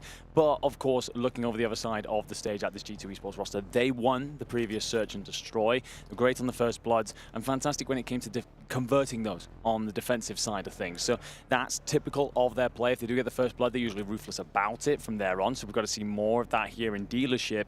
The thing for me, of course, is the pressure. How do you feel it right now? Because you've been pushed to that game 5 and every single one of those seats is not warm. Well, here we go. Dealership out the gates is Astral for the first blood. Capsule going to trade it, and it looks like we got a bang out right away. Capsule finds a second one. It's in the back line. Astral trying to bring this one back as much as he can. A triple kill from Astral, and he takes over in that first round for G2. Fast and furious. Well, blink and you miss it. G2 will just mop it up inside a set of gunfights, essentially. Search and destroy, eat your heart out. Essentially playing P1 hardpoint on that one. The G2 off to the best start. And it's an interesting one for 5 Fears that you're willing to try and get involved in it like that. You know that in a lot of those opening engagements where you've squared up 4v4, you haven't been winning so much today. The fact that they even try it there, interesting start, but now they get to move the bomb to dictate where they want to go. If you're going to do it at any time, might as well do it at the start of the game. See if you can catch them off guard. But G2 don't falter.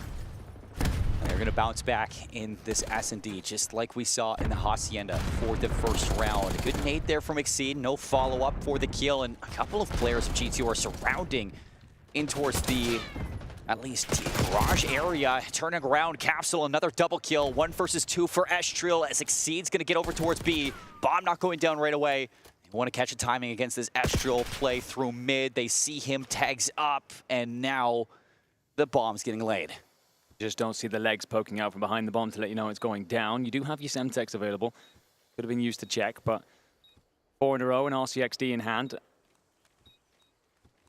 We're going to try and find a bit of intel. You get a shoulder from Exceed. It's well executed from Exceed. The nade doesn't even connect, so the situation goes from bad to worse with 30 seconds left. We're going to open the garage, see if you can bait out some audio cues, but 5 Fears know exactly how to play this one, and not this time. Astral, he has the RCXD, but they do shut down any progress towards that Hellstorm. So maintaining presence in this S&D, 5 Fears battle back. Very important round as well. We've spoken so much about how good G2 are at certain things. They tend to struggle a bit more on offensive rounds. They take that first one, and then they're typically very good at winning a defensive round. They take first blood. We get a flip of that script here. Important for 5 Fears to stay, of course, within touching distance and not allow a lead to be built. Witnessed many a comeback, but game 5, sorry, on dealership. G2 Esports tend to be quite comfortable here. Yeah, they do.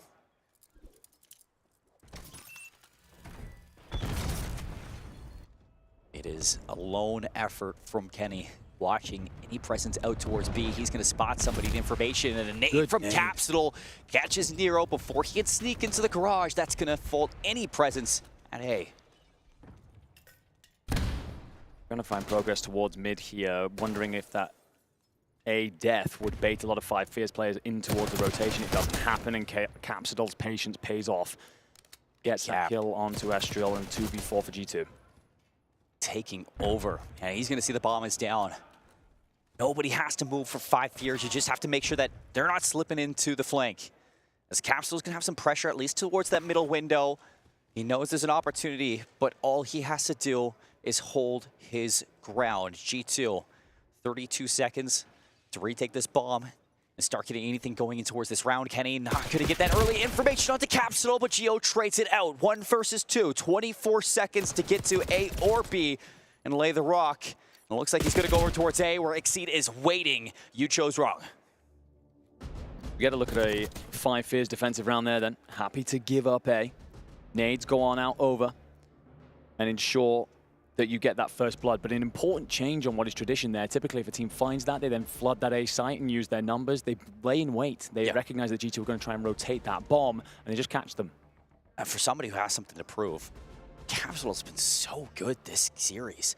Just in general, playmaking, even in the control, when they got beaten so bad, it felt like Capsule was there. Double kills, triple kills. He's running so many routes, and he is so confident right now. Well, 5 is going to send 2 up towards B here. Capsule's just trying to get that intel through mid. And Hixie, well, he's going to be on his own for a moment, isolated, hoping that his boys can find some sort of blood. At least intel's let him know he can move forward towards his B sites. And never mind, they don't like the look of it. They're rotating back towards A. All the nades have been used up, so they feel a bit more confident. But then again, that call comes through. Just an endless change from 5 Fears. See, early spot into the player for Office. Capsule goes down, trying to play through mid alongside that contact. 3 versus 4, no progress onto the bomb sites, and they're going to try for B, but Geo is watching it pre-fire. Just to shut down any chance maybe to cross. Good damage in from Geo as he is making it so difficult to go towards this B site, but he's going to bring this one into a 3v3. Bomb's going to get planted. Geo's going to see him, doesn't get the kill. Somehow 5 Fears stay alive. I'm with you on somehow. Geo looking over from that window, going to want that one back. Hixie's tucked himself deep into the office. Fire's just trying to hold this mid hallway. Has that view on the bomb, so he knows that no one's on top of it. And only 20 seconds to really hold off. Wants the support from Exceed though, because you're lacking the numbers. Exceed's joined him inside. Fire for the first contact. 2 versus 2, 17 seconds. Nobody's hopped the bomb, and Estrel goes down inside this game. Exceed now clutching up from a 3v4 all the way down to the 1 versus 1. Exceed turning up for the team on day 2. It's a little bit, I go back to the comment you made about somehow. It felt like the offensive play there from 5 Fears initially was all over the place. They run so about where they wanted to be. They had no way of really moving G2 around or unearthing them from their defensive positions. Felt like a little bit like guesswork, playing blind, and yet still managed to get that bomb down and come out on top in a round. It's like you're tripping to the finish line. Basically stumbling all the way there, and you hear the celebrations at the end. They understand that they got a big round there. And Geo, he probably tagged them up, what, like 10 shots in? That's going to be a furious one. Exceed on 5 in a row. I'll play through the mid. Fire, first blood, instantly traded by Nero.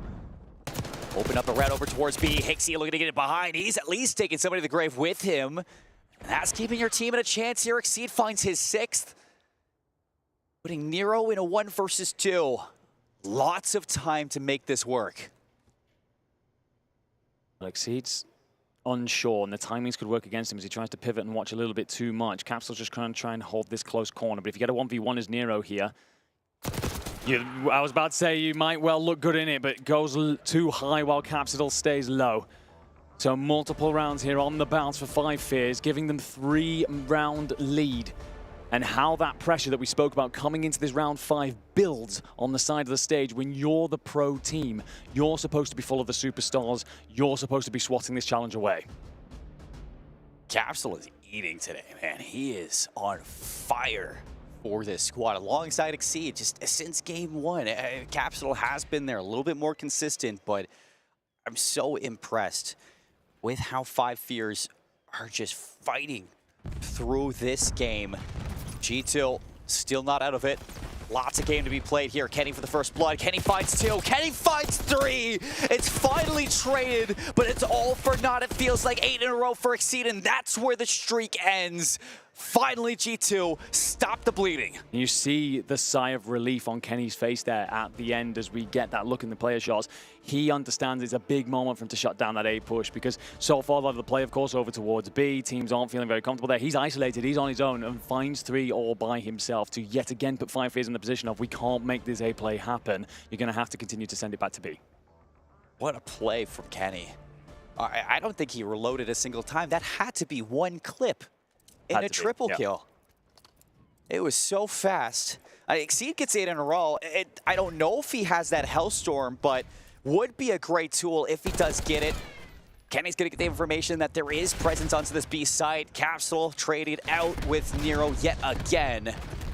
3 versus 3, still trying to slowly work their way towards this B site, and it does look like Exceed has that Hellstorm. Lovely pull up there from production to let us know. Five Fears have been very good typically at being aggressive on the defense here towards B and not giving it up, but actually a change in strategy here. Two bodies have rotated over towards A. A pinch setup attempting to come through. I was gonna say, do you use that Hellstorm right now? Maybe call it in, pinch them into the site, force them in through mid, but nobody's in a position that would be able to follow up from this. So it is going to be a double flank through the back. Nero not ready for it, brings things into an advantage for Five Fears. On the other side, it is just being hemmed by fire right into the contact of Hixie. Now early damage, not able to get Estriel down just yet. 2 versus 2. Kenny spotted, Exceed, what a shot. 10 and 2 now in this game. You know that Estriel's on the site, but there's 23 seconds. You have to work fast to get this retake going, or G2 are slowly gonna bring it back. Not this time. Five Fears, 5-2. Absolutely loved the play call. So often, Five Fears defend this B site with the aggression on the front. So often willing to just flood that site and back their opponents off through the offices. Instead here, they actually give it up. They seed it. They pretend that they've actually decided to go and check out either mid or over towards that A bomb. Instead, it's that double hit coming through on the rotation. You're not ready for it if you're G2. And look at the faces of these players. They know they're hanging on by a thread. One round at a time.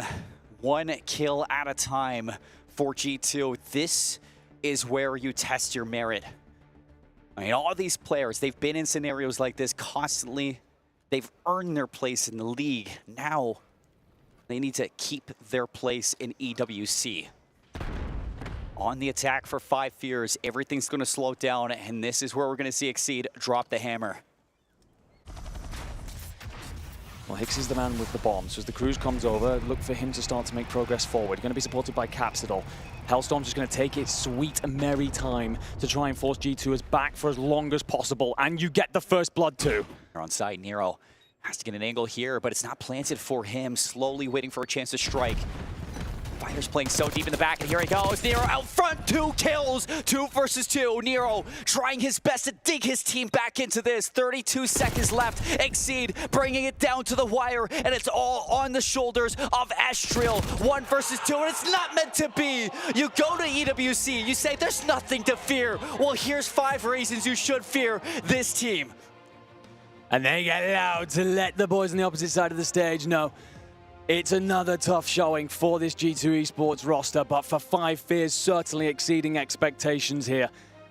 They were supposed to be the squad that didn't belong. They technically didn't qualify. They get here, and the wildcard teams show up, perform, and yet again, overcoming so many odds, not just when we talk about the fact that you've won in this series, but situations where you've made brave play calls. There, towards the end, you see what's coming through. The Hellstorm is opened up. In comes the support from Capsidol as that bomb goes in, and that's the difference maker in the end. You struggled last time. Kenny found 3 of you, but you're brave enough to go back yet again and find the blood on none other than Kylo. I mean, like this, it all kind of circles back to the fact that this team wasn't supposed to be here, Andy. In G2, you had a whole time to prep all the way through, not being towards the later end of the year. You have a chance to gel, mold, figure out so many different strategies, so many different chances to get into EWC, right all the wrongs from the season that wasn't shown, and it doesn't happen. You get knocked out in a DFR in GSL format. Lottie, like, what's going on? To be honest, I have a few things to say about that series. One, you really cannot count out the power of, we shouldn't really be here, we have nothing to lose, let's just absolutely go for it and just gun for it, and that's exactly what happened on the stage. But I will say, in the later half of that series, it was like a different team showed up to me. Yeah. I mean, I will say, after that control, hitting that hard point, it looked phenomenal. It was like they woke up and something had happened to them. Like, they were like, boys, come on, let's just give 110% now. It was really on the stage. Andy, I don't know if you heard it from the desk here, but in the games that they were falling behind on, it was so quiet from Five Fears. But as soon as Exceed starts to get loud in those hard points, you see Capsidol feeds off it, Hixie looks better, Fire had an incredible map forward. It all just comes together, feeding off that energy. And we also often talk about the small margins. There's a difference between victory and success here. There was genuinely a moment in that hard point, the second one, where I'm like, this game's done. I looked at Seymour, this is over, mate. This is not happening. We're not seeing that game 5. And Fire hits that 8 streak over by P2, and suddenly you heard them scream, you saw the belief, and even at the end of that map, you said it yourself in the break, Lou is typically quite a calm, quiet young man, and he's up, he's fist bumping, he's screaming, and well, you take that same momentum, that same fire on through to the final. Just to be a realist here, I've got to be totally honest. It really only happened because we had players stepping up when it mattered most. Exceed was not having a great game in a couple of different situations here. I mean, we're looking right now at Exceed having the 13-2. Yeah. That's exactly what was needed for this final S&D. It was so imperative that we had a good game from Exceed, because at one point I was worrying a little bit. The reason they managed to get things across the line is he was giving a little bit of support, making sure he got a couple of trades that weren't going in the way with their main slayers, that be Fire and Hixie at the time. But Exceed really wasn't having a lot of map presence in a couple of those respawns, but thank goodness for the turn up in S&D. And that's the thing, it's when Exceed wasn't really performing. Fire had that banger game 4. Capsule played incredible all throughout this whole best of 5, even in the maps that they were losing. And that's kind of the thing that you kind of get from a player like Exceed, is that even when he's not performing, he's bringing that hype. He is still going to lead this team into those situations to grind through this entire series. Best of 5 versus G2, I mean, who cares? Yeah, I've got to say, it was incredible stuff. Exceed turning up in that S&D. Those numbers are some championship winning numbers for a Search and Destroy, so incredible stuff. I've got to ask for you guys in particular, what was the big turnaround? What was that kind of showing up in that hard point, especially after quite a close control, which definitely came down to the defense. Obviously, attacking rounds there, it's not easy to do. So it was a pretty understandable control map. That hard point was a completely different stride there. Yeah, 100%. I think it's about belief. It's about understanding that you can make this happen. I think, again, like, I mean, I was your biggest doubter in that moment, quite frankly. I very much so thought we were just seeing a very quick end to this one. But you started to understand, you know, we can feel it inside the venue here. That air suddenly lifted, that temperature suddenly rose. Yeah. And as such, you had these 4 players. And obviously, your coach in the back as well, willing you on to victory. Gentlemen, take the momentum that you have and the opportunity and seize it with both hands. I'll tell you exactly where it turned around. That P4 rotation. The fact that they actually beat out that rotation, they got there first. The fact that Lou gives them that moment, that 8 spree, you get those P2s, you were fantastic on the breaks into the P2s, you get that P4 finally, and that was the turning point for the team. As soon as you started to look ahead, give yourself that opportunity, they didn't let go. No, they certainly didn't. I've got to say, I'm incredibly impressed with what I just saw there. And considering they were the underdog, just exceptional Call of Duty on our screens. Let's actually take a look quickly at the brackets, because they are being updated as we're going through these series, and we've got a couple of things that we need to talk about here. Here is Group A as it's getting filled in. You can see Five Fears, they did get knocked down by Optic 3-0, but looking really good up against G2 Esports. They're going to meet Cloud9 very shortly, and Optic will go on through into that winners round. We'll figure out exactly how that gets filled in later on. Group B, though, we have a couple of new little scores coming through as well. So as we saw yesterday, Surge looking fantastic, watching both of their games over here with us on the B stream. They take down 100 Thieves, and then 100 Thieves right now in their qualification map, they're actually up 1-0 against Gentlemates, which I'm not super surprised at. I think 100 Thieves, they're going to be trying to gun for blood here. They're hoping to really get back onto their stride, and yesterday it really wasn't the day for them. Group C, we got Boston Breach on top of things here. They get actually chucked down a little bit from Movistar Koi. They're going to be looking to see who they're going to be up against, and Boston Breach, they're going up against Team Falcons. That's going to be a really interesting matchup. How do you see that one going, Seymour? I think the Falcons, I mean, they got the home crowd, they got TJ. I think that this is a squad that can do some damage against the Breach. Yeah, the Breach got top 3 at Champs, but they still got some things to prove here at EWC. They certainly do indeed. And lastly, but not least, Group D. Heretics looking so good, having a day off right now, waiting in the wings to see who they'll be facing. And FaZe Clan, they're going up against Omit, and I know how excited we are for this because it's a rematch, and Omit getting awfully close to taking FaZe Clan down yesterday. Omit undefeated on LAN versus P7 Esports all throughout Black Ops 6. They do not falter in EWC. I kind of had a feeling it was going to be the same call. Yeah, I mean, we spoke about them. We all talked about the teams that were going to come into out of Challengers and into this event and look every bit the part that they can contest these top teams. Well, Omid, as we said, every bit close. If you missed it, ladies and gentlemen, up 5-2 in the game 5. And, well, unfortunately, falling short, taking all the way to that round 11 and losing. But that will have stung. That will have been very bitter. You'll have gone home, you'll have assessed, you'll have improved. Can it be enough to oversee this FaZe team? Well, one team that avoided a round 11 but looked so good getting it done in S&D was, of course, our winners of that last one. I've got Exceed coming in for an interview to talk to me about this incredible 5-stars roster. We're going to get him right in the middle, but Exceed had an exceptional final map here for S&D. First and foremost, congratulations, young man. Thank you. Incredible showing from you guys. I want to talk to you a little bit about the cadence of that series because it looked like it was a bit difficult at the beginning against G2.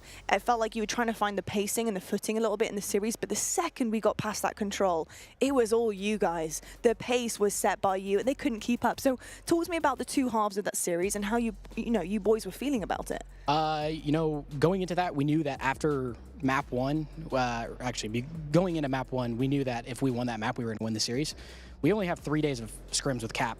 We got the invite to EWC late, so that's tough. You're going into an event playing pro teams with no practice, but we knew our hard points were going to be better than theirs. So at the end of the day, it was going to be being Neslo'd, and the control wasn't pretty. And I take full responsibility on that one because I kind of got ran through on that map. But map 5, if we're really confident in ourselves, even going against Cloud9, if we win one S&D in this next series, that we will make it bracket. Well, it seems like, including Coach, there are 5 stars on 5 fears, and a star certainly was with you on that final map in S&D. Talk to me about moments like that as an individual player, coming into a massive tournament like this, and you have a showing like that to seal the deal on a series. What is it like going up there knowing you are just doing the absolute most for the boys?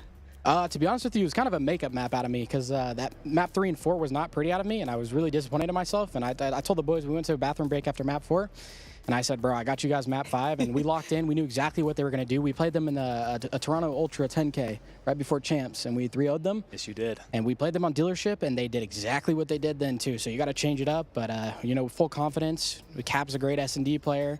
And one last thing, I want to shout out John Exotic, our other coach who didn't get to come to EWC because he was moving. But, a lot of credit to the coaching staff that we have. They all put in a lot of work and excited to get the next match on the way. Well, you weren't capping in the bathroom. You certainly showed up for them in that map 5. Enigma, I won't steal him the whole time. Go on. Well, I mean, I guess one of the things is, and I'm glad that you touch on your coaching staff in behind you, because, of course, here in Saudi Arabia, we get to come out to LAN, you're a family unit, you get to play together. What does it mean to get to do that alongside you and these boys? Because you yourself have been in situations where you've been up in the Pro League, you've come back out, you're obviously playing for your reputation, such your career on the line. You're in a team of those boys as well, so what does it mean to be surrounded by that? It means a lot. Me, Lou, Charlie, we've been together now for 3 events, and they've turned into like brothers at this point, like honestly, like real brothers. And, Josh just got added in for us for this event, and, he's put in a lot of good input and hard work with us. And, it just more than anything, like I love competing, but I love competing with people that I love, It makes it more fun. I mean, the hard work's most certainly paying off because you looked fantastic out there, my friend. Thank you. I appreciate that. You certainly did. Exceed, last question. You come into this and, as Seymour has educated me on, you guys really weren't supposed to be here. This was a really cheeky qualification for you, which is incredible. What's the mentality like now going through the rest of the tournament? How are you handling everything? Well, we felt like we choked at Champs not to qualify in the first place, so this was kind of just a gift handed to us, and it's, we're taking it as a sign, and we're taking it as far as we can. We're confident in ourselves, and I think that's the biggest thing in esports in general, is just being confident and being able to thrive off of that. Love to hear it, Exceed. Thank you so much. It's been an absolute pleasure. Appreciate it. Well done and best of luck. Thank you. All right, folks, we're going to head to a quick break now, but when we come back, we have plenty more action coming your way today. It certainly is not over for day 2 here at EWC. We got 2 Titans coming onto the main stage. A first look of both of them for us here, and I can't wait to see Team Falcons in full swing going up against Boston Breach. Can't wait for this matchup. I hope you are excited too, and we'll see you guys right after the break.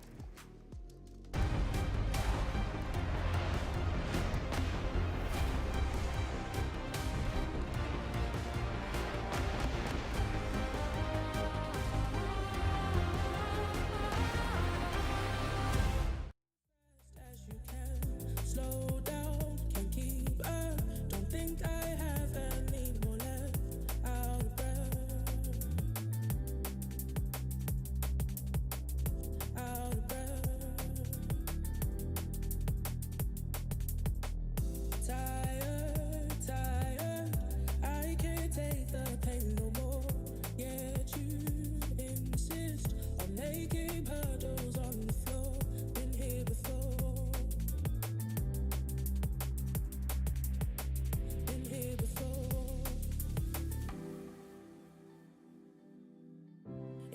supposed to heal?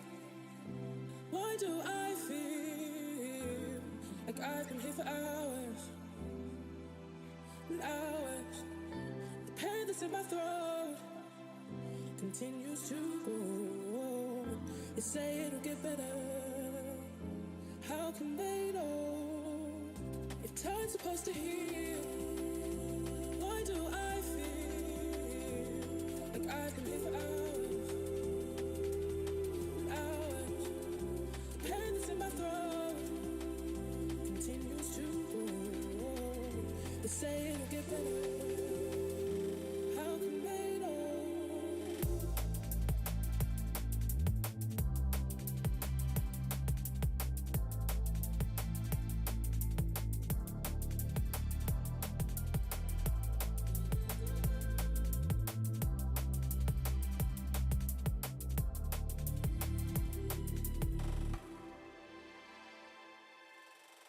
Mercy, mercy, none from my head down to my toes. Immobilized, as if my brain completely froze. Colder I go,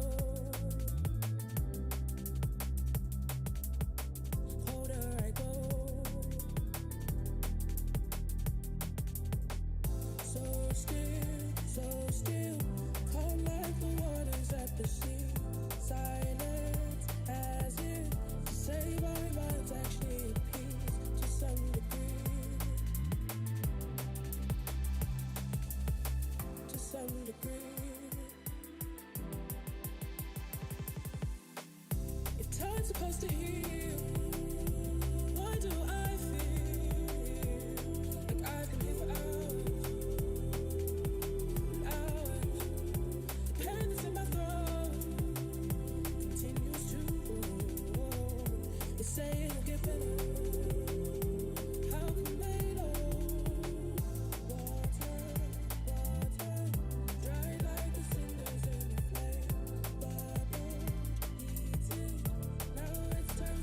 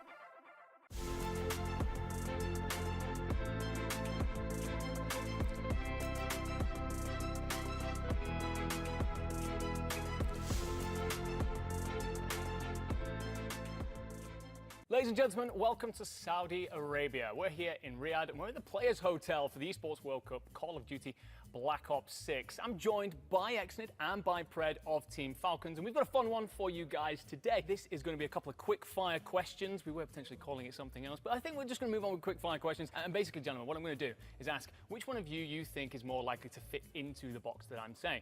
If you think it's yourself, you raise your hand. If you think it's the other player, you pass. So what do you do if someone lies? Like if I completely disagree with you? Oh, you're allowed to tell him that you disagree, by the way. You are definitely allowed to. Yeah, you know me, you know. Yeah, so I guess the first one, and this is a good one to see if you guys do disagree. Who's more likely to trash talk the other team? Okay, yeah, that was pretty unanimous. That was straight away. Who is more likely then to pull off a crazy clutch play or highlight reel moment? Okay, all right, bit of love between both of you there. I'll be honest, I've seen plenty out of both of you this year. Looking forward to plenty more of them. Who's the biggest jokester though when the cameras are off? I mean, what to me is like. Don't get me wrong, I'm sure you're fantastic, but we've heard plenty of stories about you, young man. So, who's more likely to oversleep and be late to a practice or match? Oh, that was instant.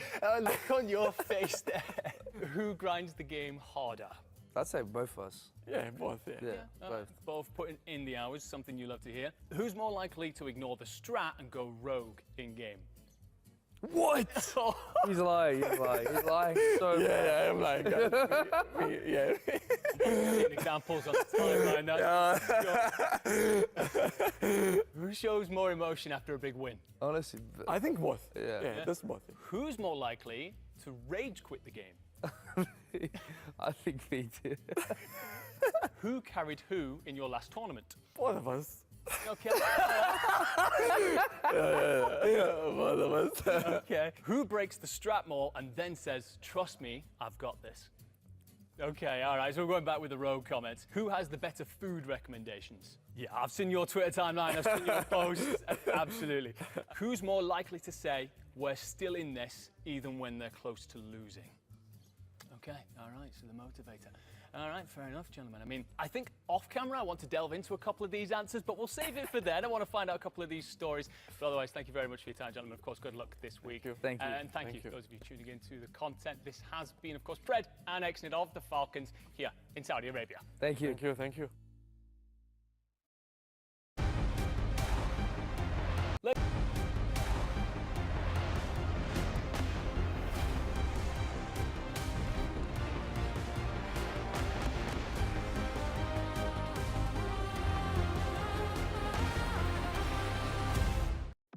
Hello folks and welcome back to the Esports World Cup live from Riyadh. We're here for Call of Duty Black Ops 6 and we're into our day 2 quite significantly. On to our third match. I'm really excited to be chatting about this because I have been waiting to see the Falcons in action for myself, going up against Boston Breach, and to talk all about that for the pre-show. We have Enigma and Brycey. I have been told, Bryce, that you have some really stellar notes for us as well. So I can't wait to dive deeper into what you think of all of the teams and how they're going to achieve the dub today. I don't need to write things down, I remember them. Oh, okay. That's fair. Which two teams are playing? Okay, all right, yeah, all right. In case you're unsure, in case you need context, Bryce doesn't like my notes, but you know what? I didn't say I didn't like your notes. What actually happened was I said, oh, look at all these notes, and then I wrote you a personalised note to motivate you through the series, and you took it as a personal attack. That I can't show on camera, ladies and gentlemen. Exactly, but talk about motivating. I'm feeling motivated looking at our players walking on in, because Breach, they are looking pretty good right about now. They had a bit of a slow start yesterday, although going up against Team War, especially in that first hard point, but things seem to turn around because they came alive with 5 back-to-back rounds in the S&D against Team War yesterday. That gave me everything I needed. Listen, you're allowed a slow start. It's okay, it happens. We're all human, right? But the 5 back-to-back rounds in S&D, that convinced me of everything I need to know about this team, which is that they are resilient, they're able to turn it on when they need to, and they're able to buckle down and get the job done. What do you make of Boston Breach right now? I think that the slow start still concerns me a little bit because I don't think you're going to be afforded the same leniency against this Falcons team that you got against Team War. However, they are certainly showing up towards the business end of the season. Snoopy, Awakening, Cammy, and Purge. There's quite a few things that they are building on. Purge has become that vocal leader as well as being a player that does a lot of the intangibles and is relatively selfless, a role that he's taking on to help this team lift. Snoopy is finally delivering a lot of the promise that we've said he was going to be when he became basically the franchise player for this team. And Awakening and Cammy, you see seeing that confidence start to be built into them from that supporting cast that they've got. So loving the way that they're trying to head, but it's also a case of this team feels like they've got a really high ceiling, but also a low floor. That is very true. And I will say, I do think it comes down to their superstar potential and their power. I think what we saw from the last tournament, when they were getting it really right against some of the big dogs and taking down some of the big dogs, it was when Snoopy and Purge were absolutely popping off, and of course, with the help of their ARs as well. Do you see enough consistency from Snoopy at this point in time, Bryce? No, quite simply. Here's the thing. He's better now than he was. Right. But it's still going to be a long battle. You've got to remember, when you're playing against players of this caliber, which he regularly finds himself against, it's always going to be difficult to be the superstar that people want him to be. But against this team, he could do very good work. We will find out. He looked pretty good earlier on. I'm hoping to see that again.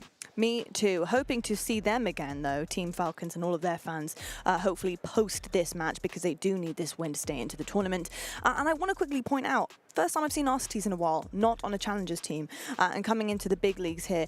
And I will say, I'm excited to see how this man shines once again. Previously on a roster that we've known and loved and has had domination for the majority of the Call of Duty history, which has been FaZe and the Tiny Terrors. He has been a main AR for a long, long time. How do you feel about him on this Falcons team here, Enigma? I think he's got a lot of proving to do, especially at this event. While you have stepped into the Falcons and they've looked a little better, it's certainly not the impact that I think you'd hope to have if you're Alec. I'm personally a big fan of him, but it's certainly not been delivering the results that you just want when you are that man stepping in. You're supposed to be this superstar helping guide a lot of these teams, and yeah, he's got to really step up and remind everybody of the player he once was and that he's hoping to be again. Talking about something similar like that is TJ, and we spoke about TJ yesterday, Brycey, and how excited you are to see him back on the team. He's again partnered with Pred, once again the little duo coming through here as well. How are you feeling about TJ, his significance as an AR, and of course the fact that he can make things happen in S&D too?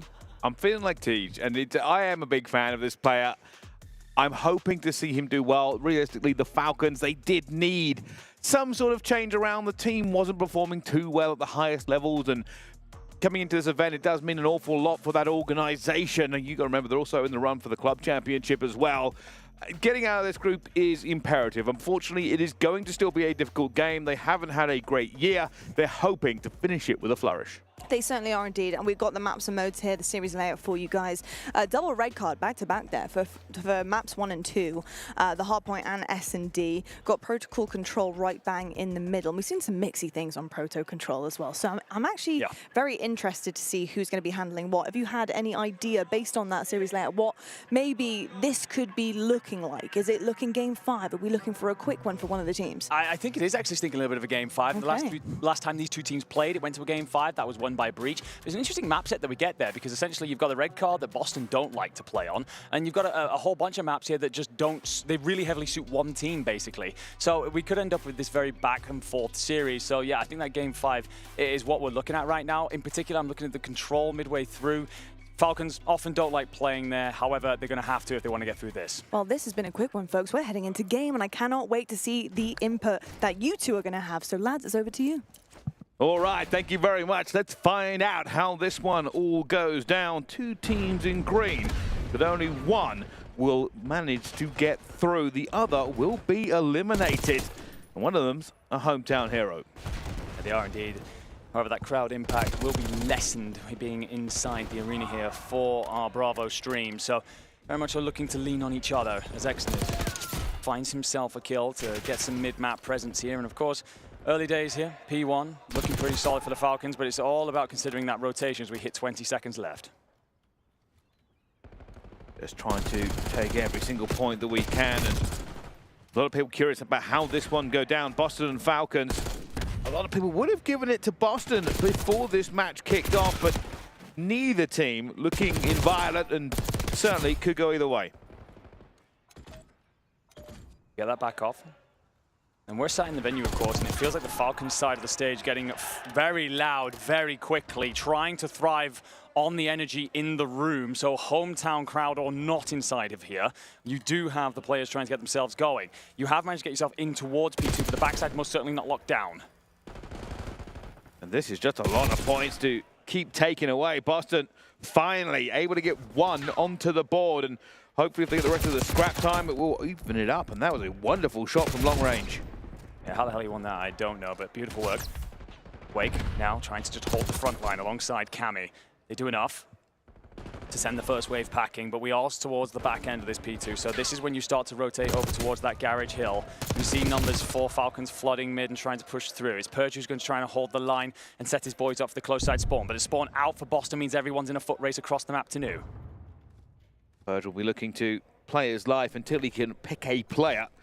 The rest of the team trying to get through. There it is. There's the first one. That puts pressure back onto the Falcons. You can already see Arsene's backing out of this because he doesn't have the numbers.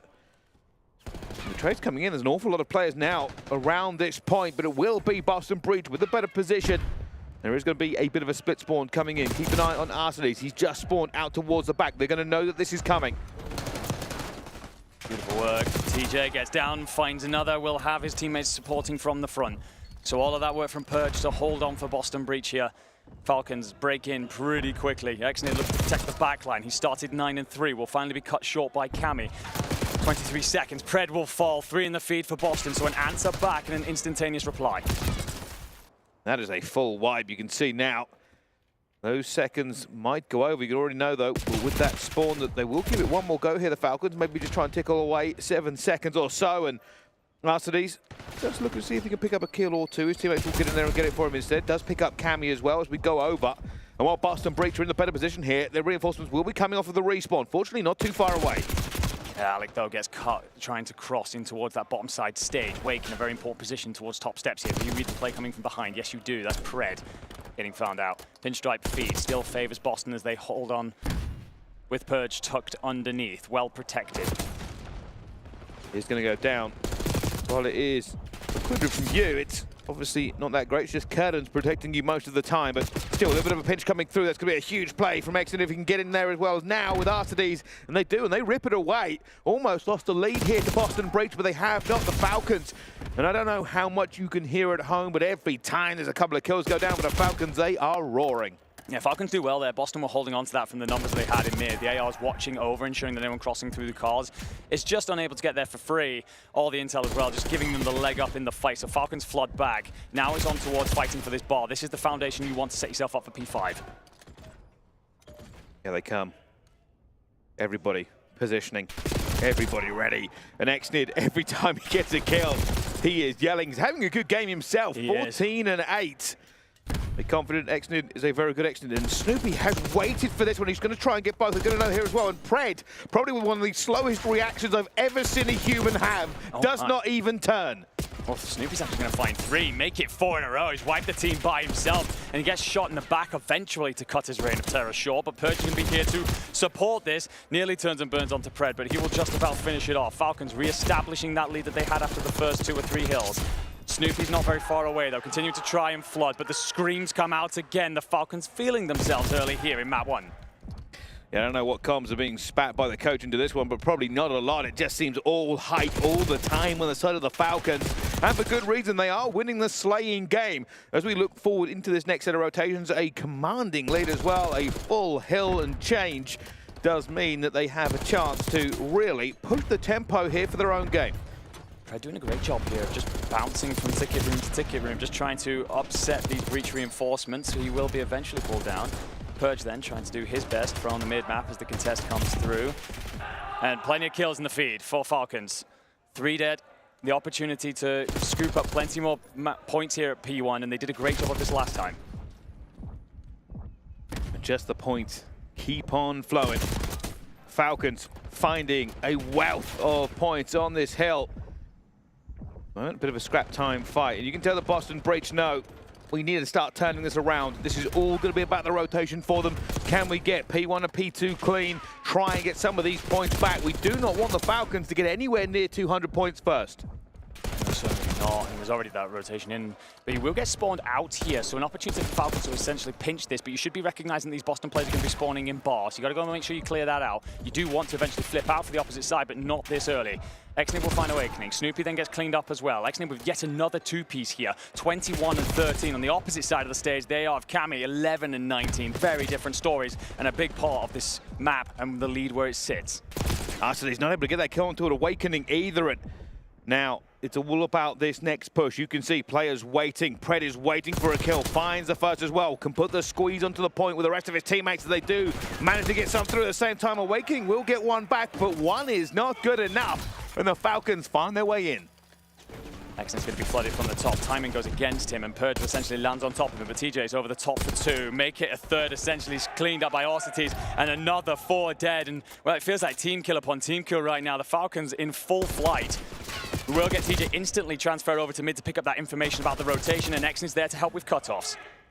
When Exnet is flowing, he is picking up an awful lot of kills onto the map and playing well. And it does feel like this Exnet and Pred duo, obviously long-standing members of this team, are very, very confident. When they're confident, you can see the numbers they are dropping, 23 and 15 and 16 respectively. I mean, Pred 5 in a row, finds that multi-kill in the middle of the map, and he is absolutely tearing. But Orsites now to lock down the back line as well with a 2-piece. Pred finds yet another. This is becoming dangerous for Boston. Purge is going to do his best on the point and finds a disgusting 3 himself, to be fair.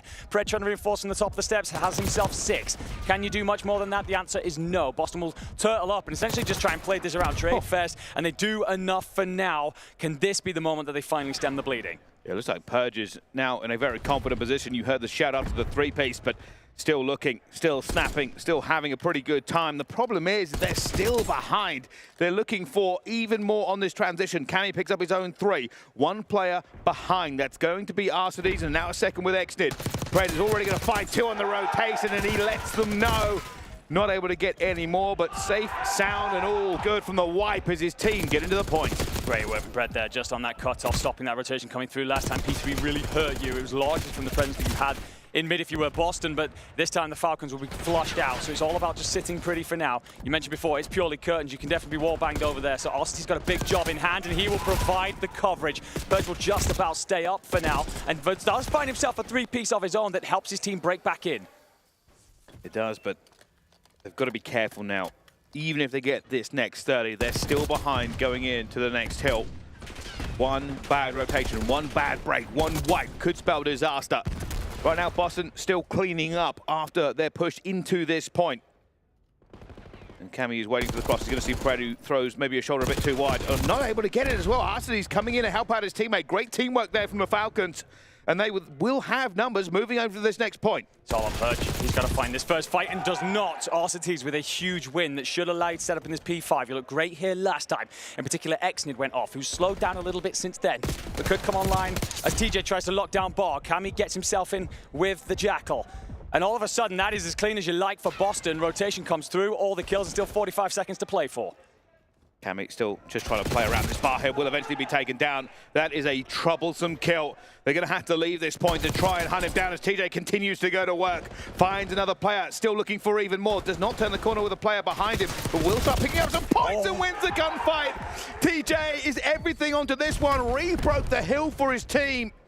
And now all they've got to do is hold. They cannot win it here, the Falcons, but it is a commanding lead as TJ is still going to work. Snoopy finds a 2-piece that he should never really get, but it won't matter. Simply delays the Falcons scooping up even more points. You said it yourself, you can't win it here, but you'll be pretty damn close. Boston Breach will have to be perfect to stop this map 1 coming through, as Exnet tries to lock down things here over towards the top steps and give his boys a rotation to 1. And here we go. For Boston Breach, everything on the P1 and P2 rotation. That is their only hope of a win. For Falcons, find 13 seconds somewhere. And on a map like this, it is possible. Cammy trying to just cover over his teammate. Steps out, finds one. Pred trades. Will be backed up though. Purge here, Awakening as well. Brothers in arms. Falling over the top of each other to try and lock down this P1, but while P1 might well look good for you right now, it most certainly won't get you over the line. The Falcons have already got that P2 side spawn, so you've got to consider that at some point. You can't give it up just yet. 13 seconds only needed for the Falcons, so they can stick around for now. Continue to contest and force Boston to stay here. And here we go. Falcons can no longer win it on that point. They're already running towards the next one. Going to be a little bit slow as it will be. The Falcons are here first. And that might be everything as TJ already cuts down 2. And the third for TJ. That's 32 and 28, but they are impactful kills. And all they have to do is hold this push for 10 seconds. Already though, 2 have fallen. Are those the first dominoes? We're about to find out. The rest of Boston Breach start streaming in. They've taken this hill back, but that is a close back spawn for Falcons. You need to compose yourself. If you are the Falcons, you need to set up this hit. TJ will find yourself the first. Arcity changes angle, gives up the window hold, dives the point instead, manages to get himself down and hunkered in then. So Awakening's got to fly, he's got to send. You've also got Purge coming in from above. Boys are going to be here in numbers. TJ Haley does enough to get the final kill. And a roar from the Falcons. A close fought battle. They slow down at some points, but they do walk away with the W. And you could feel the frustration from Boston. They thought they might have had that opportunity to get back in. Close, but not close enough. Felt like through that you could feel the Falcons started to slow down. Exnid in particular gets off to an incredible start, is eventually pegged back. But Pred in takeover mode all the way through that. Looked down at one point, it's 33 and 21, had no intention of being upset here in map 1. And well, I'm calling it an upset because Falcons were in such a commanding position for so long there. There were flashes in the pan for Boston, but largely just trying to mount a comeback, get back into the game through this. We're going to get a look at our little highlight package here. Again, Exnid starts off here 12 and 7, 14 and 9. I think he finishes negative by the end of it. So struggled in those AR battles towards the back end of this. But it's going to be Pred in takeover mode that does enough for the home team. I just think, I mean, we talk about the statistics as we go through, and you are right, Pred's having a great game, but some of the kills that TJ Haley made were incredible. And we've talked about the quality of kills. It's not always apparent in the stat line, right? No. Pred made some big kills, but some of them were kills that didn't lead to a lot of time or didn't lead to that much of an advantageous position. Don't get me wrong, kills are still good, resets, staggers the spawns, does everything else. I'm not saying that they were worthless, but there were kills that Tej made that basically either flipped spawns or got them into the point. And not only that, but he still dropped the most kills in this. 35, tied up with Purge, who was also having a good game. Purge did drop the most damage. But yeah, a very much back and forth game. The Falcons did start to slow down. Yeah, we talked very much so. I love that you're bringing up Tej there, because 4K damage, minute 23 in the hill. You said feeling like Tej at the start. Obviously, he's the man coming in, trying to lift this team from what has essentially been a bit of a bottom feeder into that higher tier. And well, very much so, showing up here in map 1 to lift them through this red card. It's a place where they're not, you know, Boston, they're not very keen on it, and you get to see why as they try and claw back, don't get there in the end. And I think that so often through that, it felt like you were just all players firing on different cylinders for Boston. There was moments where you felt like, okay, we finally got this player involved, but Cammy's performing a little bit slowly. Cammy starts to pick it up. You maybe see Wake start to slow down a little bit. Never really in that flow state that we saw out of them yesterday. No, but this is where the real question is asked. The Falcons get that first map. A map that they really need. They have not had a ton of historic success on hardpoint. In fact, no. There was a bit of a meme during the year about how many hardpoints they had lost in a row. Obviously, bit of a team change, everything getting a bit better. TJ now into this one as well, and I would say one of the most impactful players on the map into this. S&D has been good for them. Going up 2-0 here would be huge for the Falcons. Yes. Can they get it over the line? Can they make the dreams come true at what is essentially their hometown tournament? If they are going to make that happen, it's their attacks that they have been best at. Very strong in the post plants, very strong on converting on first bloods. They are certainly a team that if they get the leg up in those offensive rounds, they can take away this map too. That being said, Boston have never been bad at search. It's always been something that they've been able to lean on through series. Typically, they are very strong defensively. Almost unstoppable force, immovable object situation. One of them's got to give here. Could that man right there be the difference maker? He's been brought in for many a reason, but S&D, well, that is his bread and butter. It most certainly is. And this means, if you're watching at home, it feels like the Falcons should have the advantage here. And I am curious about how they're feeling about it, because that hard point, it was all hype from the rip. Obviously, the Falcons, very loud, very noisy, and I am aware that you can't hear everything that we can hear in this venue. But trust me when I say there were kills flowing, but comms flowing more. Some players find it a little bit disruptive, but they seem to just build off of the hype over and over again. And Boston maybe found themselves a little bit shell-shocked at the start of that game from the Exnid Pred duo, who were slaying incredibly hard as the game went on. They were indeed, but it's going to be a slower start here in round 1 as you lose all 3 of the opening fights. Purge will be live for a moment. Exnid will clean that up. but he will be in a technical, oh no, is it Arcetes? I can't tell. Yes, it is Arcetes. Well, it doesn't come through in the end, and not surprised, obviously. 1v4, incredibly difficult situation to put yourself in, but there was something there that you were talking about, which was the energy that was coming out of the Falcons and carrying that here into this map too. We've talked a lot about whether or not coaches coming into this now and able to comm is going to be important. I think out of a lot of our teams here, they've definitely leveled up the most from something like that. You've got Clayster in behind you, and he was every bit a part of that map 1 victory, willing the team forward.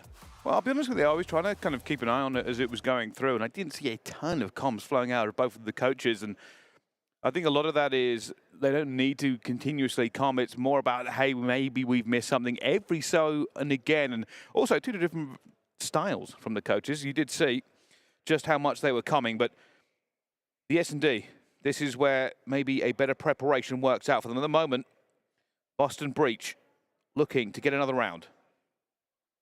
Slow, it's patient, and Boston find the blood again. Exnid overstepping this time. And well, as for ARs here, you are going to group up, launch yourself forward towards B. You had the intel that you didn't want to make it to A, and well, now you got to find a retake. That could be a huge kill for Pred because it ties up the numbers. So far, so good.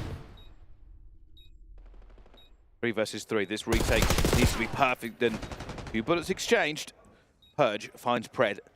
TJ gets challenged as well, finds one, and they do go out for the double challenge as well. At the same time, comes down to 1 versus 1. Arsenis has no health.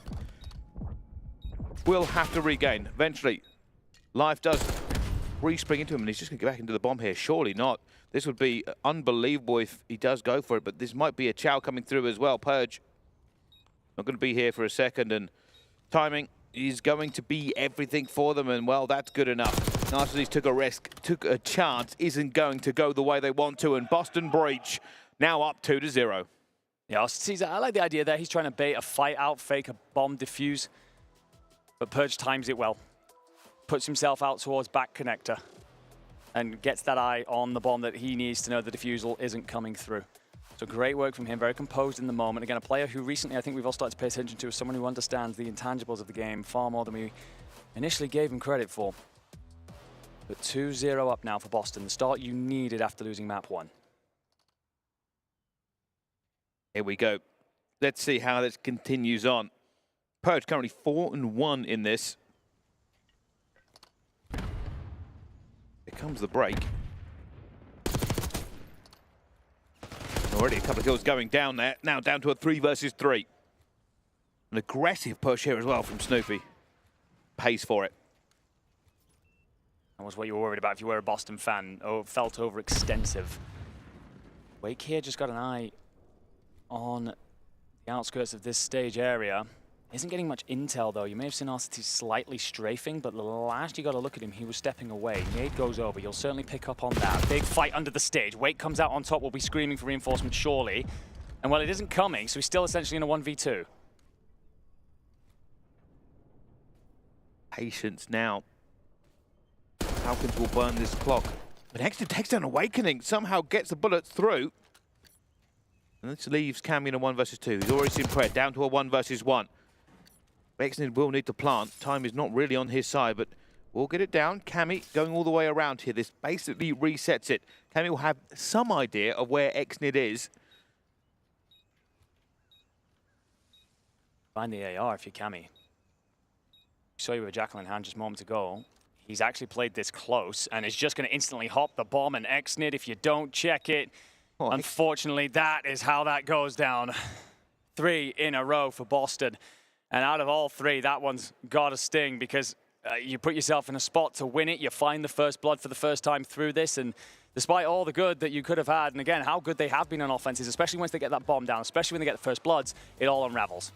Yeah, I mean, Exnid, he took a risk there. That was basically a 50-50 in his mind. You know, you push out one side, Cammy has to come one of the 2 sides. He wasn't expecting Cammy to continue to push that direction, considering how long that bomb plant took. So he took the risk. He said, hey, I don't want to be stuck on bomb and allow him to approach me. I'm going to push out one side, and hopefully I will get the information. Cammy, well, just went straight for it. You know, sometimes just got to be bold, got to go straight for the defuse. Right here trying to get aggressive through mid. He's going to get plenty of intel and damage out, but well, Awakening turns and cuts him down.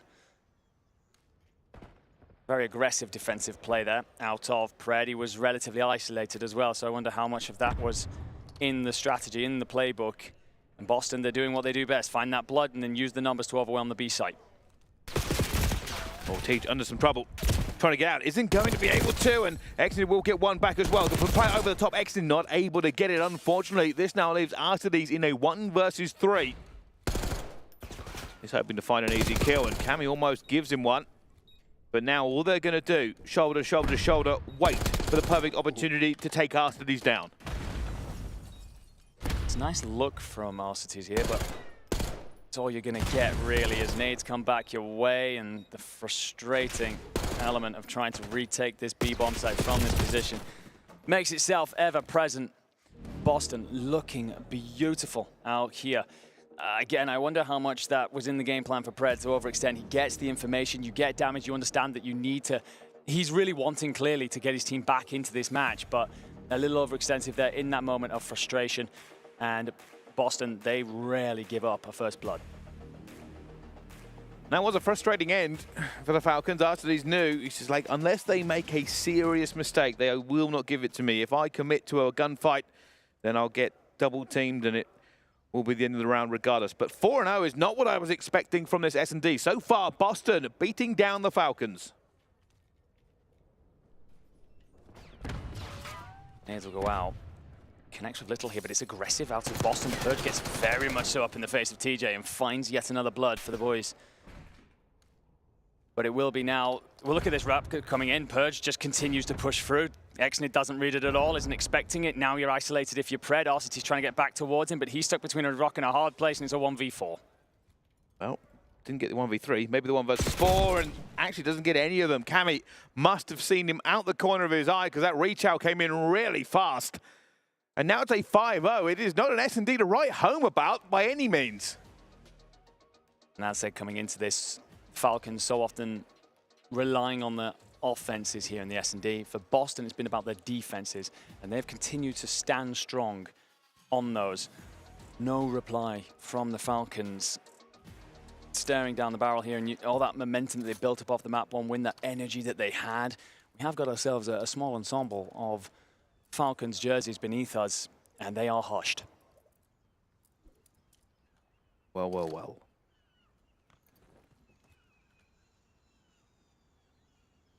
For the Falcons, a much slower burn. And already lost another first blood and a second blood. There's now an RCXD car out. Purge just takes that down pretty easily, though. Now in a 2 versus 4, the Falcons would need some sort of divine intervention to get it in a 1 versus 4 for Pred. Cammy's already tried to do something, and, well, he finds the first. Hope still beats. Off the Aussie from a man who has had an interesting year, to say the very least. It would be a highlight moment for sure, but you're in this situation. Deja vu from the last defensive round. Just looking at 3 heads bobbing, weaving, and refusing to give themselves up. And Boston are so good at this. They recognize that they've got the post plant. They don't need to move. And after everything that map 1 delivered, it is simply a whimper to tie us up here in 2. Yeah, really very few rounds, and I think the Falcons are probably lucky to get away with no donut on their team. Just weren't able to react, weren't able to really push it, and you can see a bit of a dejected side there from them. After that hard point, feeling very, very good. We heard it up here. But the S&D has maybe dampened the spirits a little bit. Nothing going well for them. Gunfights they couldn't get on with. Pred having a bit of a conversation here with Exnid and Clay talking to the staff. They will need a bit of a team talk at essentially halftime. You just feel it sucked the life out of them, that map too. I mean, it couldn't have gone better for Boston, really, and not just because it's a 6-0. This was typical of their play. Played a lot with pace. Sometimes they like to get it very aggressive, other times they go very passive, leaves their opponents unsure, on uneven ground. You see that as Falcons didn't really know what to do. We saw aggression start to come back from the Falcons, but it wasn't tempered like you see with Boston. There's always a game plan behind theirs. For Falcons, it felt almost individualistic. It's tough as well when you read into the first blood situations. We get a quick look at the board here. 5-1. And the one that did come through for the Falcons was instantly traded. So realistically, not one you're getting in terms of actual gameplay. Purge has himself a great map, 9-4, 3 first bloods, definitely an X factor, definitely a playmaker. But Cammy, 7-1, that's a bounce back that he needed. It certainly is. I mean, that first blood situation, just not good enough, if we're being perfectly honest. Kept giving it away. You are right, that only time they got it, they were traded instantaneously, and it almost kind of just threw their entire game plan out of the window over and over again. But only 2 maps down, at least 2 more to go. Let's find out how Fortune handles this one. Don't go anywhere. We'll be right back after the break.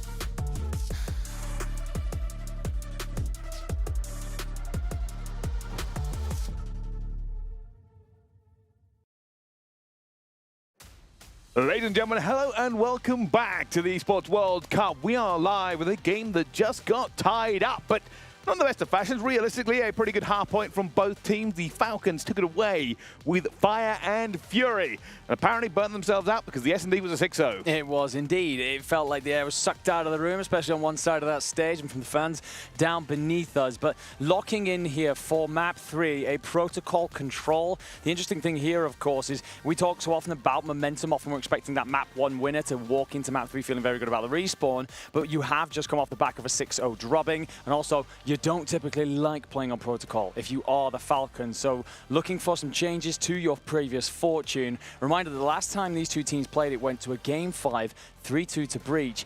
And right now, stinking a little bit of that, my friend. Well, let's see. A bit of a break to the bathroom and beyond for both these two teams. And we'll try and shake that one off if you are the Falcons. For Boston, it feels a little bit better after getting that one under control, but never mind, never matter. All tied up as we go into this one. And both teams will be looking to get the lead. With the Falcons starting on defense and in control, although it hasn't necessarily been great for them through the year, it has been the one comfort place they've found. As Exnid opens up with 2, Pred with another, that'll allow you to start to surge on forward unless Cammy's a thorn in the side, which he is, and that's actually a huge moment for them because not only do you manage to stop Falcons advancing, but get up into trips. Here comes a bit of a push, and well, that's all been deflected. Now comes the problem. A faint whirring heard on the horizon as the blender could be starting.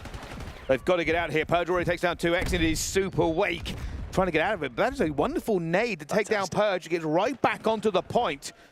And this may allow them to do a bit of work. Exnid, one of the key players for it, but just not able to get any more kills going down. You can see now that Arcee's trying to get onto the point as well, but they are being pushed. No, indeed. This is that famed spawn trap, of course, coming through. Breach now just turning the screw.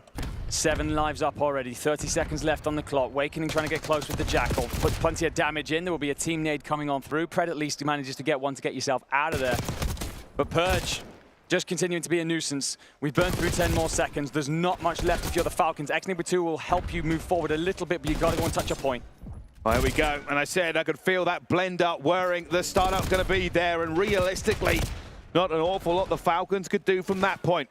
One last roll of the dice. But unfortunately, Snoopy has said, nope, get back into the spawn and behave.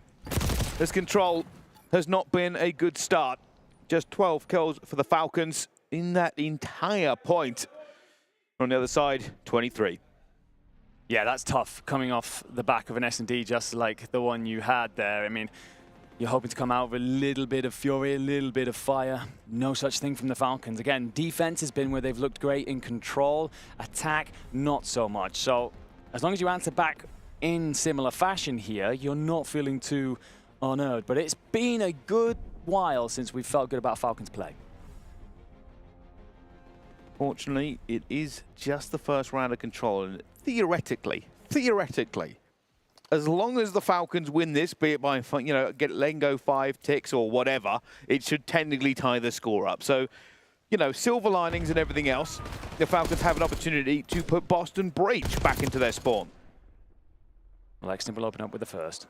The answers. Progress being made by Cammy both side, though.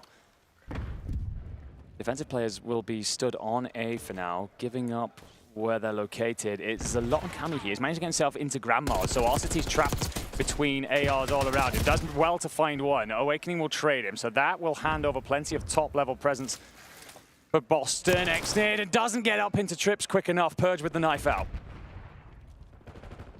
They're doing well so far. It does feel a little bit more even, but right now the Falcons are still holding on. 45 seconds left to go in this one. A little bit of progress onto B. What must happen here now is that the Falcons don't let this slip.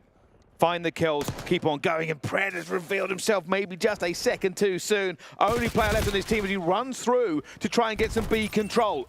All of it falling by the wayside. B should really go towards them here. Cammy is trying to hold back the tide, and they've only got a 2-stack onto it, and now a 1-stack. They are going for the kills first. Just trying to give yourself a bit of a defensive buffer if you are Purge here. And, well, you do eventually get cleaned out. So for the Falcons, it's a good retake. You do enough to stop that point coming through. So it's only 30 seconds on the clock. It's not as clean as Boston's, but it's certainly a solid defensive round at this point. And a couple more kills. And you squeeze forward. Arcety is going to try and get himself up through the middle here. And you will have a supporting ensemble as you get towards lockers. Arcety's another kill off the Cammy, and he does. I mean, had a really bad start in that first one, but now a 6th streak. And the Falcons fans finally have something to cheer about. And this is what I was talking about. Horrible first round for the Falcons. It does not matter. They get back into it. A 7th streak for Arcety's, and the Falcons will tie the control up. Only 2 ticks the difference. And you see why their defenses are so strong in this control mode. That retake of the B site, clinical. Find the way to wrap around. You get yourself your players in through back tower, one in through mid as well, and you collapse on that point.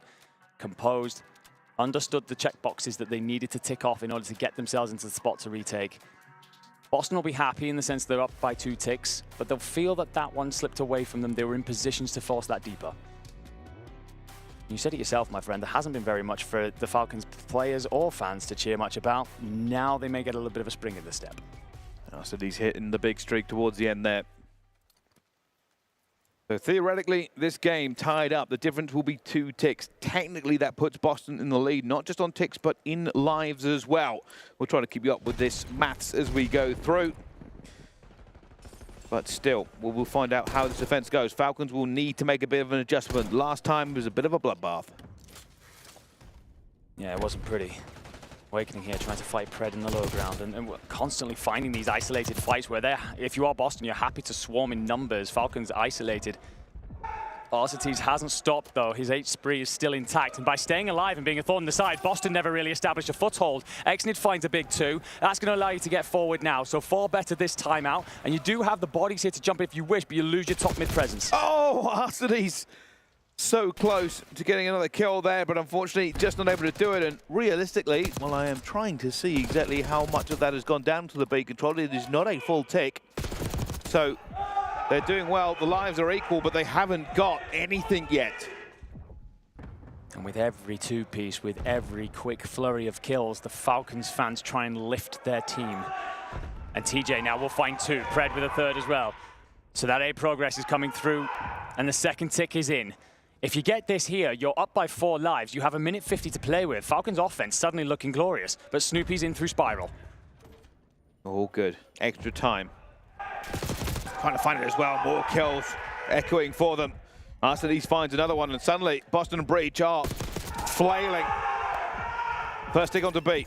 Players reinforcing a 3-stack at least. That is rocketing up. The rest of the team now trying to reinforce. That is a unfortunate nade, but fortunately it does bounce off the back of the knee there. And, well, that is over. The Falcons win the attack.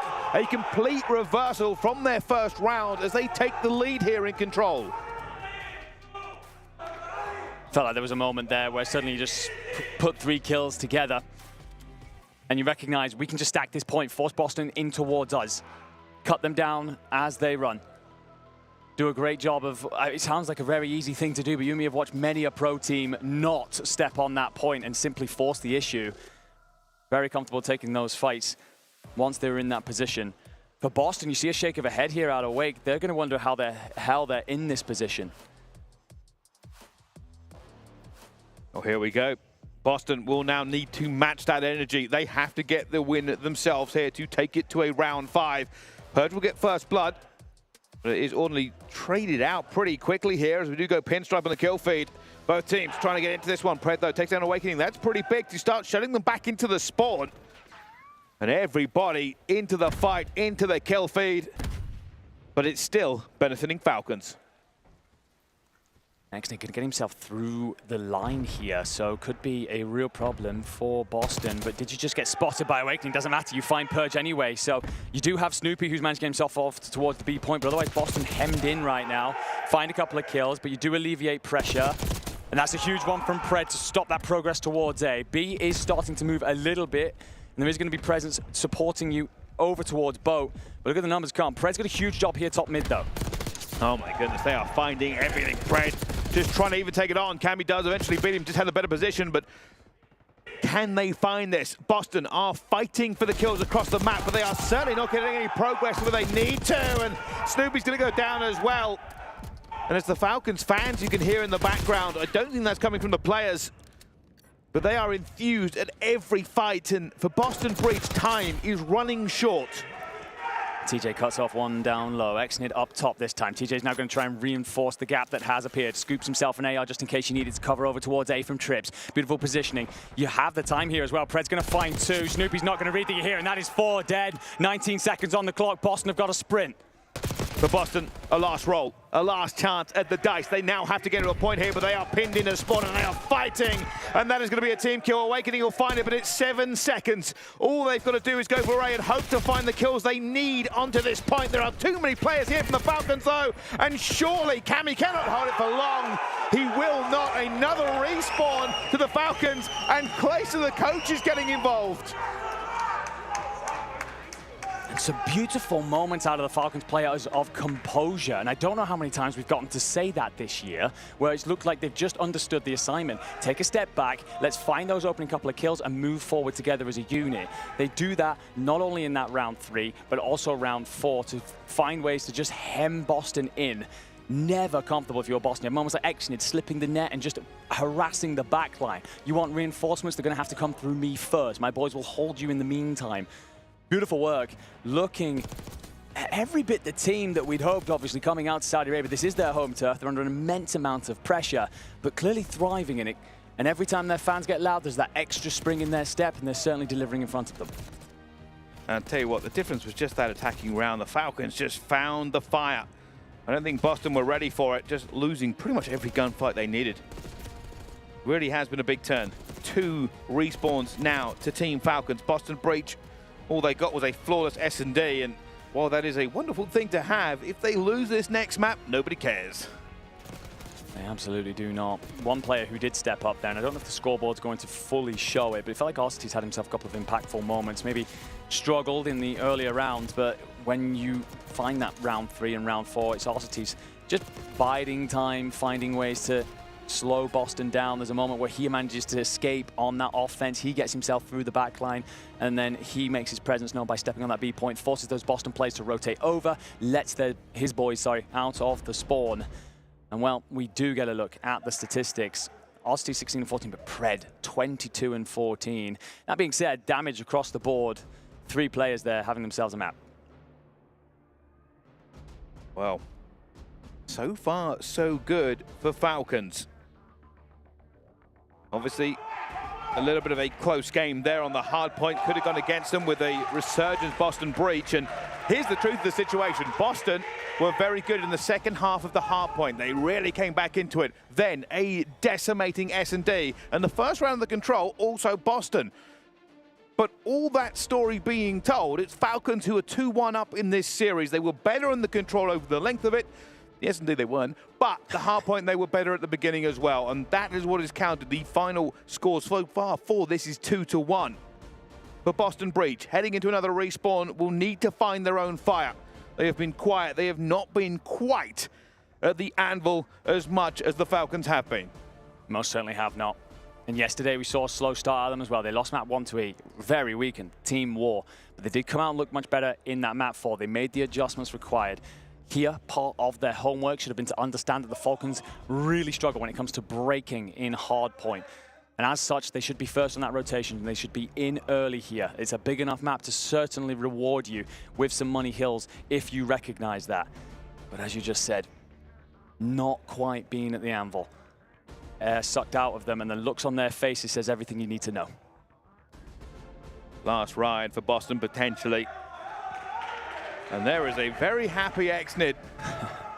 I wonder if he's smiling in reaction to what is a exuberant crowd that has joined the Falcons here. Certainly some powerful lungs on those fellows, and that's coming from me. And we will find out. Is the blood still pumping enough to give them the edge here? The Falcons can taste victory. They can crush the keys of Boston Breach and put them out of this tournament. Well, it was Exnid who stood and watched not long ago as they crushed Team Ward's key. Boston's hanging by a thread. And we've spoken so often about these players on Breach. When they're confident and they're flowing, their ceiling is huge. But when they look uncomfortable, their flaw sometimes just puts us in a category of never knowing which team's going to turn up. And if ever you were going to, for your tournament life, now is the moment to do so. Here we go. Players settling in. For Boston, they are hoping this is a longer journey than this map. For Falcons, One more respawn, of which they've won both so far, could put them over the top. And we jump in, we find out. Everybody into the P1 fights to begin with, as a few chows will just come out straight away. Exit has gone wide for it and takes that first blood. Pred will follow up with another. TJ Harley with the third, so it's just Cammy, then you get nothing. It's a full wipe immediately. Falcons draw that early blood. You are going to have only Awakening in the backline for the P2 rotation. However, for now, it's about sticking around. Pred trying to find intel on where players have gotten to, and slips, slides, finds Purge. It's a beautiful bit of work here. But, well, all the kills in hand. It, of course, doesn't turn into many points with the P1, but it will hand you as the P2 side of the map. And there's only been one kill on Boston in 45 seconds. There's Cammy with their second. They can punch through here. And a little bit of a loss in P1 can be made up. And even more so, now you see they have mid control. Two players are going to go rock side. One water, one by rock. The others are going to try and hit the flank here, and that's why Falcons are wide. That's why they're trying to hold this.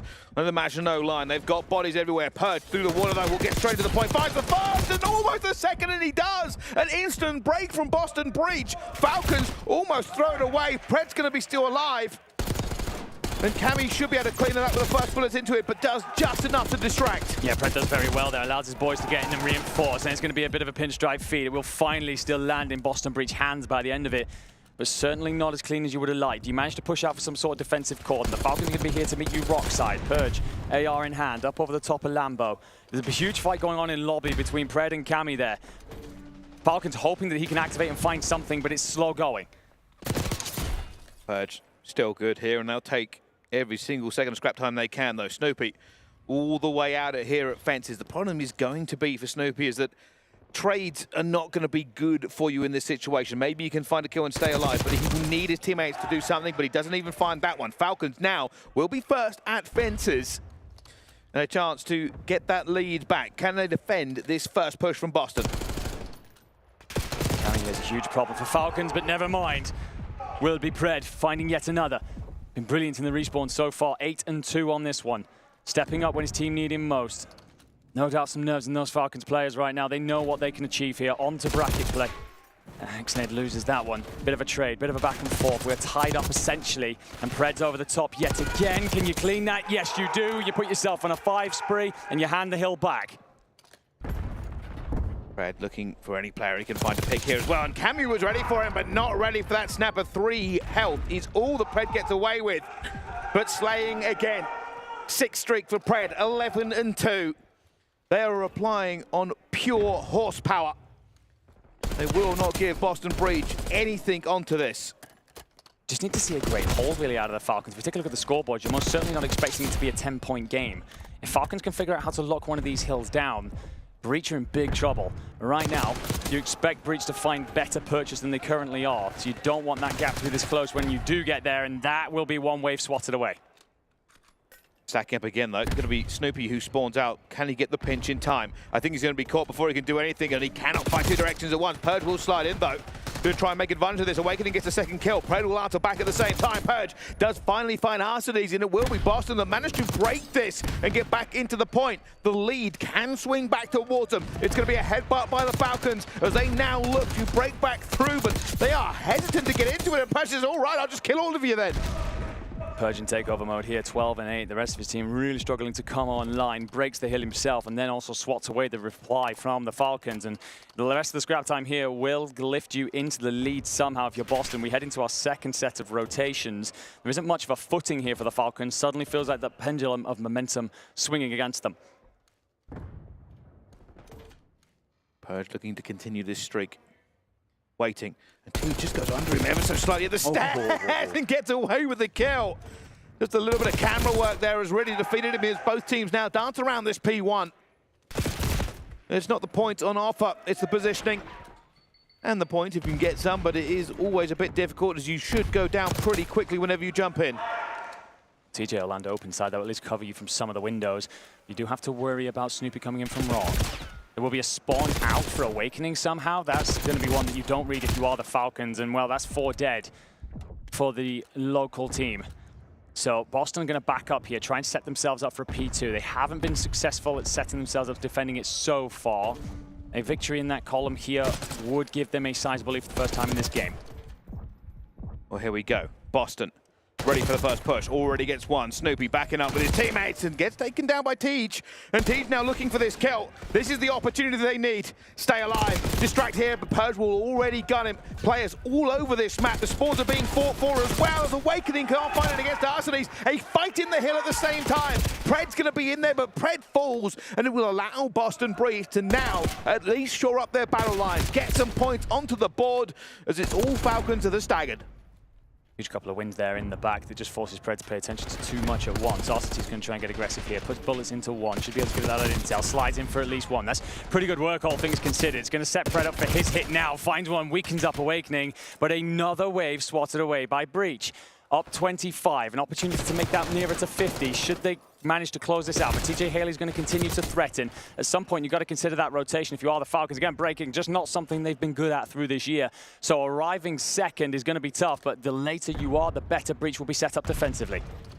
Here we go. Cammy already going to be calling this one out. Takes the gunfight himself. Also finding bullets onto Tej.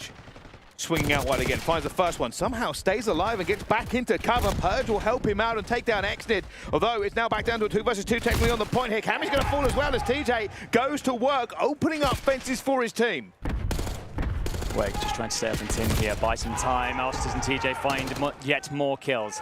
Cammy will find something back in offices. Snoopy, though, will get dropped, and well, it's the Falcons. They did manage to get here, they did manage to break, and now it's about Boston. What's your play call? Last time Falcons looked pretty good over towards P4 at the start and then eventually gave it on up. But right now, the rotation is technically in your hands if you're Boston. It's just about how much you decide to invest. And you can already see that Snoopy and Awakening are on that rotation away. It's Falcons just sending for this final 10 seconds. And I don't know if you want to. We're relatively tied up heading into this final hill for this rotation. Here comes the first push. Xnid trying to find Cammy as well, but gets caught. TJ trying to do everything he can so far. The biggest gun on the Falcons in this hard point. There when they needed him. He's done it before on the previous respawns. But you are right. This is a difficult break now. Boston are set up, and Arsenes already catches 1-2 down as well. And Snoopy needs to win that gunfight. He does. But unfortunately, his teammates lose all of theirs, and now he's alone. You struggle to hold last time here if you're the Falcons, and well, moments like that where Snoopy breaks Xnid's camera is a good example of why. TJ Haley is 24 and 15, by the way. Make that 25. Spots the 26. Do you want to challenge it? You waiting for your boys over the top of you? You do indeed. Temper your aggression enough to be supported. So the Falcons then feeling their way back into the lead. And a 5 spree from TJ will hand them a good look towards the home stretch of this map. He is reaching a different level, really putting down the tempo. Falcons leading. Next rotation, spawning. It is not a monumental lead, but a lead nonetheless. Can they hold it? Can they keep Boston at bay and bury them here in this series? There is still fight left onto Boston. Already 2 down. A little bit of points can now be supped from P1. Oh my God. We don't see it on screen, but off camera, TJ Haley just absolutely turned and burned on Snoopy to open up lobby side. That suddenly leaves Boston very exposed in P1. You get the kills. Boston are trying to reposition in case they need to set up for P2, and it's a slow reply, but it will at least turn the hill neutral for now. TJ caught out by Cammy, who's just going to stay up for a moment, gets himself inside the point. Need this scrap time to claw yourself back even, but always thinking of that P2, always thinking about where you need to be, and an early couple of kills for the Falcons will give them the advantage in that department. Simply staying alive just long enough to get that player off the point. He knew they lost position after Pred got away, and Wadme back downstairs and somehow gets it through the doorway. I'm not sure he can do very much here, but Snoopy still fighting like a lion to try and punch this through. Should go down, the shots in the back. How is Snoopy still alive? This man is floating on cloud 9. Almost broke it by himself, but Boston now into the P2. Purge trying to find the players from Falcon towards the back. This has been a monumental Herculean effort from Boston to refuse to go down. A spree of gunfights going the way of Boston at a time when Falcons need them the most. You do at least get Pred in for a couple of kills there. You break yourself back in at the Falcons. We're relatively tied. Purge, up close and personal, won't find it. You've got to pay attention to the front. You also need to recognize your lobby pressure. Exney's trying to read it, unfortunately, at the wrong time. Osities, what can you do? You've got the support. Do you read the player in behind? Is going to be Way Gallic. Will turn him with the pistol and find it, but 15 seconds still on the clock. TJ's going to begin the rotation over towards 4. Or are you sending yet again? Don't know if whoever the investment would be worth it. Looking to potentially cut off a couple of exits towards Rock, but no, he's off. He's on his bike, but Boston will be there first. The quicker he can get there, though, the less set up they'll be. Here comes Teej. Almost gets caught straight away. Furthest player up. They need him to be magic once again. The game could be in his hands. Arsenal's already playing run around the shed, looking for more players. Trades going down. Arsenal's over the fences, hopping everywhere and getting the kills into the feed here as already the Falcons getting back into it. Purge back once again, trying to get this one down as Exney finds another kill as the Falcons retake the lead. Already this one is tight. Arsenal's going to go to a 3 streak. Looking for the 4th here as contests are coming in from both sides. Fred wins a massive gunfight in offices and then supports him from the plat as well. So Arsenal may well have protection for a moment, but then all of a sudden that all evaporates as Boston find 4 kills. 18 seconds still on the clock. You can't win it here, but you'll be very close. So Falcons, watch your play call. You're going to rotate. You're going to invest in the rock side hill. Boston, though, you've got a couple of players here to meet you. And here we go. Falcons, destiny for this one. They are not that far away, but Boston are closer. They are stacking. They are every side, but Boston are finding the kills already on this first push. TJ finds one. Arsenal is desperately trying to find another. It isn't going to happen. Boston now only 7 seconds away from taking it to a map 5. The Falcons are running, but will it be enough? I don't think so. 1 second, they're in. It's a contest, but it is not good enough. And we go to a game 5 here on the stage. One more time, these two teams will face down. And what a finish it was. Boston taking it away from them in the last couple of hills. If you are the Falcons, you want that first rotation back so much. You won all of the gunfights at points and yet turned it into a meager 5 or 10 points. Never managed to actually push off of Boston and give yourself that comfortable lead. And as such, Boston refusing to go away, refusing to die, they wear you down. And this is what I was talking about earlier, right? There are quality kills that translate directly into points. Now, I'm not saying that Falcons are not doing what they should be doing, but I am saying that sometimes the kill feeds can be deceptive. You brought it up perfectly.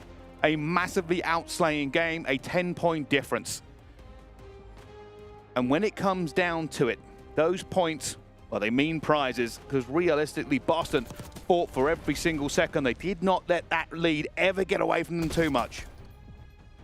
Boston so often getting themselves first to that hill. Think so much about that P3. They started to recognize they got to get in early for that P4, even that final one. Just know that the Falcons struggle to break. Play into that. If you're Boston, you're not necessarily the best breaking team yourself, so they understand that they would rather be the holders. And for time and time again, especially P3 side, especially P4, Falcons could not find a way through, regularly swatted away. As we go through it, you can see how tight this game was kept. And it's still heavy slaying on the side of Falcons. They get it over and over again. These P2s, by the way, were unbelievably scrappy from both sides. You have to give them credit. Neither side would allow the other to make it into a money hill. Falcons at this point, I thought, had a commanding lead enough to convince me to get it over the line. The problem is, onto P2, players like Snoopy went to work, kept their team alive, and they had a very good rotation, and that was enough to put the Falcons down. When we talk about the quality kills that you're on about, Purge, the man again, just finding moments. Falcons are in for P2, they've got it locked down, and he just tucks himself into lobby. Okay, you're not going to be able to spread out your defense, we're going to keep you hemmed in, we're going to be the team that then comes at you yet again. But also, I'm going to cut off your reinforcements. I'm going to chop you off at the knees. We take a look at the scoreboard here. He finishes 30 and 28, but relatively balanced, actually, across Boston when we take a look at the scoreboard. 2 minutes 17 in the hill for Purge will be your leader here. On the opposite side of things, for the Falcons, unfortunately, quite slow for the hometown hero. Exney only 19 and 32. Yeah, it wasn't a great kind of run from them. You could see, like, obviously, Pred doing a lot of work. We talked about how good TJ was being all the way through it. The damage speaks for itself. But the game is now set up. One last map, Rewind, Search and Destroy, will determine the fate of these two teams. So all that and more to come after the break. See you very soon.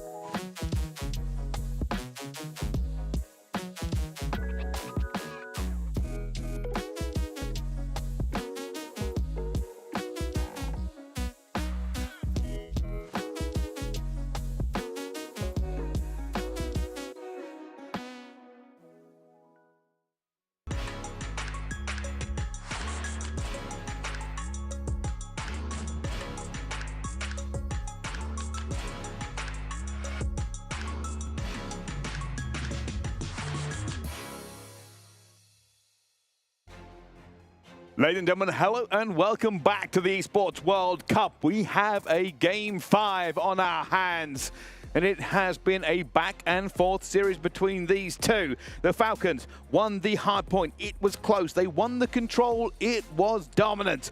But on the other side, Boston Breach 6-0'd them in the last S&D and then ran away at the end with the hard point. Now, moving into the final map of the series, Enigma, how are you feeling?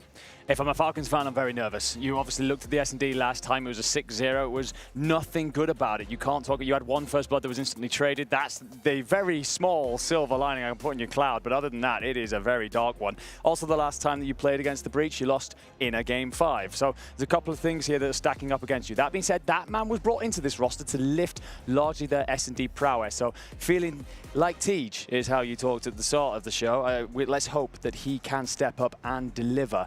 When we talk about search and destroys, typically this Falcons roster are solid on attack. Their conversions on first bloods and post plants, pretty strong. They need to build off that. Typically Boston, very good on the defensive side, and they smothered the Falcons, choked the life out of them last time when they were on the defense. Falcons got to find a way through, quite frankly. They have got to smash this iron wall in front of them. They do. For Falcons, I think, mentally, got to remember that, you know, the last S&D was so bad for them. They need to get that completely out of their mind. It must be a clean slate. Play your own game. Don't worry about it. That does mean, in my opinion, this first round could be crucial. I agree.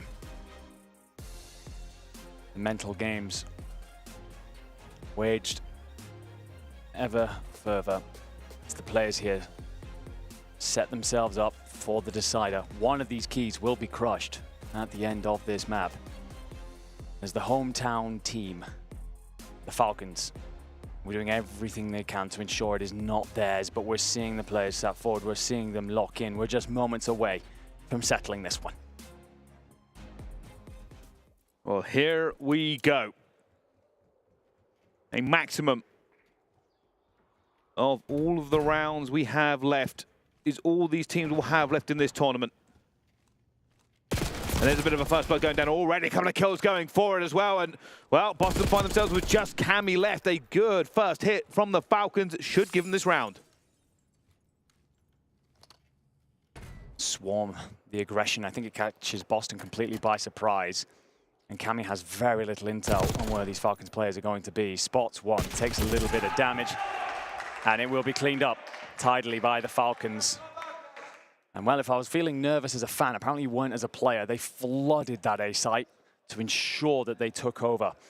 And a first blood on the board, that's equaling how they performed in map 2, ladies and gentlemen, in just one round. So it's an improvement, but of course a long way to go yet. Very good break for the Falcons. Really needed that after the last S&D. Like I said, I thought that was crucial.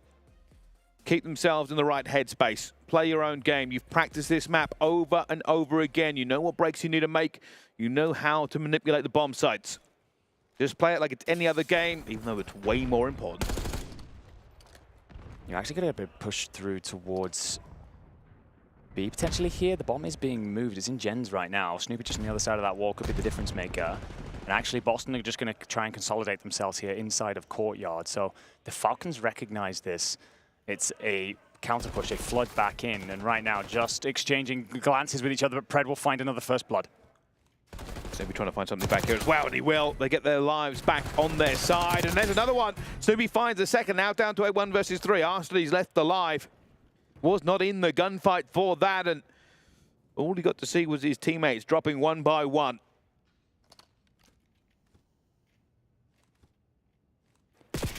I was about to say, you do have the SMG and the AR to play with, but I don't think you have any understanding there's a player in behind you. And Boston Breach do what they do best.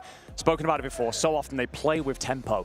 It's often at the start of rounds, they will have very aggressive breakoffs, then suddenly extremely passive breakoffs. But in that round, they do both inside the same moment. They all decide to turtle up inside a Courtyard, slow things down, figure out what they want to do together, and then spring out into that A site. And it just splits that entire wave of Falcons pressure.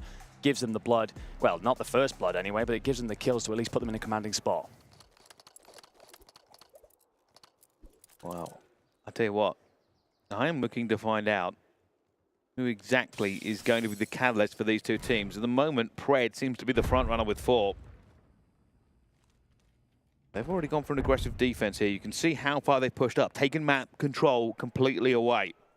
Awakening, trying to thread the needle, see if he can get him any information. That nade will also be doing that same thing. And, well, now he knows there's a trophy down there.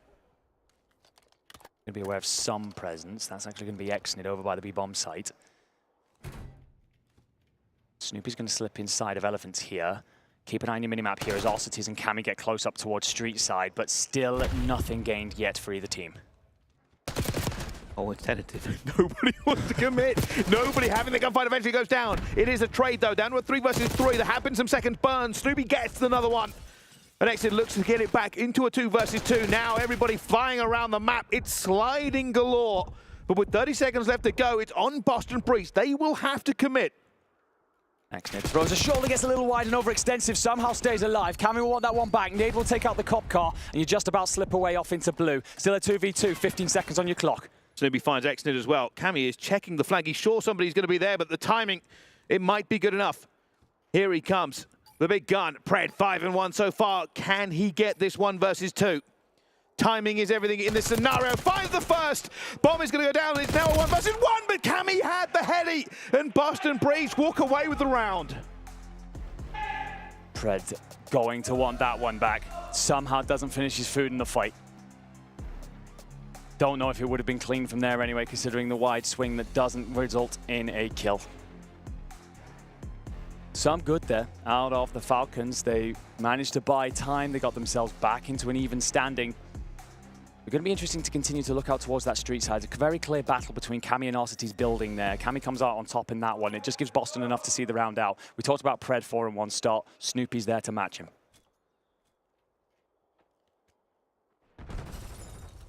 I wonder if this will be another slow burn. Right now, the Falcons are not moving. I think they're waiting for Snoopy. Yeah, look how passive they're being. This is a trap. One that has been laid, but right now is not being walked into. Boston have read this. They will turtle up, and then they'll spring back out. That's how they like to play, just trying to mess with the tempo. Offset the Falcons, and you'll find the first blood as TJ Haley oversteps, but Pred will at least trade it out. There we go, bit of a trade situation going on, down to a 2 versus 2. Snoopy's on a 5 streak, but will pay with his life at the end here.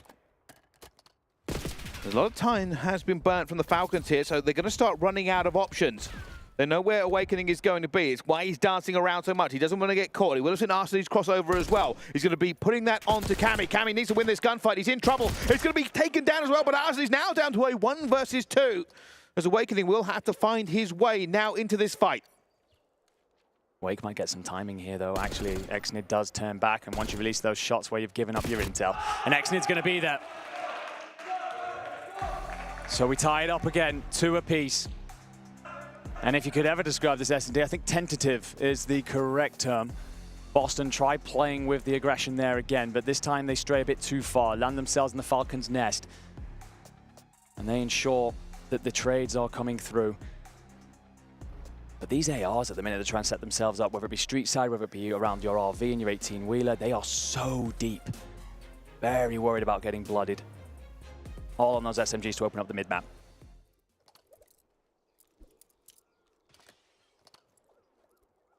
With this all tied up, it's still so much to play for. Snoopy waiting, and we'll get that first blood. No trade there yet. Advantage, Boston.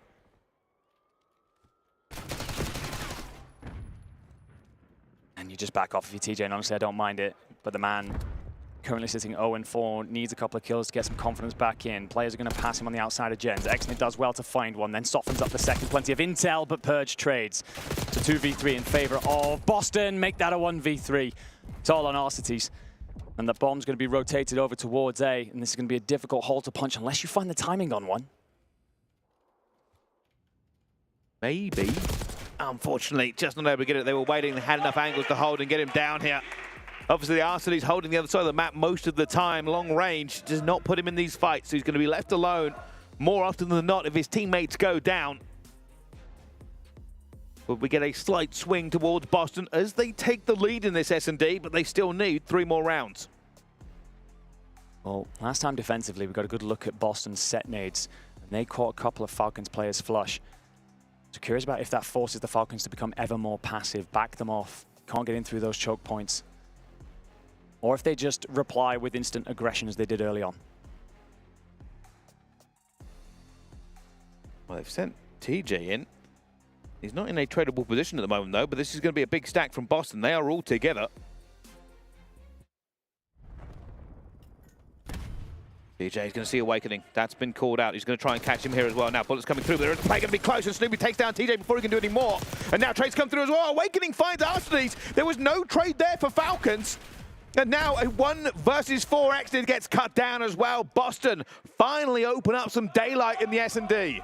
Now ask the questions. The set nades, the opening breakoffs that are coming through from Boston. Is that going to force you to back off? And you see the nerves there. You see the tentativeness. They're not willing to move forward. And eventually, you said it, TJ is in a position where you can't even really be traded. Gets a moment where he spots Wake step out, a couple of bullets go out, and we've all been there in Call of Duty. You're trying to clean up that first kill, a second player springs around the corner. And unfortunately for him right now, 0-6, got to step into this game if your key is not going to be crushed. At the moment, Boston. Not only do they have the attack here, but they have an 8-2 Snoopy. Takes a preeminent position. Hopes there's a bit of aggression here, but the Falcons will definitely be a little bit more cowed into giving away a first blood. It was their downfall in that first S&D. They don't want it to be the downfall in the second. Arcites just backed Cammy off street side, but immediately gave it up. So the progress made there comes to naught. Focusing on TJ here around Elephant. And this might all come onto Exnid over the top of the bomb. Arcites lines up, but not able to get that first kill, and he tries to get it down as well. He will do, but the trades are flying in, and unfortunately, Boston Breach coming out on top. Pred does find one, though. Pred finds a second, but he cannot shoot in 3 directions at once and will fall. Boston move on to map and series point. A concerted hit out of Boston. They recognized Cammy gets back down. Okay, we're all on this southern side of the map. We're going to make that play in for B. They move it together. They find that blood, and then they have the numbers to trade around each other. Pred's late on the arrival, not really because of anything to do with him, but just that lack of intel available to you about the pressure coming in from Boston. It is an 0-7 currently out of TJ Haley. He has to step up here, or your tournament life is over.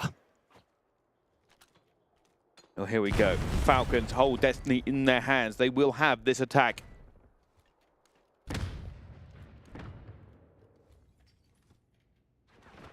Again, not aggressive. A little bit of a fight towards the middle here. They need the trades to go their way. It hasn't been doing so.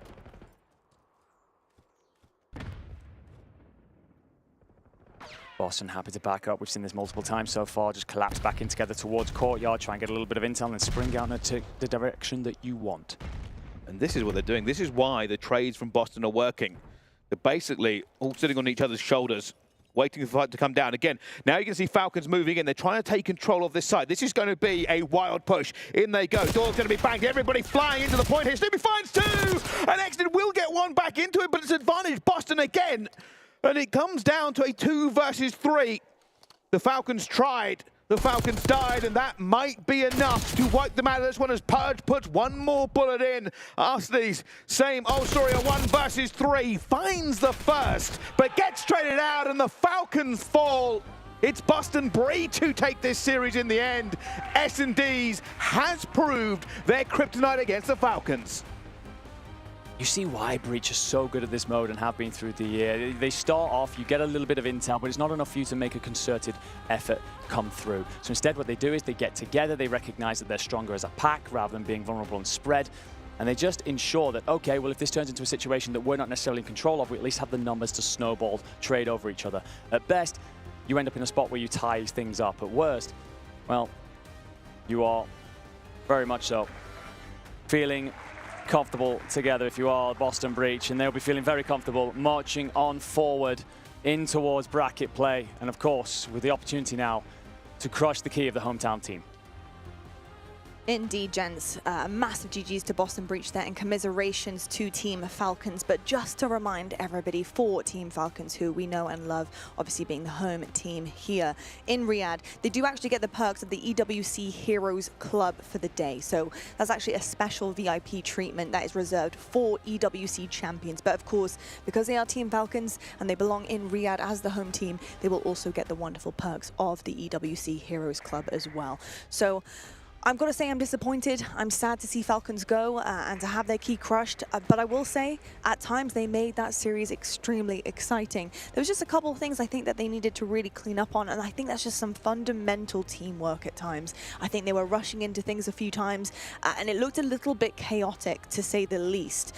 But I'm hopeful for them moving forward as a squad at some point, you know, obviously with the new title coming around the corner, that with a bit of growth and a bit of looking into what on earth was going wrong there, because it really was a kind of generic fundamental part of their gameplay. I think that really had them on the back foot there against Boston, that hopefully things can clean up and look better for them. Yeah, no, absolutely. I mean, for the Falcons, obviously this is bitter. This is going to be disappointing, but it is a case of it's been a year of growth. You have looked as a team that was starting to step forward. You see in these SDs in particular the difference between these two teams right now. Boston have been together since before last year's Esports World Cup, and as such, they've got this deep playbook, this understanding around each other. We talked so many times about how they're playing out these S&D rounds, that they have levels to their play. For the Falcons, it felt like you had one hit. If it didn't work, you were in a really bad spot, and that was often their undoing. I mean, on First Bloods, they were well and truly handedly beaten, and trying to break down a Boston team that understand each other so well, that was always going to be tough. It certainly was indeed, and just to highlight the obvious there, especially looking at the stats here, TJ not having the best showing here in the S&D, and again, it was a very similar showing to the last S&D against Boston Breach earlier on in the series, although that one was a 6-0. There was a slight bite back with the 2-round win there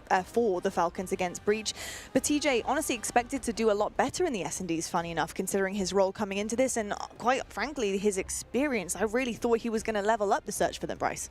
Well, quite frankly not. Well, there is a slight issue, of course. The last potential game of the year for Tej, and he goes 0-8, and people kind of remember that kind of thing. So that is a very disappointing end for him as well. But yeah, just couldn't get it going. But realistically, you've got to remember as well, it's not just one player. Over this entire thing, it was 12-2 to Boston in the S&D. Yeah. Right. That is an unbelievable scoreline. Quite frankly, the Falcons S&D did not measure up to Boston's, and it wasn't even close. No, and I think if you look at, you know, the maps and modes, the series layout here, the route that was taken, it was win the S&Ds very convincingly, a real handing to the Falcons there, and then squeak away a respawn. And that hard point, that map number 4, that's exactly what it was. It was squeaking that one away, snatching it from the Falcons' grip. Could have been a completely different story. Well, I think that this is the important thing. I think when you look back at this series, if you're the Falcons, you're really wanting to source that hard point back. We talked about it in the post-mortem, and it was a little bit a case of, okay, we're getting all of these kills, but they're not the valuable ones as you so often coin. It's a case of, all right, well, we're up by like 15 in terms of kill-death column here, but we've managed to find 5 points potentially. And that's what they need to change up a little bit if this team do march on forward together, figuring out exactly how to turn those moments, those very positive moments of momentum, and turn them into far more valuable points on the board even. Well, I'm excited to talk about some of the positive momentum points here now, but for Boston Breach in our interview, we're going to bring in Purge onto the desk because I want to find out how they're feeling after that incredible win against the Falcons team and the home team here at Riyadh. Now, Purge, hello, my man. Nice to see you again. I saw you at the last tournament, and honestly, you had an incredible showing at Champs. I was so impressed with how you were playing. And again, equally as impressed here in EWC. How are you and the boys feeling at this matter of time, especially just taking down the home team Falcons? Yeah, I mean, we're feeling confident, decent. It was a sloppy series, so I think we got to clean up a lot going into tomorrow, but I'm confident that we can do that. Sloppy, like I said, but still confident. It's all right, a little bit of sloppiness, that's okay. Mistakes that happens, and you know, you can make up for them, especially overnight and talking to each other as a team. I have to ask you a little bit more about the respawns. You managed to squeak away that map 4. What do you think is going on with the respawns for you guys right now? Is it a pacing issue? How are you approaching it? Yeah, I think we're just we're getting a little overzealous. I think we're trying times where we shouldn't. I think we got to just use a little bit more teamwork. I think in the beginning of the game, we're good at hardpoint. That's what we're the best at, is our teamwork. So I think we just got to tap back into that, and I think we'll be solid. Well, your S&Ds are looking lights out right now, so impressive stuff. Bryce, I won't hog him too long. We talked about sloppiness throughout that series. Realistically, I kind of want to talk a little bit more about it. What do you think you kind of identified straight away in this kind of post-game bliss that you're under here, that you're going to go backstage and say, all right, what do we do to fix this? Yeah, I mean, like I said, we're just over-challenged. I told them after the series, I mean, good job, guys, but that was very sloppy. You know, we got to be better tomorrow. Overheating or just not really in the position for the trades? No, I think we're just overheating. I think we just got to buy our teammates some more time, and I think it'll pay off. So I'm confident. Yeah, good answer. Yeah, that kind of did show a little bit. There is some wild chows kind of flying around the map. Unfortunately, but it's all right. Getting excited, it's okay. Yeah, it's okay. Last question for you, Purge. Having Shawnee behind you, being able to be that 5th man chatting in your ear, what's it like, especially when S&D, because S&D is looking lights out. Is that really helping, you know, strategy, game plan going into those? Yeah, I think me and Sean bounce very well off each other. I think, you know, I'm pretty well known for my comms and my IGL stuff, so I think me and Sean, I think having Sean behind me just helps me a little bit, gather some ideas, and then we just work off each other, and then, you know, I mean, it paid off in those S&Ds. Those are pretty clinical, so proud of Sean, and yeah, excited to keep going. And you should be proud of yourself as well. Appreciate that. Thank you so much for coming up on the desk. Well done, man. GG's, and best of luck going forward. Thank you. Appreciate it. Thanks, guys. All right, folks, we're going to head to a break right now. When we come back, we have one more game of the night, and hopefully this one is also going to be a banger. We'll have to wait and see, though, to see how the series pans out. It's Cloud9 versus 5 Fears. Who will come out on top? We're going to find out right after this break.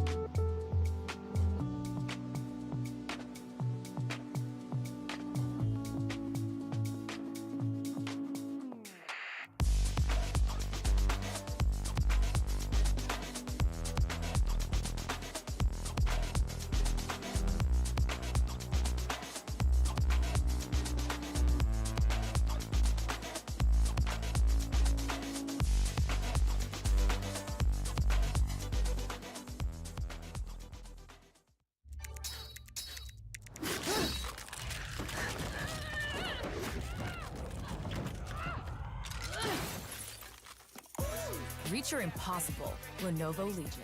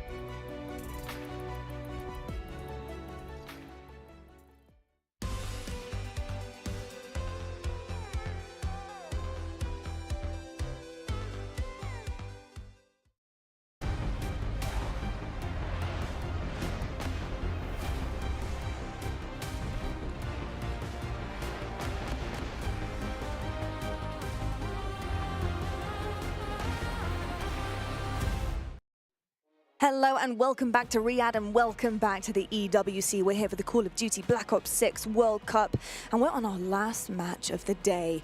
And this one is quite an interesting series, I'm not going to lie. Both of these teams have had a very, very similar route so far. Couple of differences, which I'm very excited to talk about, but we have Cloud9 and 5 Fears going head-to-head on our stage over here on this stream. And to talk all about it, including many, many fun discussions, I have Seymour and Brycey. Hello, gents. Last one of the night. We're digging deep, but we're going to have a really good time doing it. Seymour, Cloud9 versus 5 Fears. Both of them have beaten Optic. Not beaten Optic. They have gone against Optic, fallen short to Optic, but beaten G2. Yeah. So really interesting to see that they've had the same route. A couple of differences here. So for you, what is standing out the most about both of their journeys and how similar they have been? Well, I mean, Cloud9 have completely reshaped their roster. They look good with Gwyn, and there's nothing really bad to say in terms of what this change has offered them. And then 5 Fears, I mean, they're riding momentum. They have the chance to do the funniest thing ever right now. I think that if 5 Fears make it out of groups, it would be one of the most comedic things I've ever seen. Yeah, no, I 100% agree, but here's the thing. Both teams really have some work ahead of them. They're going to, unlike Ian Chambers, do the work to get past this one. So for me, these two teams, they've come all this way on the journey. They're going to have to try and make it into this next, but it is not going to be easy either side. 5 Fears have looked good, Cloud9 have looked good against everybody but Optic. That is very true. I will say, if I'm looking at Cloud9 particularly, I will say the addition of Gwyn has done exactly what I think most people were hoping for, and it has really elevated this roster. But not only the roster, the actual individuals on it, and I really do see Sib kind of coming back to form with the Sib that we had originally seen when he first became a pro player in the league.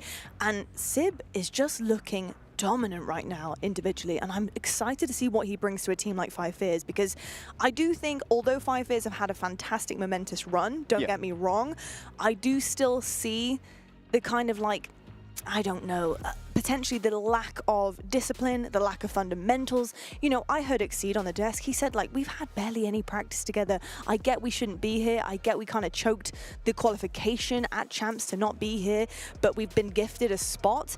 I do kind of see that when I still stare down the barrel of this roster. And against Cloud9, I do think it's going to be a bit of a struggle. I do too. I think that for Sib, he's looked great. And it makes sense because when you have Capsule on this team, I love Cap. He's a great player, but he's not that takeover player like Gwyn is. And for Sib, who this roster was shaped around, he had to be that superstar all the time to make those big plays, put up big numbers. And now when you put Gwyn in that position, it takes that pressure away from Sib, allows him to do his job a little bit better, and Gwyn can just focus, slay out, and do everything that he usually does on the map, making Sib look like that good player like we know he is in the past. It was the same thing with his dynamic alongside Pred when they were playing for Surge all the way back in their debut for the league. Pred just slayed out, Sib did his job, and it was fantastic. Everybody looks at him as a great player when he has that duo to play with, and I think Gwyn is giving him that. Bryce, what are your main focuses for Cloud9 going into this series here? I think realistically, with how good we saw them last time, except for that game against Optic, just play that same game again. Really, Right. you know, Gwyn looks way more comfortable. We spoke to him. He said, hey, I feel like I'm hitting the right pace. This structure works well for me as well, and that confidence is paying off in spades. They are the favorite team in this one. That is quite simple. 5 Fears, obviously getting here through the manner that they did, have still got an uphill battle. but anything to play for. Last game of the day for us, and we will say goodbye to one more team. We certainly will indeed. Now, on the other side, Five Fears, Seymour, I've got to ask you about how they performed against G2. Do you think that performance that you had seen beating a team like G2, which, by the way, has some caliber players on that roster, do you think that's enough to convince you that they could really push this series to the final test and maybe get a dub? I think that this team can do a lot right now in this game. It just comes down to what was the difference whenever they were performing against G2. Exceed. If he turns up in this game, plays as confident as he did against G2, yeah, they could take down this Cloud9 roster, but it's not going to be a solo effort. We saw it in the hard points when they did win. Everybody was playing their part. You had Capsule very consistent across the entire series. Hixie, he's starting to get more aggressive, looking a lot more confident, not just the glue, the objective man. He's making plays, and when Lou is turning up in that AR role, he is great to watch. He's been getting a lot louder alongside Exceed. He's been playing a lot more confident, and you can see that this team, like Exceed said, it's growing into a brotherhood, and it reflects in the way that they play. Yeah, I will say that is something to note on the side of Five Fears, the fact that they are really vibing as a team, and that really does bring a whole different dynamic to a series here. So looking forward to see how they once again go at it against a really tough competitor in Cloud9. I got to say the hard points though versus G2 are pretty impressive. Brycey, how are you feeling about some of their respawns? Obviously the control didn't go their way, but both hard points did. Well, this is the thing. Obviously, like, it's a very good precedent to have that kind of caliber of play going up against it. And I think for me, I'm just looking forward to this game. I feel like it's closer than I thought originally when these two teams, you know, if we talked about it before the tournament. Yeah. Now I'm like, okay, this should be very, very good. With how good I thought, you know, Cloud9 looked, and then obviously Five Fears with that bit of an upset just a little while ago. Look, I'm just looking forward to it. It's our last cast of this event. I don't care who wins. I just want a good game. Hey, I totally understand that, and I'm with you there, Bryce, for sure. But Seymour, if I did want to dive in deeper, I will turn to you with Five Fears. I just want to ask you a little bit about who you're looking forward to seeing. And I think it's funny because I'm sure you could easily say Exceed. He didn't have the best series overall, but he ended with an absolute bang in terms of his stat line on S&D, and it really pushed them forward to wipe the floor essentially with G2 towards the end of that. However, I really am kind of gunning for more of a Fire, to be honest, because Fire was really stepping it up. And honestly, Capsidal too. I was really impressed with both of them and how they work together as a duo in tandem. Yeah, I mean, Fire, when he hit that fist pump at the end of that second hard point that pushed him to that map 5, I was pumped for him. He looks like he's really comfortable, happy, really excited to play for the squad. But no, I'm not looking at Fire for this one. It's a really easy game to kind of look at for Five Fears. I want Capsule to get his. He was dropped before the event by this team on stage across from them.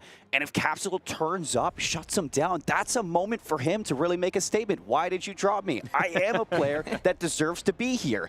And that's what I want to see from him. It's a revenge game. It's something for him to make a statement, and I think he will. Do you know what? I'm so glad you mentioned that. I totally forgot that this would be a revenge arc for him because of what happened against Cloud9 and basically the fact that he should have had a spot there, but somebody else was picked up instead, which I totally kind of understand in a way. I'm sure he does too, but it still hurts because you need to value yourself as a player. Bryce, when it comes down to moments like that, do you think there is a little bit of extra oomph in the tank when you are going up against always going to be. You're always going to be a little bit more enthusiastic to play people. And you also feel like you have a bit more confidence. Like, I know how this should be playing. I know what the structure will probably be. And, you know, it's just a little bit extra for it. But here's the thing. That little bit of extra oomph in the tank, it doesn't help you win gunfights. It doesn't help you make right decisions. All it does is feel better when you do those things. So do those things first and worry about everything else after. Indeed. I'm actually really curious about what the series layout is going to look like as well. How much do you think the win-to-loss ratio, potentially even for Five Fears, relies on this maps and modes layout? Because obviously they're going to need to have a leg up somewhere here. I mean, really, Exceed seemed confident playing against this team when he was on the desk. I don't think it's going to be too difficult. Like he said, 3 days of practice in before this event. They were not really prepared for it at all. Yeah, they're going to be scrimming certain ones, but at this point, you're riding that momentum. You're going to go into maps being as prepared as you can. Inside of the circuit for amateur Call of Duty, you have to be prepared and well-versed in multitudes of different maps because of how many teams there truly are. So I already think that this team is going to have a pretty deep map pool. It's just when you go to it, you got to look at Cloud9 and maybe target some of their stronger maps, and that's where we're going to look at to see if Five Fears prepped in that way. Yeah, I think the prep is going to be difficult, obviously. I mean, just based on what Exceed told me up here, it hasn't been a lot of preparation that they've been able to do. I'm not entirely sure if I'm familiar entirely with the coaching system behind Five Fears. Do you think the coaching system is big enough and they have been putting a lot of effort into that, so they'll know exactly what they need to do in the veto system I trust John Exotic. All right.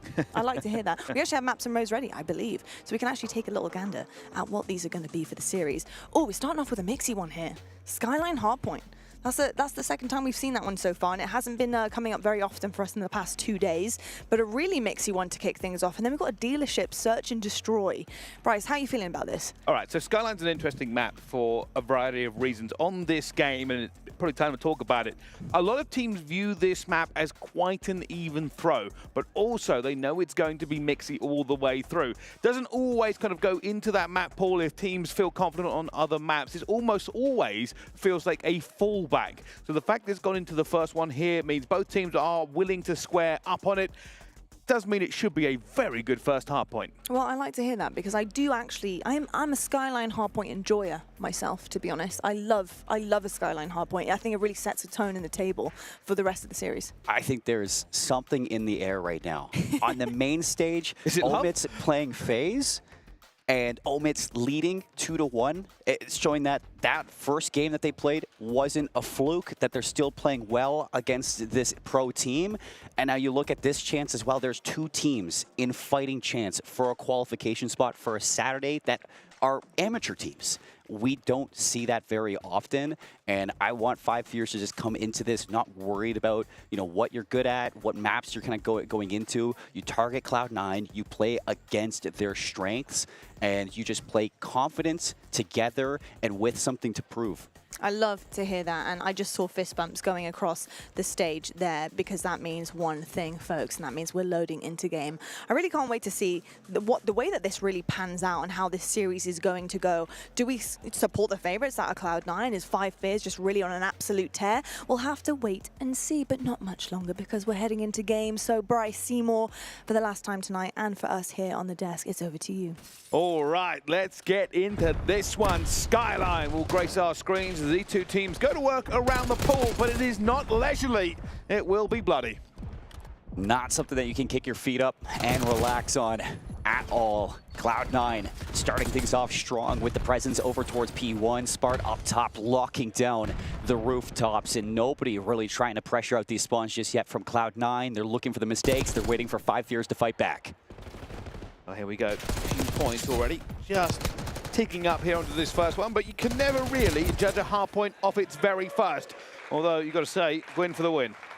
Gwyn with some big shots there with the pistol.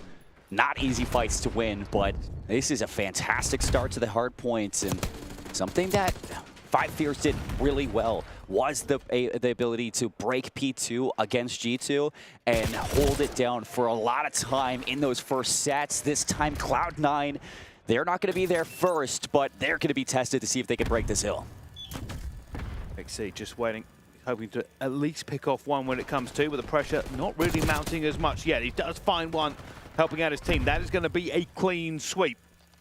Five Fears will now get a little bit of points back onto the board. Another push coming in from Cloud9, but it is through the gauntlet they must run. One couple kills. Cloud9 backing Five Fears against the ropes. Five Fears have flipped this lead, but it's up to Exceed to do some heroics inside, and he's not going to get it done. 5 in a row, and he's shut down. Cloud9, they get the break. Five Fears spawning over towards P4. And they haven't even been able to group up together on this one. Capsule is going to get caught way far ahead of this. And Cloud9 not only getting this time, but Sip's already looking towards P3. Not going to set up, but he's already looking ahead. And this is where both teams really will be looking for this rotation. You can see the positioning going on everywhere across the board. It's not a case of just jump into the hard point and hope for the best. You want map control, and everybody cutting down the angles here. You can see them trying to get into it, but Five Fears, so far so good. Off a 2P through Exceed, they will get this first bit of points into this next hill and potentially take the lead. Going with the slide out, see if you can re-break this one. All focus is on taking Exceed away from P1, but Gwyn just being annoying right now, and Exceed's giving him absolutely nothing, catches him out of the air. Skate shooter. And Cloud9 back off the reset. Spawns are flipped, so they're going to have to work through Old, see if they can get across the rooftops. Hixie's going to shut down one, makes it 2. So making it hard for Cloud9 to work off these respawns, and they're getting the time at Old. And now continuing to put the pressure on with that lead. And looking for this rotation to make it even more so. A couple of players have managed to get across here, and this gives Cloud9 the opportunity to put pressure of their own on. Flip. Exceed, waiting, health, regenning. Does know where his reinforcements are coming from, and he's wondering when that reinforcement for Cloud9 will appear. He's been waiting on bridge for quite some time, and it has been a bit of a fragmented push here from Five Fears. They weren't really able to all get in the gunfights at the same time, and that means that pressure has been deflected. Yeah, Cloud9 able to still keep up, even though Kremp did get caught off that split spawn. Big fights one inside the hill. Now looking to flip this lead. Sib starting to find himself on a spree. 4 in a row, make it 5 in a row off this P4 shutdown. Looking to get a full 60 off this and really set pace heading into the second set. Five Fears, do they go for the break? It doesn't look like they're really eager to try to get some bites at this P4 again. It is just back and forth. Both teams know what they need to do onto this one, and they are trying to play it correctly. Fundamentals at the end of the game must be iron. And right now, as we go into the second set of rotations, Cloud9 are going to worry about the reset. Looks like for a second we lost Capsule. He's joining back, so looks like Five Fears. I mean, I imagine this one's going to be reset. No way we're going to play through this with how important this series is. If there is an issue, that is going to be rectified.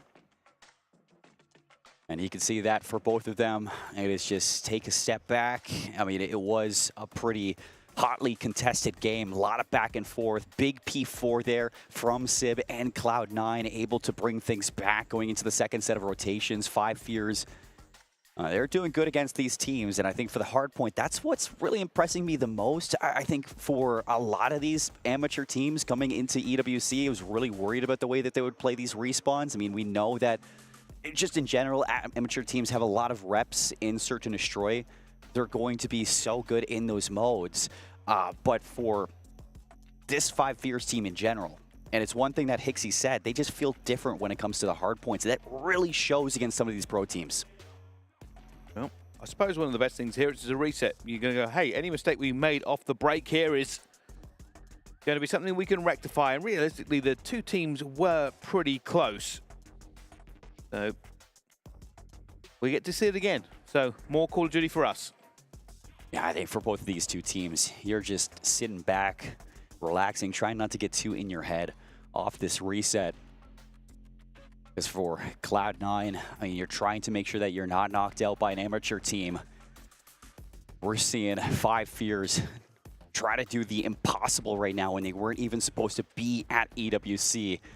And Bryce, we got to talk about it. I don't even want to skip over because we had the updates right here. We'll talk about whatever we want to. We're on a technical pause. You tell the people in the home what we just witnessed. Just knocked out FaZe Clan on the main stage. And Omit qualified for the Saturday FaZe dropout again. I can't believe they just did that, but yesterday they fell short. Today, they're feeling it. They certainly are, and somewhere people are saying no more FaZe. That team will not stick together. There's just no way after two devastating results like that. But FaZe are gone. Omit get into the bracket here, and we're talking about whether or not we are going to see another one move through. But unbelievable stories here at EWC. FaZe out, Omit continue, and we'll find out what happens with these two teams once we get away from this technical pause. In your time commentating Call of Duty, just being around the atmosphere, have you ever seen something like that between Omit and FaZe Clan? A chance for an amateur team to knock out a team like that? The last time anything ever kind of scrapes the mind, it would be something like Midnight, Black Ops 4. Just, it's been a while. I would probably throw it all the way back to one of the Black Ops champs. Probably the XP. I can't remember exactly when it was, obviously, but you had a couple of Exertus. Team Singularity? And Splice doing very well. Team Singularity also a bit of a shout, but that is, I think the problem is going to be is that if this was FaZe at the height of their powers, it would be more shocking. But they weren't good last tournament either. And now, obviously, everyone's like, well, this is quite frankly ridiculous for what should have been one of the scariest teams at this tournament. They are now out. Omid are not a bad team, but still, that is a scalp to take. And now we will see how it all falls. Obviously, the future of FaZe is very much under doubt in its current form. And I think that's going to make this offseason between Black Ops 6 and Black Ops 7 so fun to watch. What happens to FaZe Clan? Omid, I'm sure this is the beginning of a very exciting career for Mamba and Craze. After Craze, I mean, talk about this guy in general. He won every single North American Elite this year on 3 different teams. And you go into DreamHack, you go into Champs, and at both times you win on LAN. They proved themselves before this tournament. You know, you stick together going into EWC, and it shows just what teamwork does accomplish when you put the grind in to your craft. And all 4 of those players, that is going to be igniting them into this weekend. EWC, it's cooking. It is cooking this weekend. Now, 5 Fears, can they do it too? That's the big question here. And albeit smiles on the side of Cloud9, but they do have that scratch in the back of their head knowing that this team is out for blood across from them. And while we wait, obviously, if you are just tuning in and wondering what happened, we had a lag out from Capsidal. Not been entirely uncommon so far this week, but obviously we have to get everyone back into the lobby, make sure everything is okay. I was told the players are back in the lobby, but we don't seem to have progressed from there. So hopefully they will be getting that started up. So again, you come into a reset like this. We saw it yesterday. I mean, it's going to be a little bit lackluster for Cloud9. They've been in the sim situation. You get reset off of that map 1. You come back in. They were so good against G2 when they did get back into it.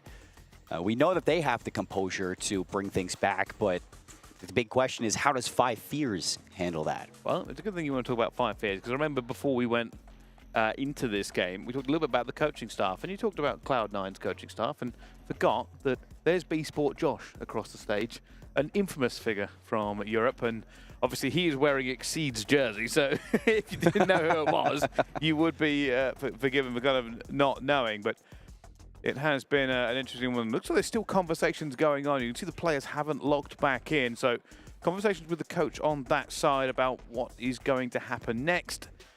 I assume that whatever should be fixed pretty quickly. There isn't a lot of staff replacing any of the hardware, so it doesn't seem to be anything more serious.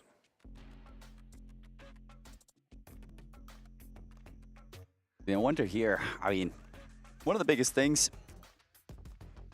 is we get to crush another key after this one. And sadly enough, it's going to be the last match of the night across both the A and the B stream, but it is the beginning of the next stage of EWC. You win here, you qualify for the playoffs, single elimination bracket, pretty cutthroat.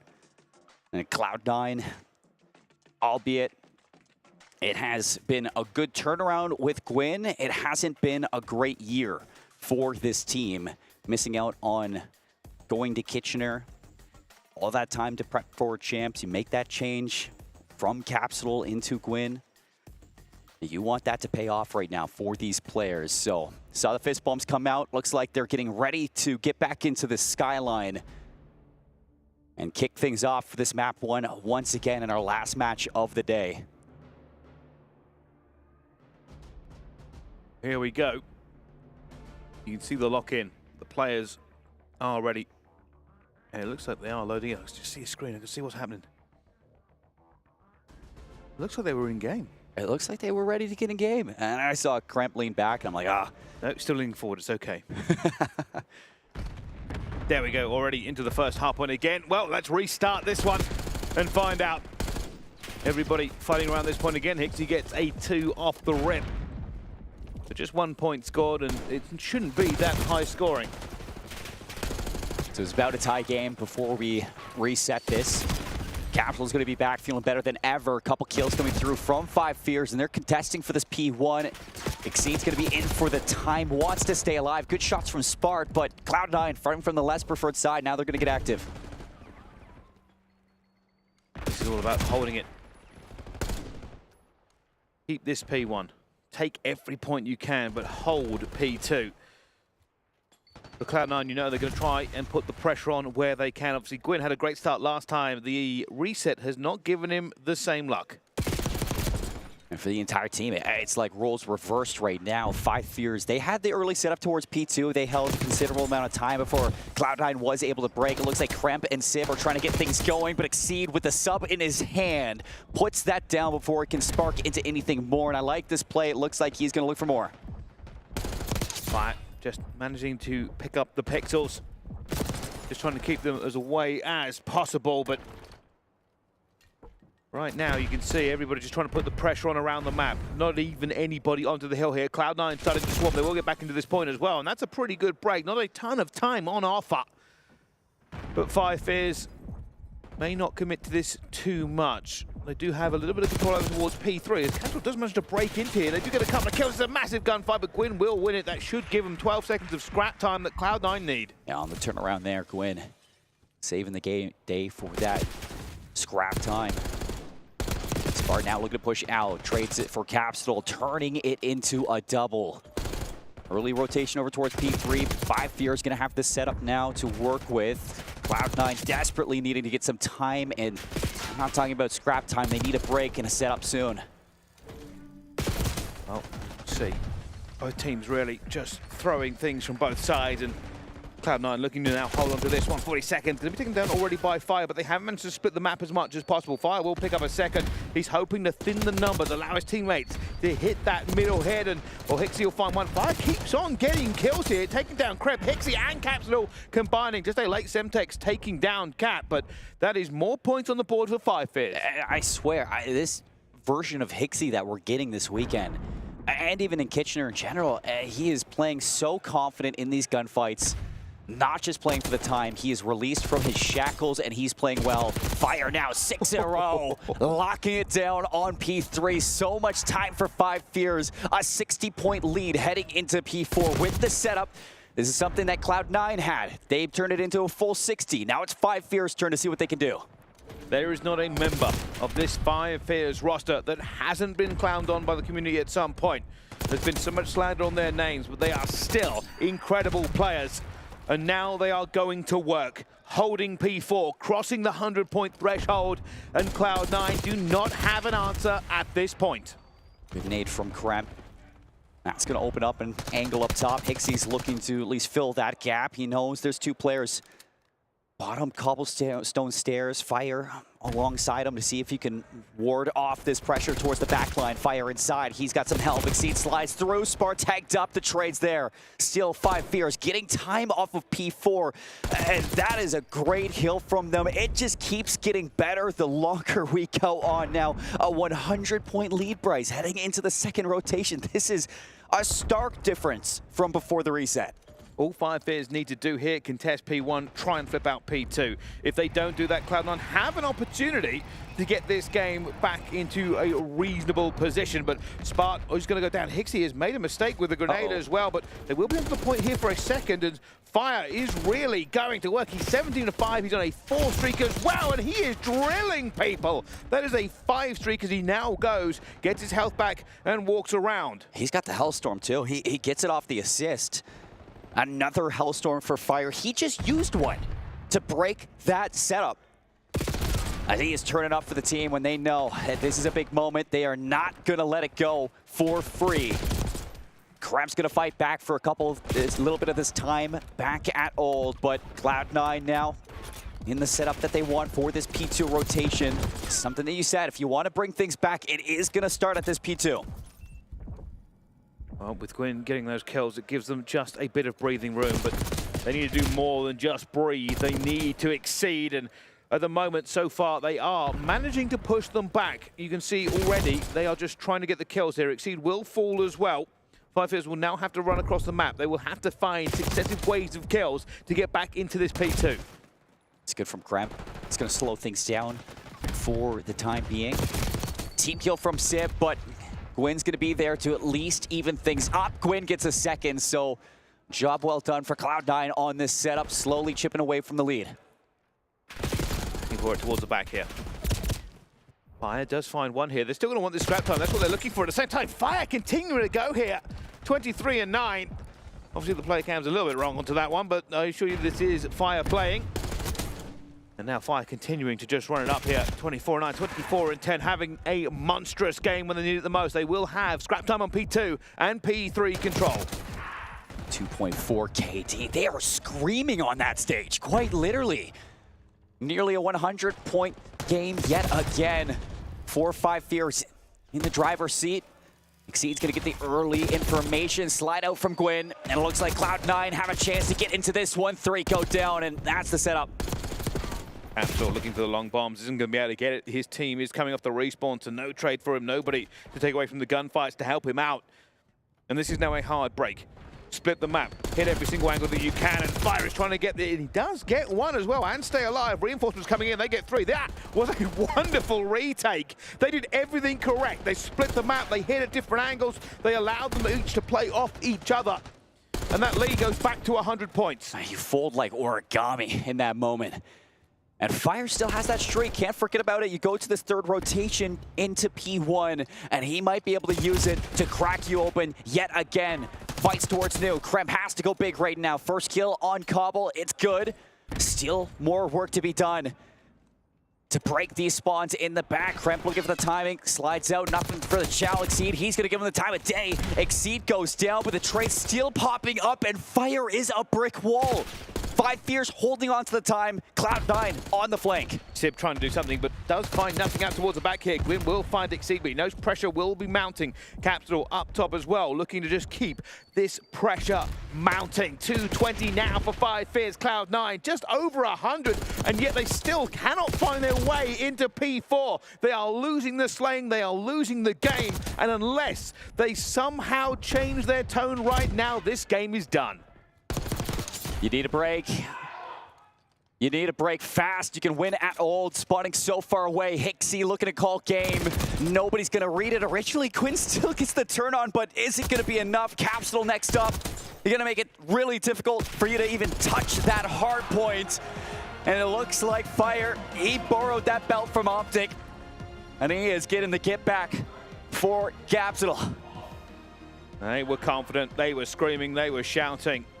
And for good reason. 5 Fears just took it to Cloud9 and never relented. They kept that at about a 100-point game for the majority. And they're slaying so heavily on the side. When we see the statistics, you'll see what I'm talking about. I mean, it was like 0.5 dropped on Cloud9.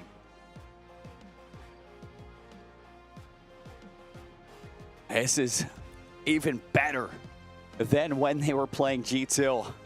Riding the highs right now of that matchup. Cloud9, they've been waiting all day for this game. So obviously it's going to take them a little bit to get going. The reset doesn't help for sure, but you still have to go into this map number 2. Forget about that game. Try to move into it with your own, at least, momentum going into this map 2 and see if Cloud9 can get that trade. But looking back at this hard point, I mean, 5 Fears, as soon as they got going, it was so dominant, and it's so different to see Fire in that mode where he's taking over. He was unstoppable this game. And it's something that we haven't seen very often. There were glimpses of it in MW2 alongside those opens. As we saw it a few times in MW3 for Black Ops 6. It's not really been the case for him at all, but you know, to show up at the end of the year, there's no better time to turn up than now. No, there really is not. I mean, good start from Hixie, but you are right. Look at this replay. You can see Hixie got 10 and 6. He was 7 and 2 earlier as well. And Fire, he's having a good game. Then he goes on a 4 streak here, a 5 streak here, continues with the 6 streak. And just over and over again, this builds. And you think 12-5, he's having a good time. He's having a really good time, but it's nothing compared to what continues to happen. He doesn't slow down. He doesn't relent. He is just a force to be reckoned with on the map. Him, P4 in particular. so many times where he just wins his fights to hold that time. You get that first Hellstorm, you use it immediately to break that P1 setup that Cloud9 had going into the second rotation. You wanted to snowball this game, and it works. And not only that, Bryce, he gets a second Hellstorm. He didn't need to use it, but the fact that he's overlapping streaks on this Cloud9 team says a lot for the performance that he did have. And not only that, I gotta say, Hixie, there were so many times where I saw him getting so up close and personal against this Cloud9 team. Every single time that you were looking to at least rotate or flip the map, Hixie was there to fight, and he was winning some crazy fights.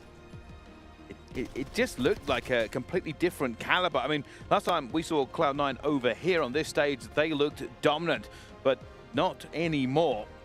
Five Fears making a very good case as to why they should go through here so far. But obviously, just one map has been won. It is not going to be everything. Here are the statistics we're talking about. Yeah, Sib, 13 and 23. Spark, 15 and 25. On the other side of it, Fire, 28 and 12.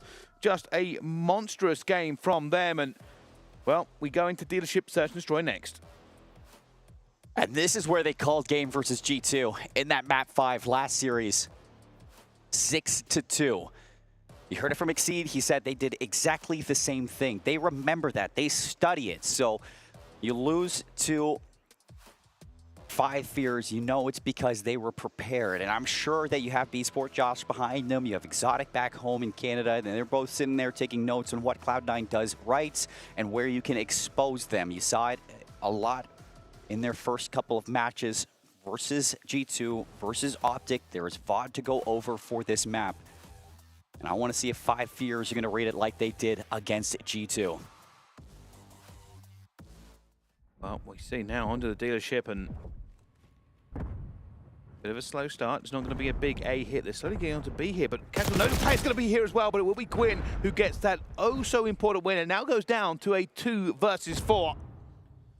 Nothing gone right so far for Five Fears on this S&D, but of course it is only the first one, and, well, they've just been tucked in nicely. This is also a map that Cloud9 are still very good at. We saw it yesterday versus G2. They beat them here, and it was Sib having himself quite the game. Gwyn's going to be looking to be that takeover player, especially through the middle of the map. See if you can find some gaps, get on the flank alongside Kremp.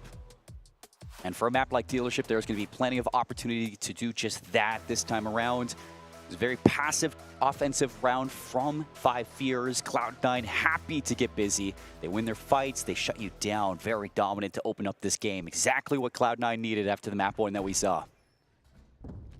Oh, here we go. Gwyn on his own, playing the island. Won't open this door. Doesn't want to give his position away. The rest of his team all the way over towards A, but no, Gwyn manages to get that first blood anyway. Hixie goes for the Chow and doesn't get anything from it. Now, with that body already going down, it's actually opened up A Street. A is wide open for the plan. Capsule might get some good timing. Nobody's watching this flank, Bryce, and Spart's going to get another kill, but Capsule has a chance here. He's getting in and 1v4, but he has found himself in the lion's den. I mean, he might... I'm going to say, he could have maybe ninja defused, but he probably didn't know it was going down, and it isn't going to be good enough for a 1 versus 4 Cloud9. 2 rounds now. Feeling much better after that hard point. That's good pace from C9. You get that first blood, you rotate over towards A, you don't even get that bomb planted. Instead, you fight for the backside of that site. Right into the spawn of Five Fears. They win every gunfight they could have asked for.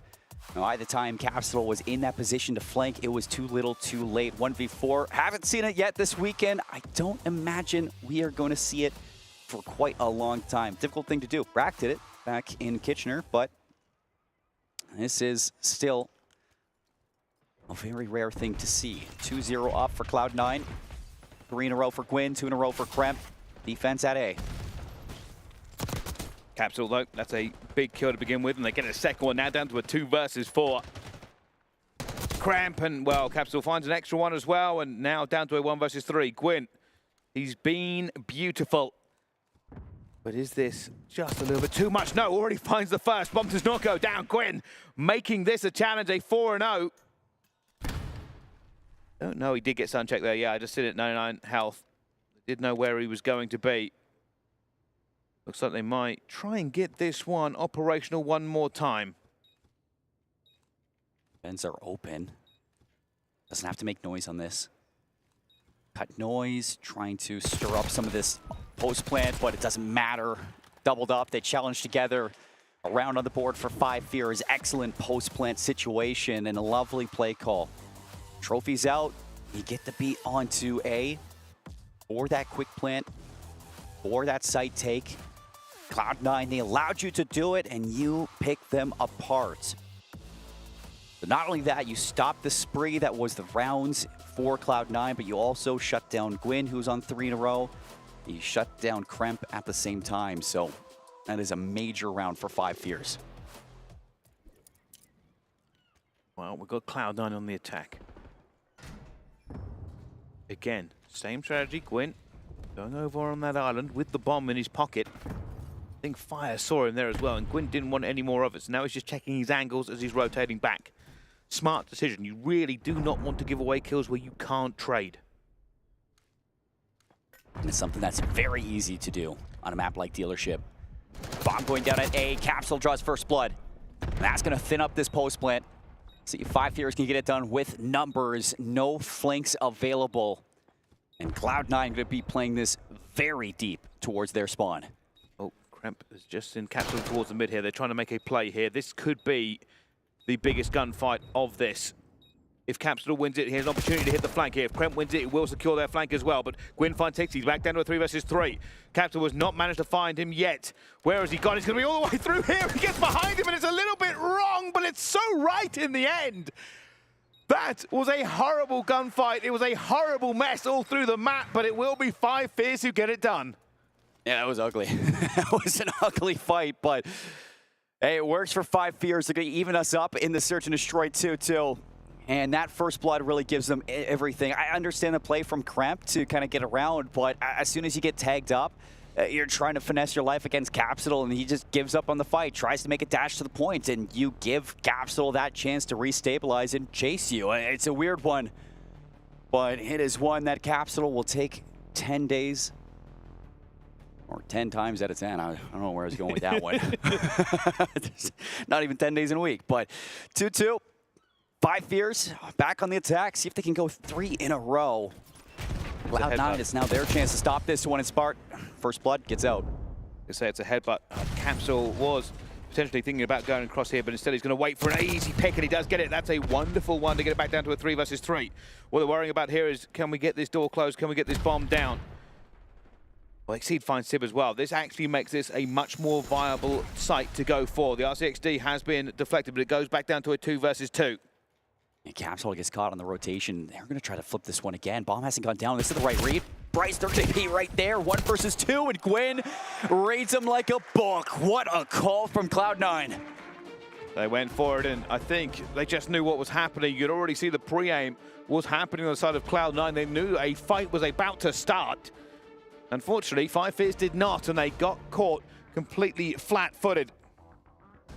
Still, an ongoing battle in this S&D. Nobody feeling comfortable up there on the stage. This is such a fun match because you got Exceed yelling on one side and you got Kremp yelling on the other. And you got players to feed off that energy. This is going to be a battle of momentum.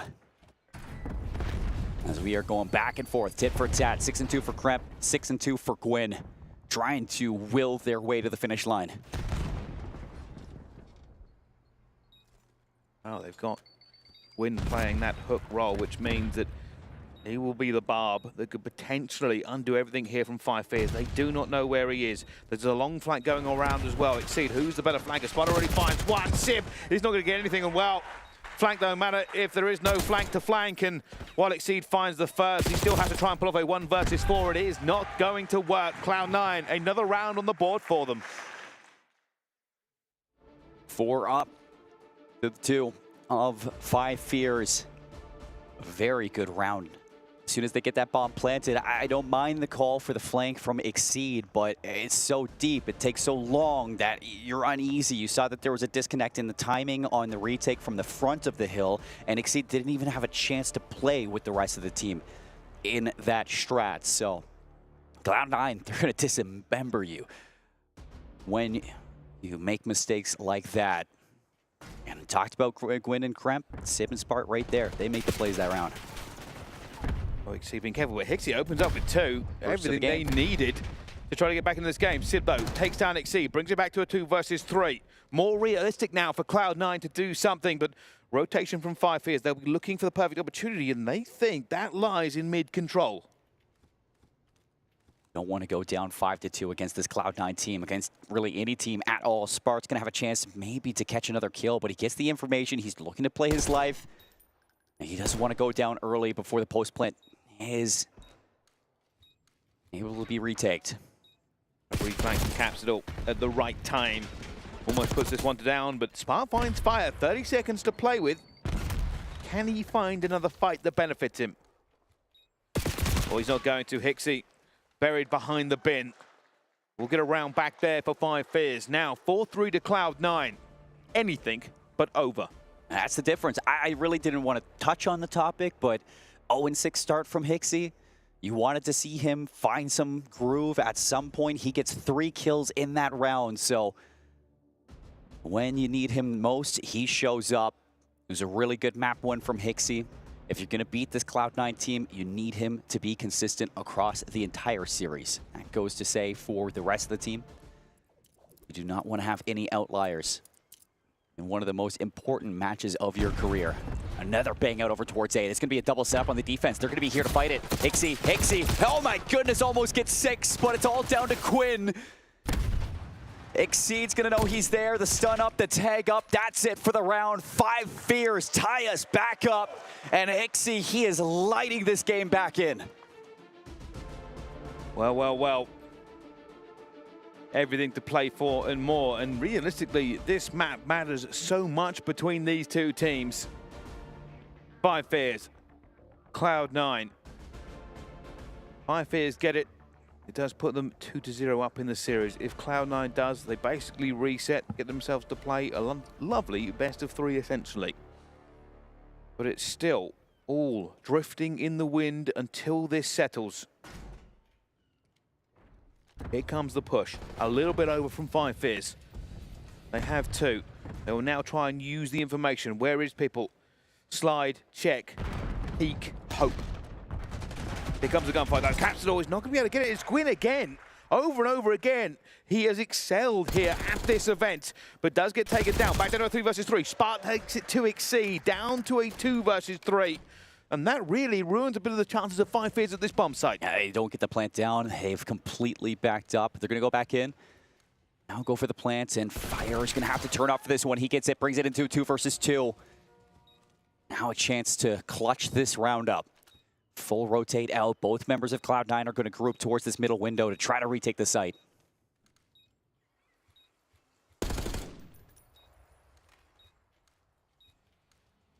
They go, pushing all the way through. Sib looking for a fight here, though. It's a big fight, and it's 5 Fears that walk away with it. They walked into the lion's den and got bitten in response, and it will now be 5 Fears, who were down 4-2. 3 straight rounds puts them on map point. 3 versus 2, and you're not able to make it a round win. Look at the excitement coming out from Josh in the back as well. He is spitting bars to this team as he is getting set up to see if he can steal away yet another map from Cloud9 on map point.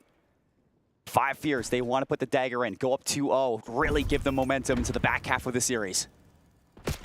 Oh, a little bit of a love tap there. Sib has to stay down. Don't think that one where they wanted to, and Fire will get that kill. Capsule dives in as well, gets Gwyn. And oh my goodness, it's falling apart. Fire finds another one as well. Krem now in a 1 versus 3. Fire on his spree, and this could be everything. He's just spinning bullets everywhere, panicking and falling. And 5 Fears do it again. 4 straight rounds for them. Puts them in the lead, 2-0 in this. And oh my goodness. They now know one more map sends them through to the bracket. And Cloud9 will have to try and regain. Cloud9 through the gauntlet that has been the 2025 season. You thought that they were going to have a new look going into towards champs, and to be fair, it looked like that yesterday in day 1. optic. They put you in your place. You move on down, and shows that these issues are still very, very present. 5 Fears defying the odds. Coming to EWC. A team that, you Exceed said, we choked in the qualifiers, but we are still given this chance. We're going to make the most out of it. Well, here is making the most out of it. 2-0 up after it, and so many good performances. You look at, obviously, Exceed, Fire, Capsule playing very consistent. Fire a slow start, but he picks it up. It is Hixie across the middle of this map. You go down 3-2, and he fires off 5 in a row across 2 rounds. And that is what kickstart this 5 Fierce team into 4 rounds in a row. Just excellent counterplay, fantastic reads on the map, a lot of depth to their dealership. And they use everything to bring them across the finish line. They are leaving no stone unturned, no strat left unused. They're making sure that they have so many options when they go into these series. Well, well, well. At the moment, 5 Fears lead 2-0. A heroic comeback on the S&D has put them in prime time. One more map will seal the fate of Cloud9. But hope still burns eternal. They have an opportunity. Will there be a reverse sweep here at EWC? We will find out after the break. Don't go anywhere. We'll see you in a little bit.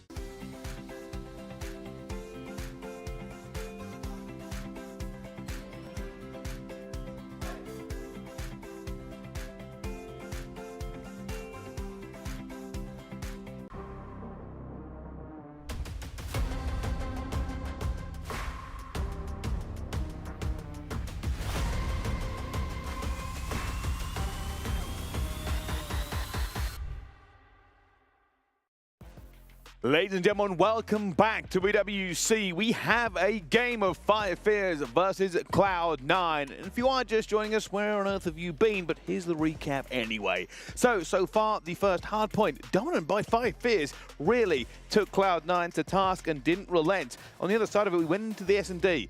It looked like Cloud9 were having their fun. It was 4-2, and then Five Fears took 4 straight rounds. And if you can do the maths, that does mean Five Fears are up 2-0 against Cloud9 and are on series point.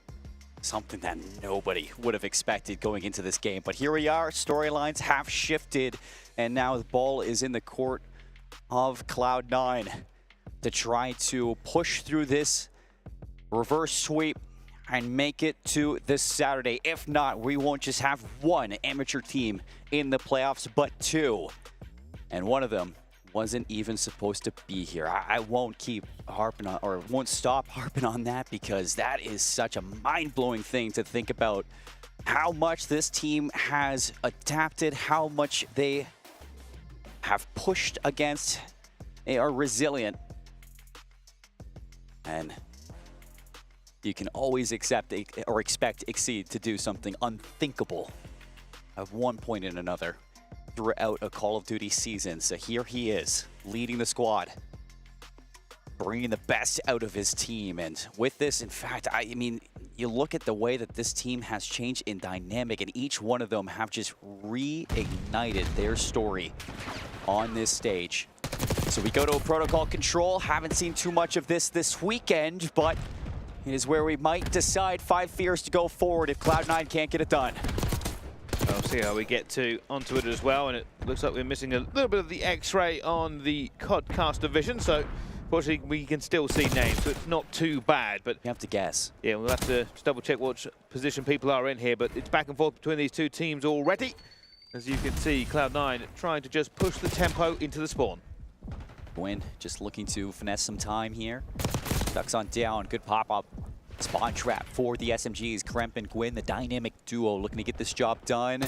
Gwyn's gonna get some rough timing off the jump into the spawn, and Five Fears now trying to work things out. 48 seconds, they just haven't been able to group up as a full team, constantly getting picked apart. Exceed needs to get in the fight.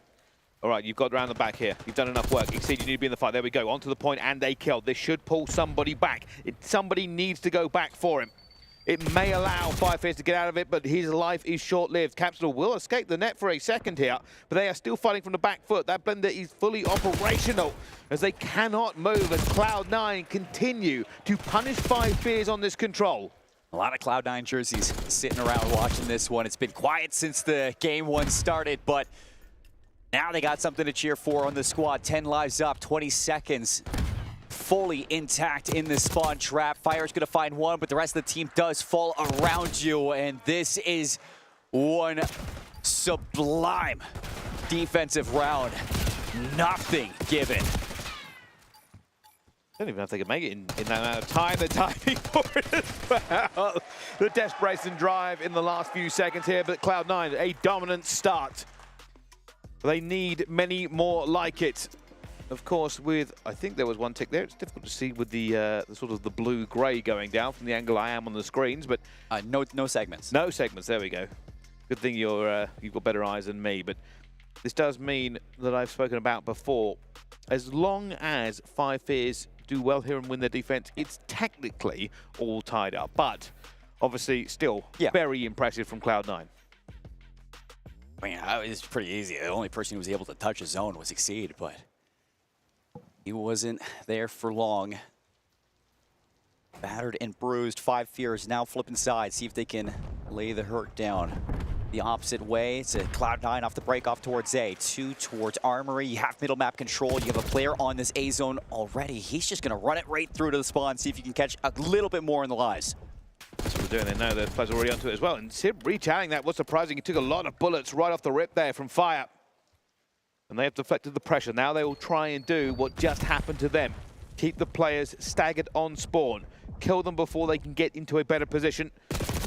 And Fire, that's a big kill for him as well. But right now, Five Fears will wait for a wave of kills before they know that this trap is active. Good shots from Fire, 4 in a row, starting to heat up. Gonna catch a few more of these players. A couple from Cloud9 haven't been accounted for, but Krem's gonna get caught towards Grandma's, and now you know there's another one over towards B. Good timing for Exceed. That clears out your side of the map, and now you can start pushing this line forward. Fire, he's been patient, finds his 5th in a row. 35 seconds for Cloud9 to get anything going. Wonderful streak so far from Fire, just keeping alive. We'll see a player over towards Helicopter. He's actually going to reach out Sib here, and I'm not sure that was wise. Sib, while you did have a better position, had already made you a little bit weak, but it doesn't matter. Exceed coming through with Hixie and continuing to put them back in the spawn here. Got to be careful. That tick should be completed. Quinn, I don't think he got it. It didn't. And now Capsule going for more. Back into the spawn once again here, but with 15 seconds to go, they do have bodies up. They do have the trades. They should be able to get onto this point. That tick is going to be contested. Spark throwing bullets into it, and it will be just enough to get at least 1 tick in this game. Even still for 5 Fears, as long as you can shut down the rest. This has been a job well done on the defensive round. 6.4 seconds, 3 go down again. All you got to worry about is Spark, but can he touch? To get the chance, but it is shut down by Capsule, and they answer back, doing exactly what they needed to do, not giving anything really up in terms of that objective. The 1 tick, it's nice, but sure Cloud9 wanted a little bit more after the lights-out defense that they had. The big question now is 5 Fears. It's their turn to go back to the offense. What lessons have they learned since then? Well, get out of the spawn, hopefully. Shoot your gun.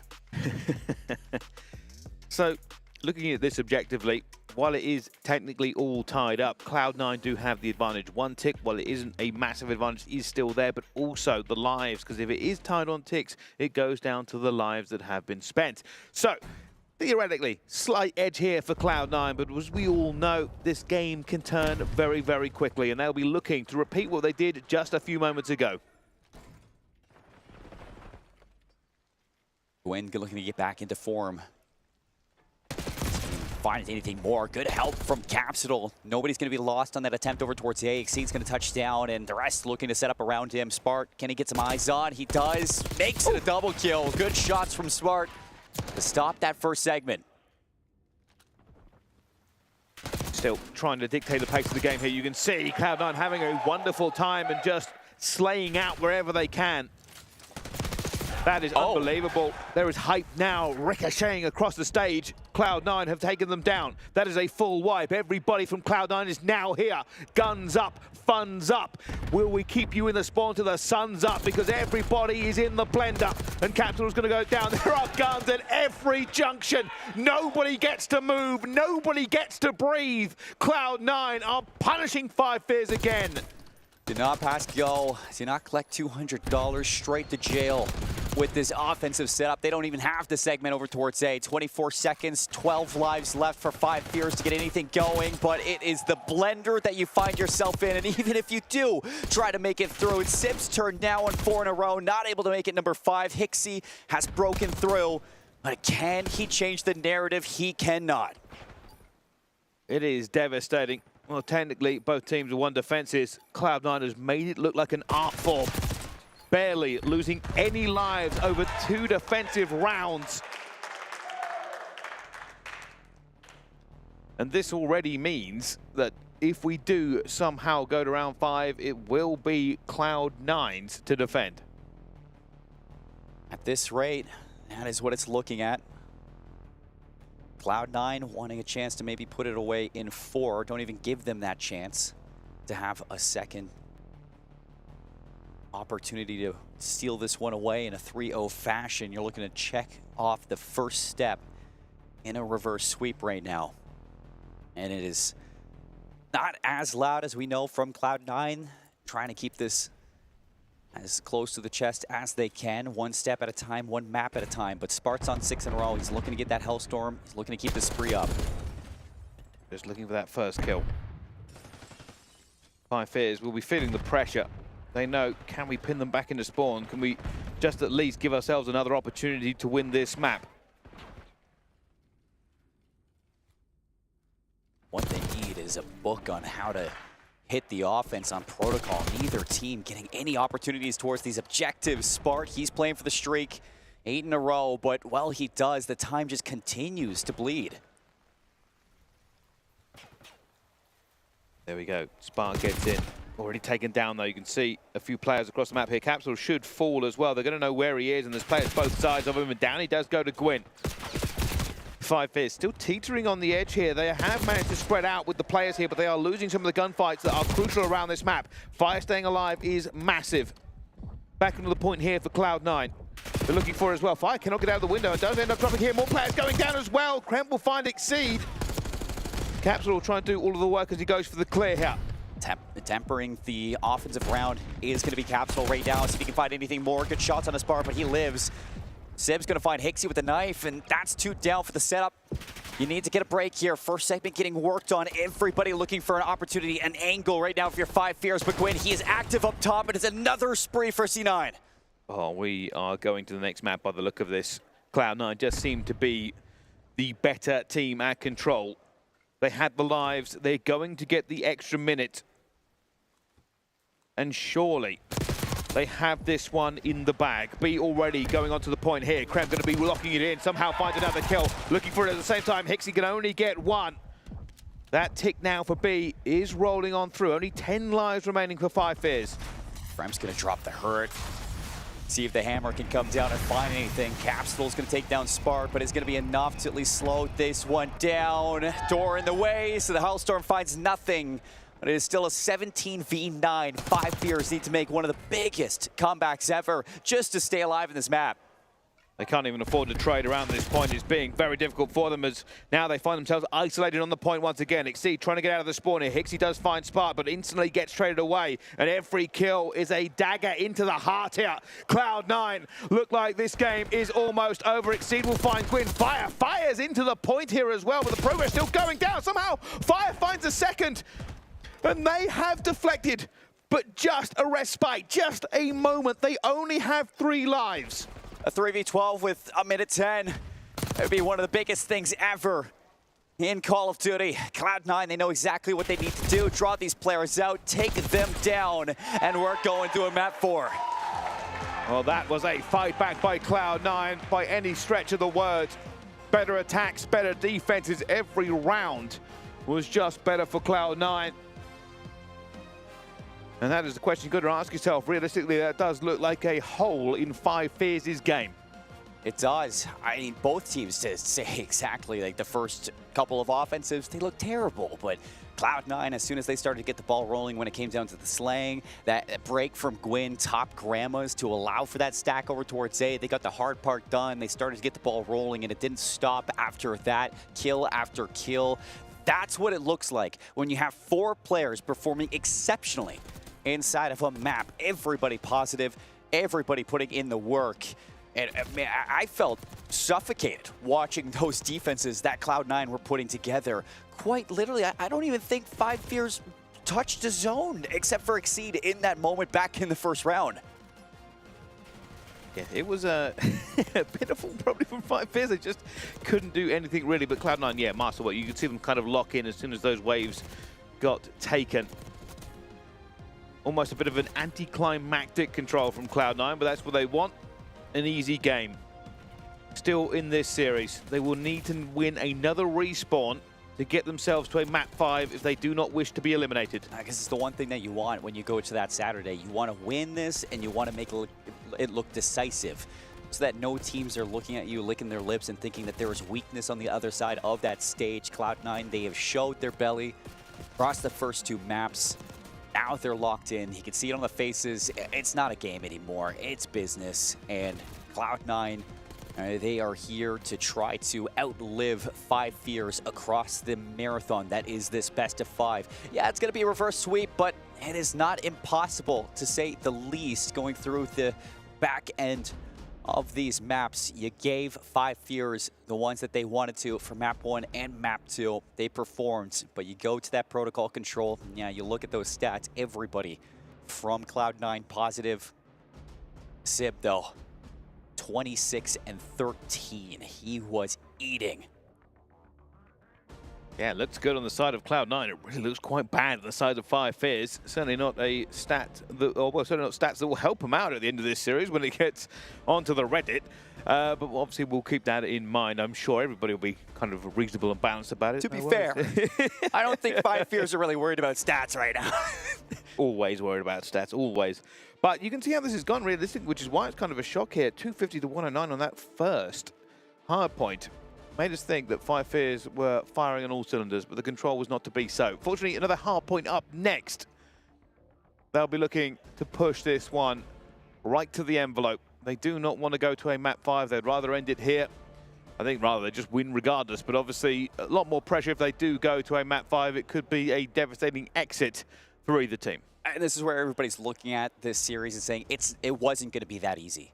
Cloud9 were going to fight back at some point. It took them a few maps. I mean, they had to get their warm-up eventually, and as soon as they started to play, this is now where you're a little bit worried on the other side. You're going back into the hard point. We saw what it was like before that reset on the skyline.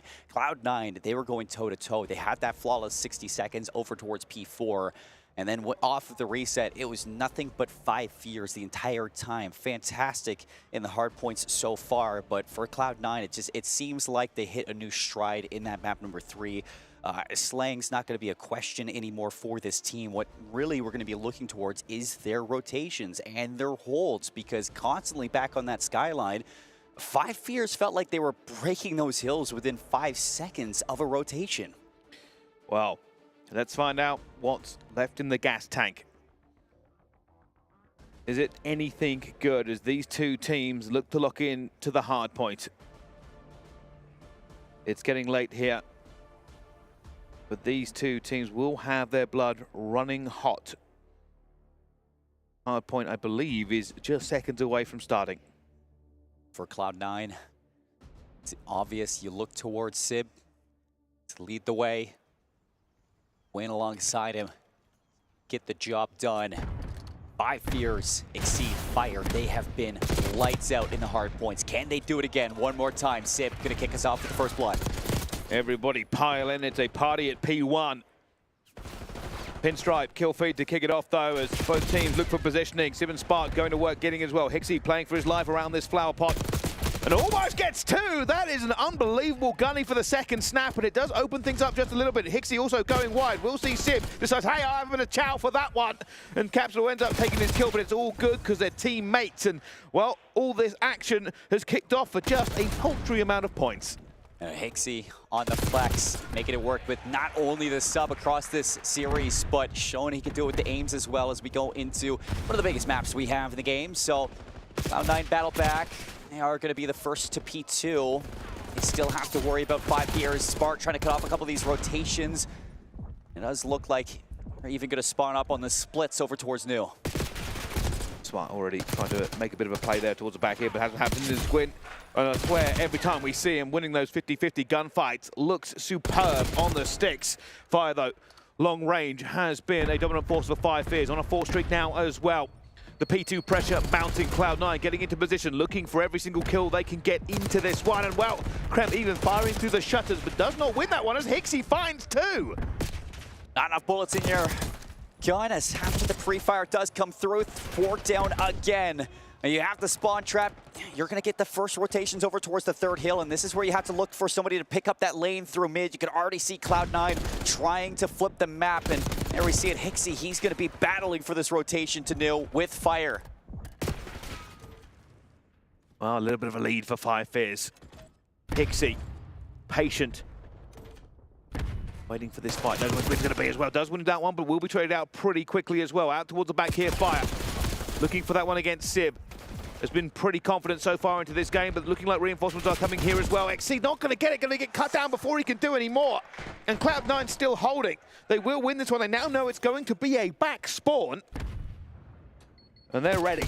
Shoes on the other foot for the spawn trap. 5 fears on the penalty kill to see if they can make things work. Kremp on the staircase, slides out with the second gun in his pocket. 4 down again. You have not been able to leave this spawn just yet. 20 seconds still for Cloud9 to flip this lead. Kremp trying to hold them at bay here as well as a veritable flood comes up the stairs for them as well. But Gwyn for the win. He's getting in position. Sib now coming to back him up as they fight on the stairs. It's already going to be as well. Sib is trying to get this one at the same time, and that is a wonderful snap for them. Everybody trading. At the moment, 5 Fears are in the lead. You still hold it after all of that, so up by about 20 with the rotation. They make it out of those spawns. They're the first to P4. Hixie, top glass. Manages to take down Sib, trying to get into that position. And it's 3 down for Cloud9. This is going to be great time for 5 Fears on the setup. Not an easy hill to break. You need the ARs to fire away. Here they go, though, slowly but surely, getting around here at the same time. They are running out of space. Everybody crowding underneath. Capsule going to be last alive. They are shredding these cannons with bullets, and they do find it eventually. 5 Fears, though, in a still good position. They do have the lead. It's not an easy hill, but they make it look easy. Cloud9 need this time. 5 Fears going to give another shot at this one. 3 players here, but outside it's Gwyn to assist on the hill. You have to get this contention one if you're Cloud9. You don't want to give up the scrap time, but 5 Fears win it anyways, and they're playing to new. Everybody ready to move. Over there already is going to be Hixie. 12 and 10. He has been quite good in the hard points so far when we've seen him, and the fire still going on in the middle of this map. It will be Cloud9 into this point to begin with. Capsule looking for a pick for the start. Manages to dive straight into the point here as well, and looks for Spardu. Stands up and gets ripped. How does Capsule do that for free? Nobody's watching the push through ticket. He is going to be on an island for the moment, but he is still fighting. Trying to play along with the rest of his team with the angle. Spark's going to take him away. Kills from both sides. Empty hill for now. Lots of fights that you want to win, and Exceed, he is just ripping the damage across. Fire's going to clean up, and they're back in for a second. And there are bullets just crisscrossing all the way across this hill. Everybody putting everything they can into it. It still looks like it could go either way. At the moment, though, Cloud9 will dominate the kill feed. They will take the scrap time. Everybody rotate to P1. Ticket control, very important here. But at the same time, Cloud9 are not letting them out of their spawn. Kremp is punishing them. Cloud9, I mean, you get spawn trapped at P2. It was a toss-up towards P1. You look at 3, 4, 5, and 5 Fears were doing a fantastic job of just maintaining this lead going into the second set of rotations. You're leading 97 to 73.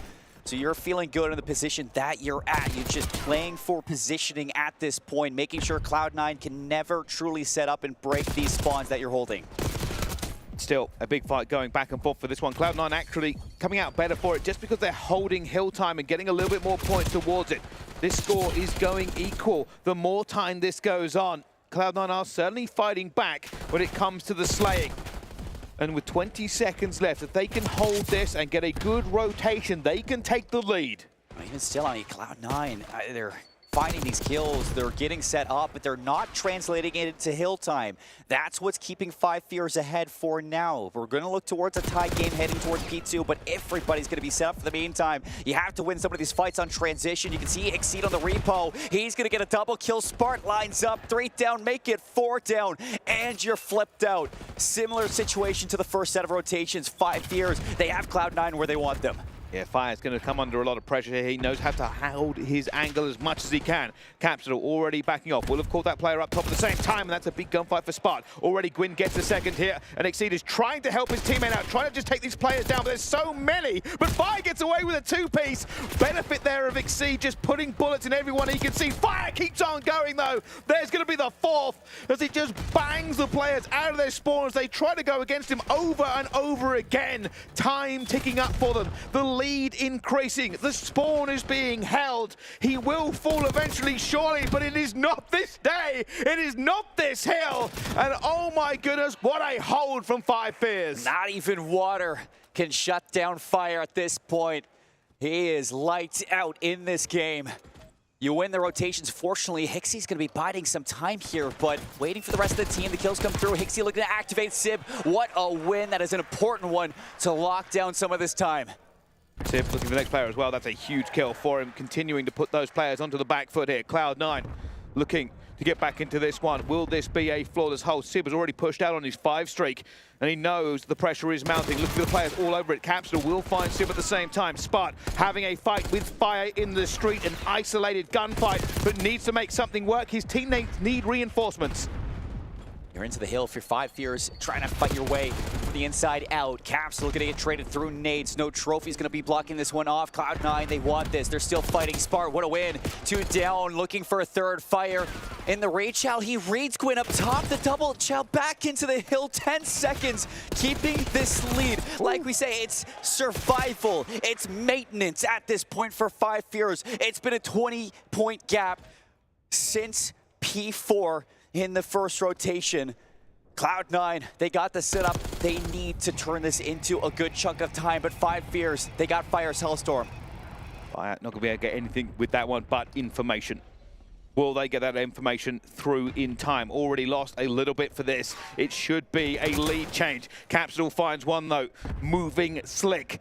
Trying to get over this at the same time. He's going to look for the players up top of them as well. Gwyn's going to still be in the hill here. Capsule's trying to just keep the reinforcements at bay. It's still a fight under this point. They have not managed to dig him out, and somehow Cloud9 have held. Gwyn lives long enough, and Hixie's not able to get that late break. Exceed's going to be first through. Gwyn's going to get the eyes, the tags. Exceed's going to be in trouble. Steel goes up top, wins it versus Sib. It's the contention now. Back and forth trades. Cloud9 making their way through it, turning up to the back half of this red card. And Kremp's going on the flank. He already knows that Exceed is going to be here. This could be very simple for him just to pick up a kill and disrupt them over towards this next point. It has popped. They will get back into this one. 5 Fears are here first, but the position is poor. But he's going to read Cramp. So Fire's going to get blindsided. Benched. Back to the spawn. 24-point lead for Cloud9. 45 seconds on this hill. It is something that you want to cross this 200-point marker. It's going to set you up for maybe pushing this distance for the reverse sweep. 5 Fears through ticket. See if they can get in. Still trying to go for it as well. Sib is firing on all cylinders here, but so is Capsule. And Kremp now trying to get position again. This is always going to be a position over kills first before you get the points, but Fire again finds 2. Has been a standout performance for him so far in these respawns. They need every drop of juice he is willing to provide. Hixie continues his reign of terror at the same time. Just pace coming from him. But Cloud9 will still lead, and they will not give these points away easily. Oozing confidence on the chows. Sib's gonna humble you. Trophies down. We're going to another set.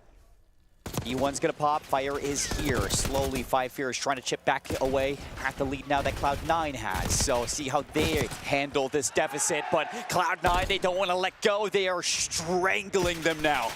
Hixie is stuck between 3 players. He is trying to fight for his life at the moment. His teammates are not there with him.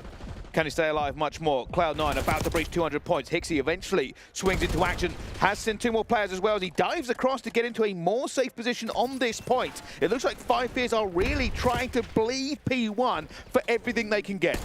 That might be enough if you can get this and then break P2. Still possible, but you have to worry about Cloud9 and the firepower that they're bringing to the back half of this red card hard point. 200 points. They're going to amass that. And they have the rotation. Spart is here. And when you need him most, you can always trust him to turn up. Oh, and Spart falls there for just a few seconds, but the benefit is being that Cloud9 are close to the end of this map. Much closer than 5 Fears. Here comes the push once again. Fire was a hero last time around. They will need that again. You can see it's just a big trade here, and that's massive for Cloud9. Hixie, the only one left alive. He's going to try and fight from the back foot, but Kremp gets him as well. Another push here for 5 Fears. Yeah, you can win this if you're Cloud9, and you know that, so you're going to try to push tempo forward. You don't win the fights. You're actually taking out of the hill. 5 Fears going to have an answer to the setup. They're going to get in. They have them back towards the restaurant. It looks like 5 Fears now have to deal with Cloud9 looking to flip the middle of the map. And you can see them just putting a lot of pressure on, cutting down the angles as well, and that's allowed them to get a couple of kills. Exceed does get one back, but there's not a lot of support in that point for his teammate. Kremp will also find 2 and the 3rd. They say, all right, we'll have the scrap time. Good luck on this next rotation. You are going to need it. And they have the rotation. They're going to be there. It's about 5 points needed to put this game away and send us to a map 5. It is do or die now in the map for Hixie. He goes down. The team goes down. And our night gets a little bit longer. And Cloud9 seconds away. Fire will dive for the front, but it is not going to be enough. A map 5 between these 2 squads as Cloud9 show the steel in the spine and will not drop out of EWC quite yet. And you look at it, the composure coming out, the pump that we're getting from the coaches of Cloud9. Everything that Five Fears built up across map 1 and 2, it is gone.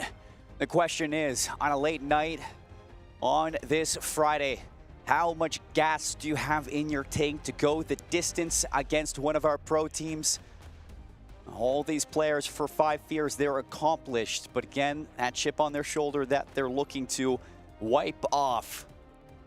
This is their moment. And what an amazing game from both sides, but you could feel it over time, the ever slow shift as Cloud9 just managed to find their way into better position after better position.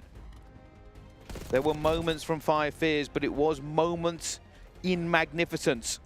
And that magnificence was Cloud9. Did not bow, had a very good set of rotations, huge fights from their players. And it was things like going towards the stage and just not letting it go. Yeah. Even when outnumbered, even when outgunned. Gwyn was dancing around the curtains underneath, and they just could not dig him out. Everything started in the second set of hills. When we went to that P3, Cloud9, Five Fears were fighting for that positioning to have that easy rotation towards P4. Cloud9 gets that. They have the setup, and it really felt like they just flipped the switch on that firepower that you get. It was triple kills, quad kills, double kills, everything that you can ask for from Cloud9. They were winning the rotations, and they were not letting go. Five Fears couldn't get a break for their life. When they did, it really turned into nothing. It was like one player left standing across what was a dogfight for these hills. And this was that moment indeed. You get over towards that third set. It is takeover mode for Sib and Gwyn. They were fantastic on this map. You had the support from the rest of the team. Ramp and Spark, they had their moments. And now look at that, the fire coming out of Sib. And they give us a map 5.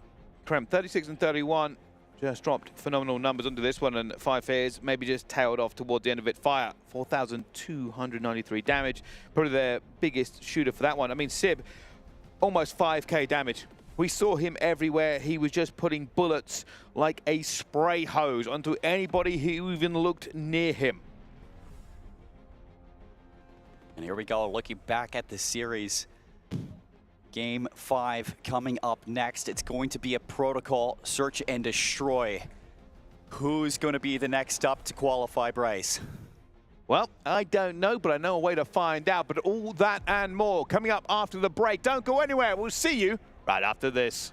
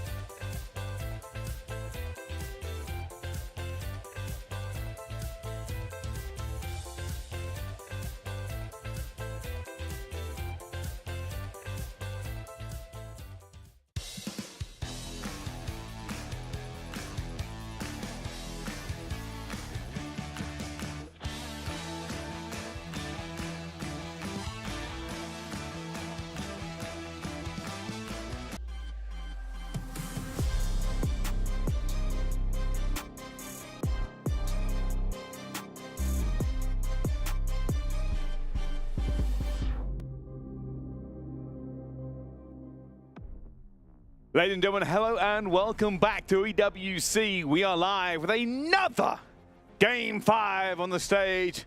And this one is for all the marbles. 5 Fears, Cloud9. One last opportunity to make it through. If you lose this, you are out. Your key is crushed as well as your dreams. And we do that personally. It's been bangers all day long. 5 Fears versus G2, banger. Boston versus Falcons, banger. And now this one, of course, potential reverse sweep for Cloud9 and another banger. So here we go to see if 5 Fears can be the second amateur team to qualify for the playoffs here at EWC 2025. And, you know, one map to see who gets their key crushed. Cloud9, they want to be resilient. They want to shut this one down. And all the momentum is on their side right now. Well, let's see. The pressure will be mounting. It is late here at EWC. Fatigue will be starting to creep in at the edges of these players, and only adrenaline will get them through. The fist bumps, symbolic of teamwork, and they are going to need every ounce of that to carry the day. And you look towards, you know, something that Exceed said on the desk when we were interviewing him after the win versus G2. It was a horrific 2 and 3 from some players on the team. He even accepted that himself. So now after 2 maps where you've kind of been tested, you go into the next one, you had that bathroom break. What's the conversation looking like going into this Game 5? He took over in that dealership versus G2. Can he do it again? There we go. Aggressive start. Exceed will find 2. Spark will find 2 as well. A little exchange in the middle of the map for this. The bomb already going down. They are not messing about. Cloud9 now have the advantage. Very separated for the retake, though. 5 Fears going to have to group up, and looks like they're going to do it through the big door. Both players of Cloud9, they have the weapons of choice for this one with the ARs. Do they get the timing? No, they're both tucked away, and Sip gets caught. Spark laying down, gets taken down very easily. 5 Fears walk straight into that point. A little bit of timing, a little bit of luck, and a lot of gun skill carries them through round number 1. Big retake there, and you look towards the smile of Exceed to kick things off with the double kill. Spark gave them the chance. The plan was right. I mean, you make the good call, but you have nobody watching the middle of the map, and the timing just does not work out for you when you're trying to cover both ropes and spirals. So out the gates with a head-on clash. 5 Fears strike first in the Game 5. And now we get to see what they can do on the offensive side, where this would be a good chance to see them throw something at this B site and see if they can let Exceed continue to tear things up alongside his duo of fire. Just waiting. No big hit coming from them yet. You can see that Cloud9 have taken map control down bottom. They're already going back over. He's wondering where this push is coming from. He's about to catch it as well. A little bit of timing for him. At the same time, he jumps out, but it's just too many bodies. Capsule gets first blood. I don't think he expected there to be 3 players. Cramp, can he stop the plan? Yes, he can. Dips out with his life on 5 HP. Still the hunt. 2 versus 2. Into the deep end. Now is Gwyn, but Capsule's got the pistol. 5 HP. You gotta be kidding me. 1 versus 2 for Spark, and it's not gonna happen. 5 Fears roaring in Game 5. They cannot believe that happened. Sib found all 3 players, but didn't get a kill. Players jumping in. Kremp made amazing plays to get in there and get the bomb carrier, but unfortunately Capsule better in that moment. How does he get 2? Shouldn't really got 1, to be honest with you. He's just managed to make it work. And now 5 Fears up 2-0 on an ever-important S&D for these 2 teams.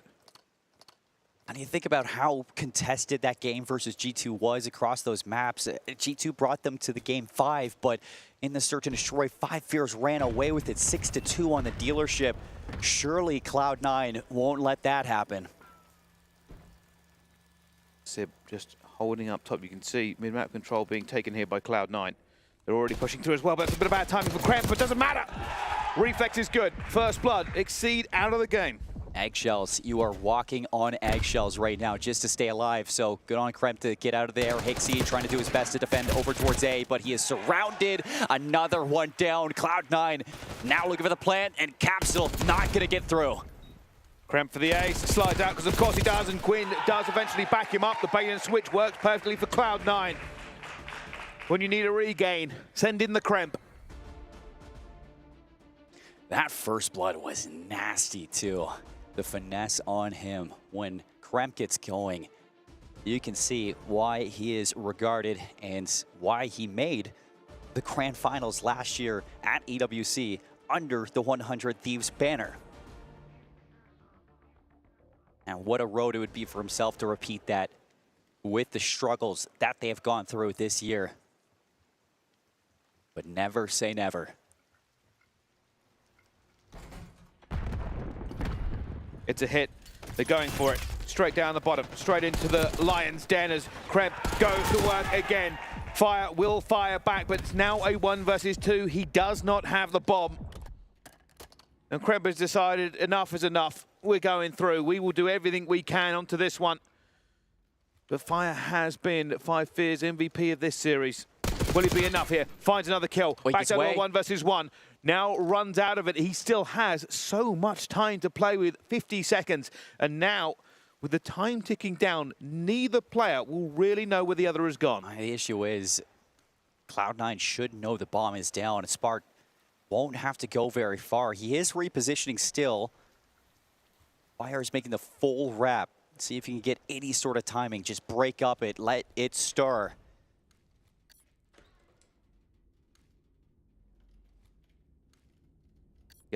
This is all about timing.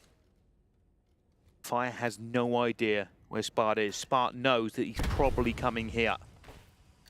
Stun's going to give it away. They're going for the check as well, and there we are. Fire finds the first bullet, goes around the corner as well. Wins the 1v1, 5 Fears. Somehow, the clutch is stupendous here on the stage. Shouldn't have happened, shouldn't have worked, doesn't matter. Point still valid.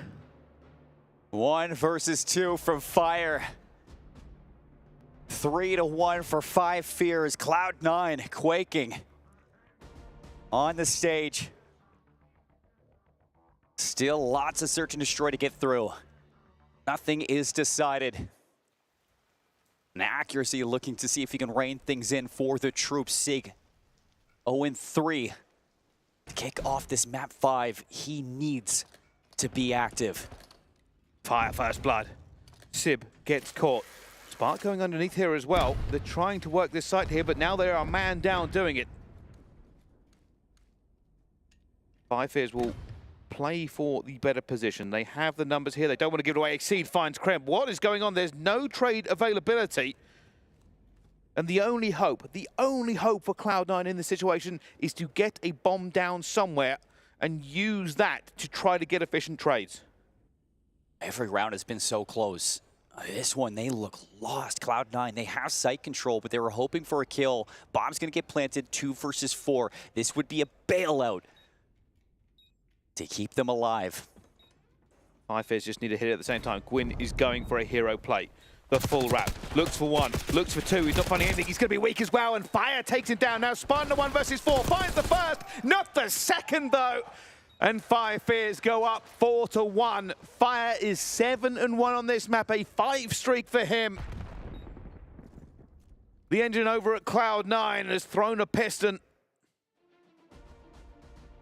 Hixie, sultry look down the line there for his team. Still calm under fire. Never looks excited. That's because that man has an on-flame soul. It's always burning, but it's calm on top. And that is something I've just made up. I love it. I love it.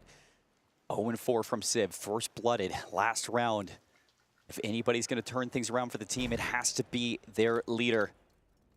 Now or never. It's going to be a bang out. Civ's going to strike first. He gets 2, but Hixie! Oh, from downtown! Hit him with a Tom Brady. What a missile has just detonated in the ranks of Cloud9. They had the trades, but they did not have the luck.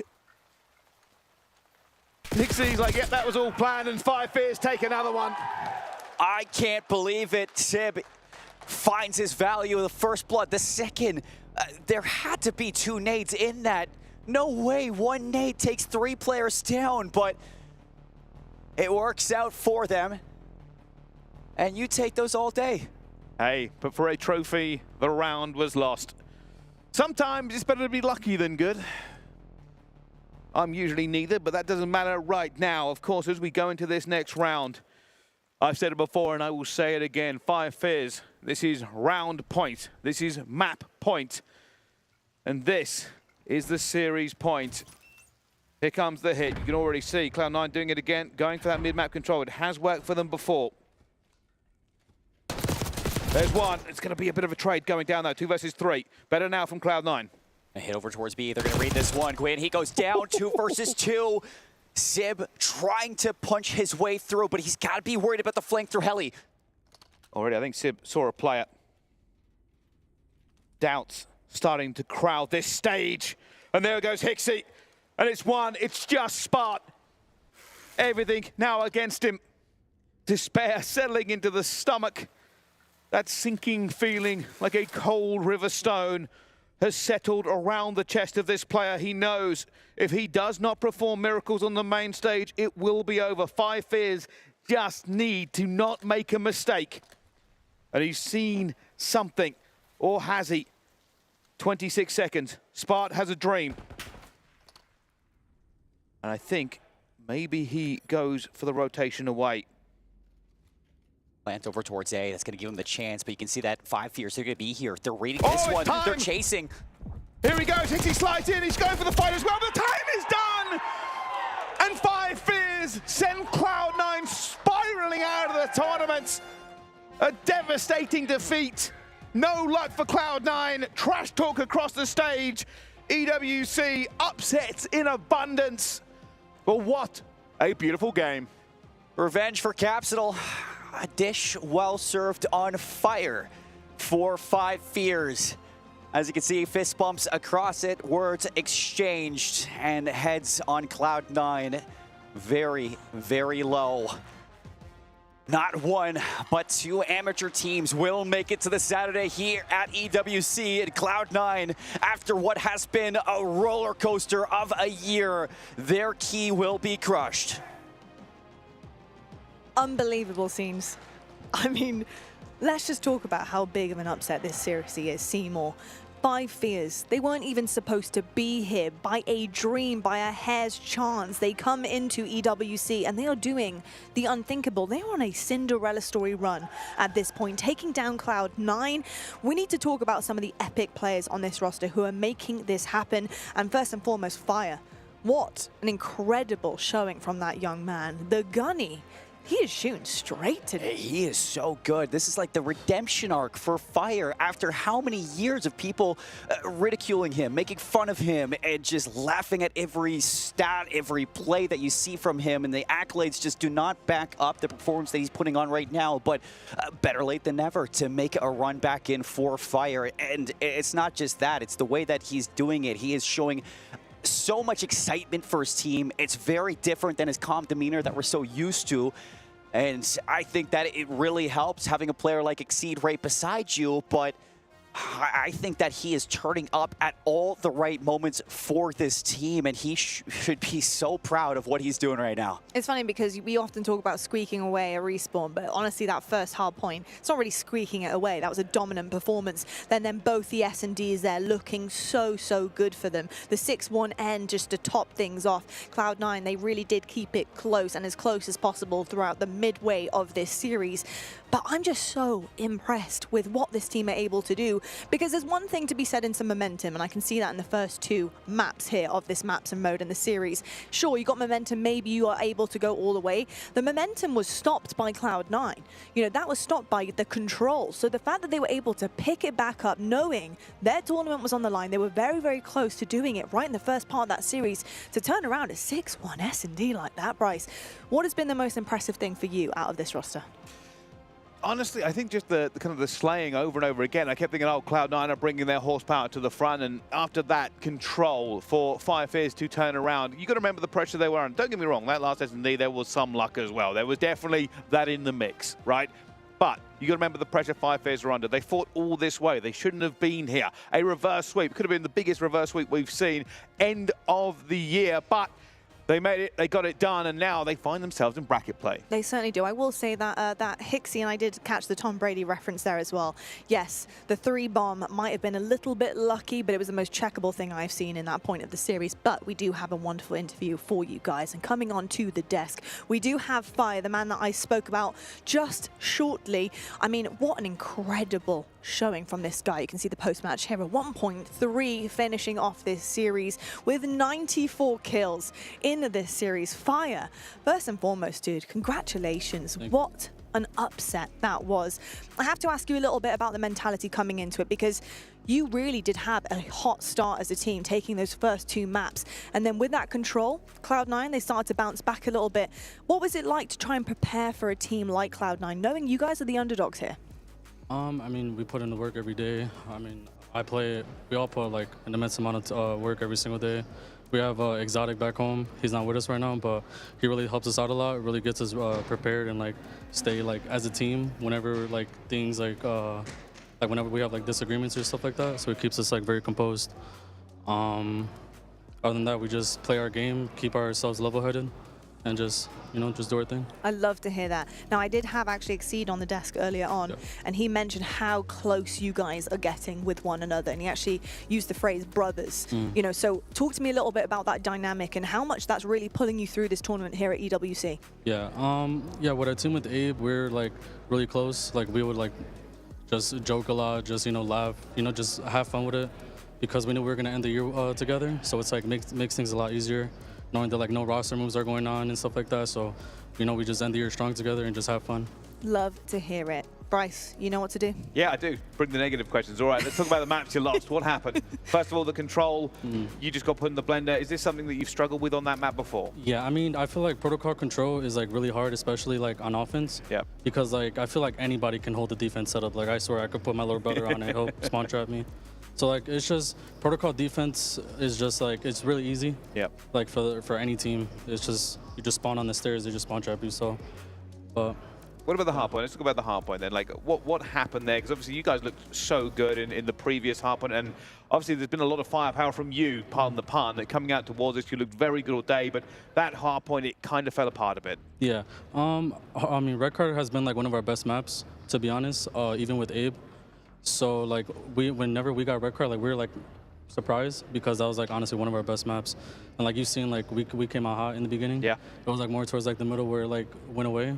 It was just small, like just split spawn and stuff like that. Yeah. Just the game just got a little hectic. It got out of hand. Oh yeah, so, it was pretty crazy most of the time. Yeah. High tempo game. Yeah, it was chaotic. It was crazy to say the least, and Fire, will say you are on a Cinderella story run as a team. I'm so impressed. I think we're all so impressed with what we've seen out of you guys across the both days here, and I just want to wish you the best of luck going forward with the rest of your team. Keep up that momentum, and GG's, man. Thank you, appreciate that. All right, folks, we're going to break down what we have seen on day number 2. I mean, Brycey, so far it's been some kind of dreams that are getting crushed, but also dreams being made from teams like this. And Fire, he really was quite, excuse the pun, on fire. 11k damage, this kid. Unbelievable stuff. And I've got to say that S&D KD is looking pretty shiny, to say the least. What do you like about Fire the most, Brycey, when you're looking across the table here, especially after that interview? He's feeling confident, but he's very calm and collected, isn't he? Yeah, here's the thing. There's a thing in Call of Duty called the eye test, right? Like, if we didn't see Fire before, and obviously, you know, we talk about the jokes and the memes and the stats before this, that would pass the eye test. He was just winning an absurd amount of gunfights. He was in the right position. He was cutting people down over and over again. It wasn't just a fluke. It wasn't just a couple of kills here and there. It was a consistency across maps. And truth being told, depending how the rest of this tournament goes, obviously it's always going to be difficult for teams to justify a pickup. But maybe, just maybe, if he continues showing this level of consistency and resilience, there is a way back to the league. And I really do hope to see it. As you said, it would be a Cinderella story, and I'm all for it. I love to hear that. I actually think that's an incredible storyline that you brought up there, and especially because of teams like this who are in challenges. And again, this really was an absolute dream for them to be able to qualify here. It was looking really unlikely right up until the last moment. So I love the fact that we're potentially going to be seeing a journey from some of these players to hopefully, like you said, get back into the league and start to really go on to bigger and better things as well. Let's take a look right now at our brackets though, because we have some scores to make sure that we're filling in. And Seymour, as we're looking across these from Group A, have you got some kind of favorite moments that we have seen today? Because we're rounding things up here on stream number 2. Go on, you're pointing to it. That right there. I mean, what do you mean 5 years? What are you doing here? And you do a Game 5 against G2, a Game 5 versus Cloud9, you avoid the reverse sweep. What a moment there. This is what esports is made of. It certainly is. I will say also do love the fact that they actually probably had the better part of their bracket. I'm not saying it was an easy ride by any means, but it was nice that they didn't come against any top titans. They were actually able to make a run, and I'm excited to see what they do with this momentum. There's Group B for you, Vancouver Surge looking fantastic. Thieves, they get it done against Gentlemates 3-1. They are the winner, including Surge over on that side. We're going to head into Group C in just a moment. And Bryce, as we're looking across these, is there a team here that surprised you in Group C that you thought maybe, just maybe, would have done a little bit better? No. Oh, okay. Not even Boston? Not even Boston? I mean, Boston managed to get through, so, you know, they did what we were kind of expecting here. Realistically, obviously, dropping a couple of maps that maybe we wouldn't expect them. But it is going to be a stacked Group C, right? This is always a question of Movistar, Koi, and Boston Breach were kind of the favourites to come out of this. I think Falcons had a really good run and a good showing, but not good enough. I think I expected a little bit more out of Boston versus Toronto, or versus Koi last night. Yeah, I'm not going to lie, I definitely did. I expected a bit more considering the teams that they have taken down so far this season, and Breach had an incredible last tournament. And of course, Group D to end things off there, Heretics on the winner's side. And then Omid. Wait. I haven't seen this yet. Hold on, I haven't seen this yet. So Omid 3-1 FaZe Clan. Are you joking? No. Are you kidding me? I didn't even see this. So Omid went. They did it. Oh my God. Okay. I don't know where I've been in the green room watching all that kids, I guess. Wait. That's insane. It is. It is insane. I actually just got a text from Maven here. He says FaZe is still the best team. So I don't know what he's doing at home. He's very angry at home. So he said they're generational and we should ignore everything else. But yeah, that is unbelievable. Obviously, Omid taking down FaZe. That is a bad couple of series for FaZe. In fact, I think it may be the baddest period in FaZe's history since the inception 5 years ago. I think this is definitively the worst year for FaZe Clan since they came in. They still want to. Yeah, there were years where they didn't. I guess so. I mean, even still, it's like a consistent second places, but back-to-back immediate exits from tournaments, it's just not really heard of from this team. Yeah, I'm not going to lie, I'm a little bit shocked by that. And yes, I am a bit late to the party of that knowledge. But I'm glad that we actually caught my reaction to that on camera, because I am shook, to say the least. But hopefully, with a new title, we'll see another bounce back from FaZe. It just wasn't their year this year. But I do want to update everybody and give our hero of the day to see who is taking home our MVP. And that is going to be Cammy. So Cammy is going to be our hero of the day.